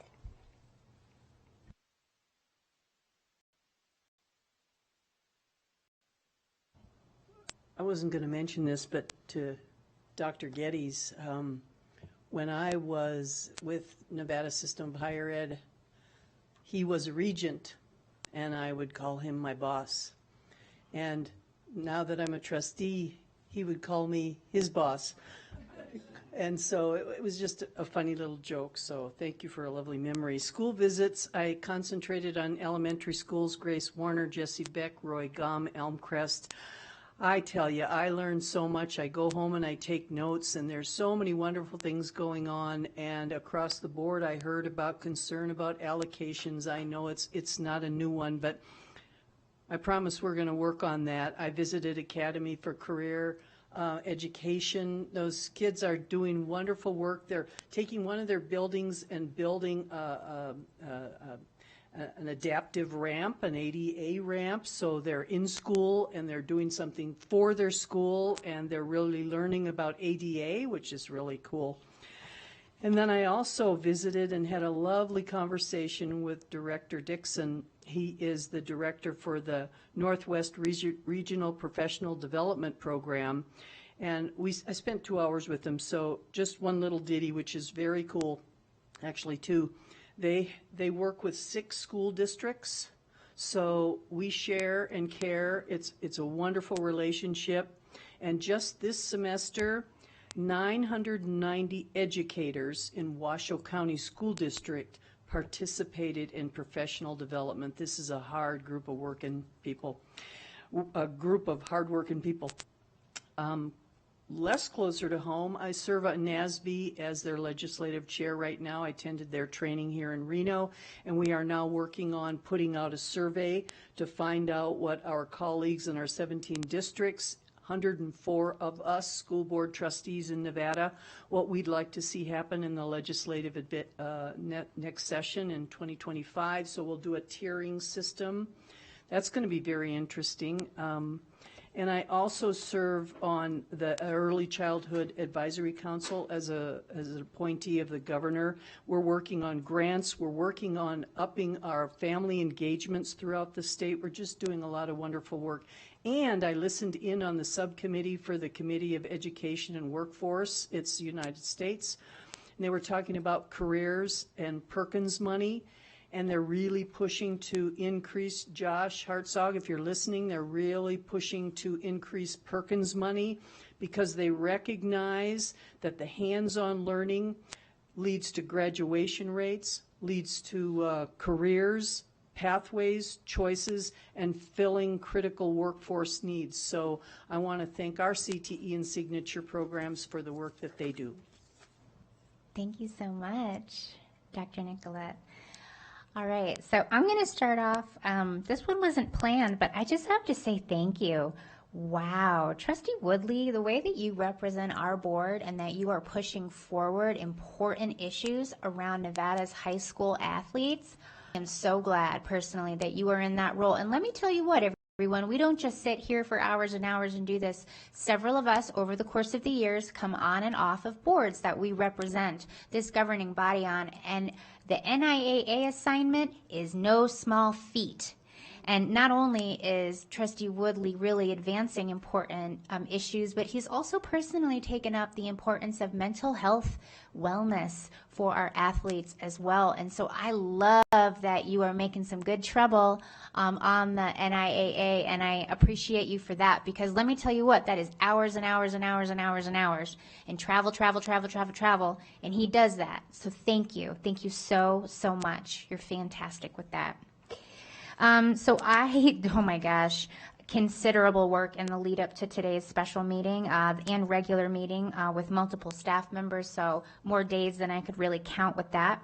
My first picture that I have up was fantastic. So I also attended the 36th annual MLK Gala hosted by the Northern Nevada Black Cultural Awareness Society, and I attended with Vice President Mayberry, Clerk Rodriguez, and Trustees Nicolette, Westlake, and Woodley. So to have the 6 of us there was wonderful. Also in this photo, you see Interim Superintendent McNeil, and then also President Evans of the WEA, who's in this photo, and there were many other familiar faces. Our former president of the board and current Assemblywoman, Dr. Angie Taylor, gave the keynote. It was rocking, and my takeaway is we all have to row together. So thank you, Dr. Taylor. My second picture is from yesterday. I accepted an invite to attend the State of the City address presented by Sparks Mayor Ed Lawson. Trustees Woodley and Westlake were also there, along with Interim Superintendent McNeil. This is not a picture of me. This is a picture of Mayor Lawson, and he is a fantastic leader of the City of Sparks. The City of Sparks is a wonderful partner of our school district. We have made really good things happen. I personally attended that police ride along with him. It's just, I value him as a colleague and as a servant leader in this community, and that's why I've got this picture up of him.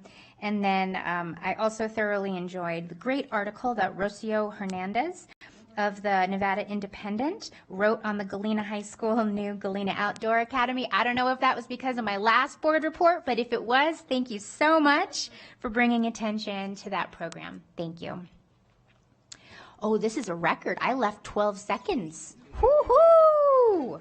All right, let's take that to the bank, and I'll go to bed a little earlier tonight. And now that brings us to item 5.03, our interim superintendent's report. Thank you very much, President Taylor. President Taylor, I'm like, it is really late. It is really late. I told you, I'm getting my stamina up. Yes, yeah, thank you. President Smith. So yesterday I was able to attend the tribal consultation, and I want to thank Delisa Crane and Fawn Hunter for putting this together along with Dr. Lamarca, our grants staff. This is an annual consultation that is mandated by federal, but what was really interesting is that we had more people attend this tribal consultation than we have before.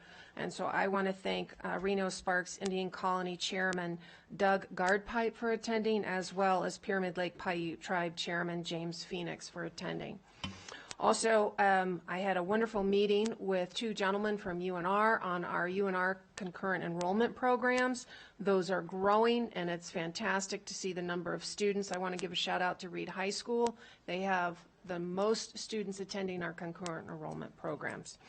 Attended the EDON board meeting. It was wonderful to reconnect with our community leaders in my interim role as your superintendent, but the support that you all have as a board of trustees was palpable in that room. So thank you for that.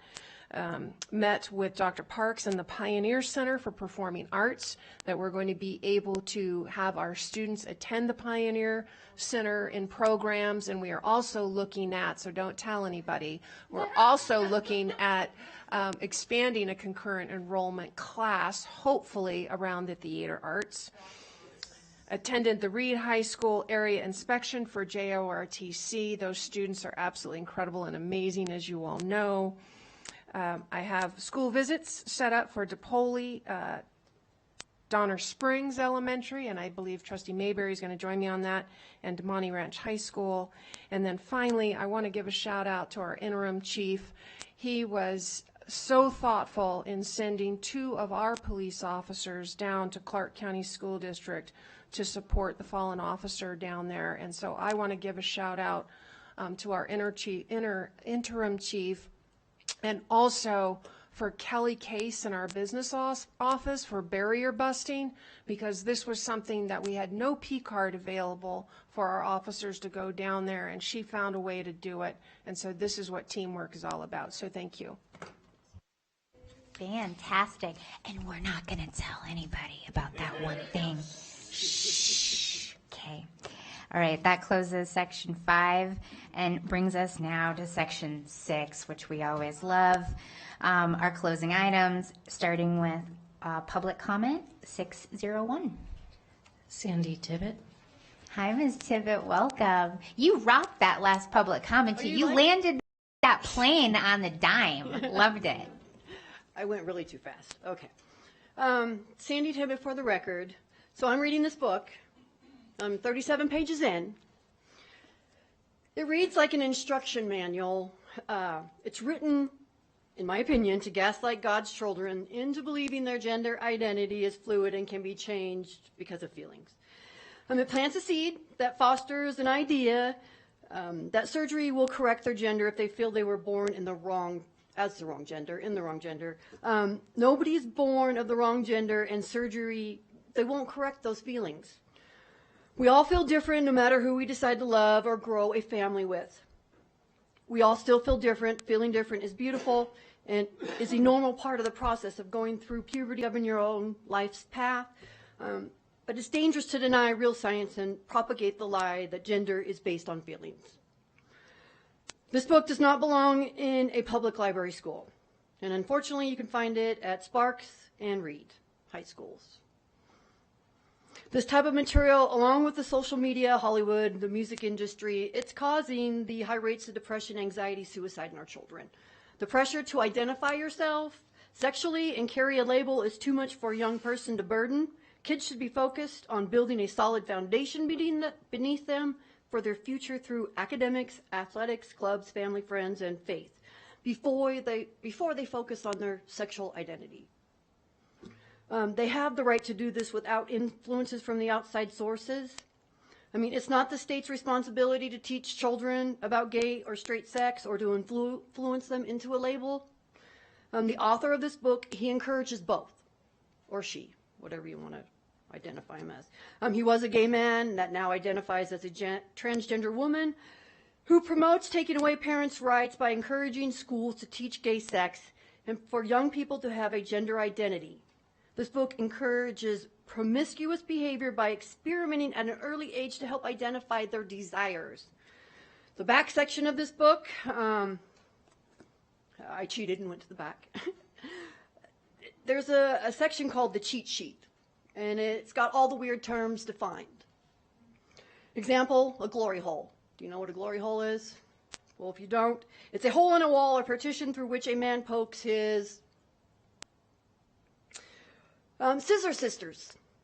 It's a sexual position for two women. In what context are scissor sisters or a glory hole appropriate for school-age children? There is no defense for allowing children access to this type of material. I encourage this board to remove this book and all similar books from our school libraries. Please. Please. The library is going to leak over into the school libraries. It's coming. Thank you, Ms. Tibbet. Thanks, guys. You guys have a good night. You too. Mike Krogan. Hi, Mr. Krogan.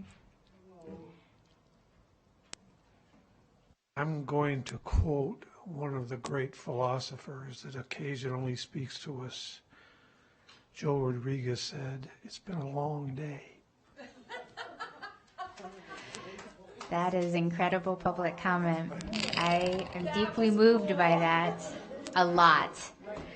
The board received emails from Abby Hogan and Zoe Bray and Ed Kendall.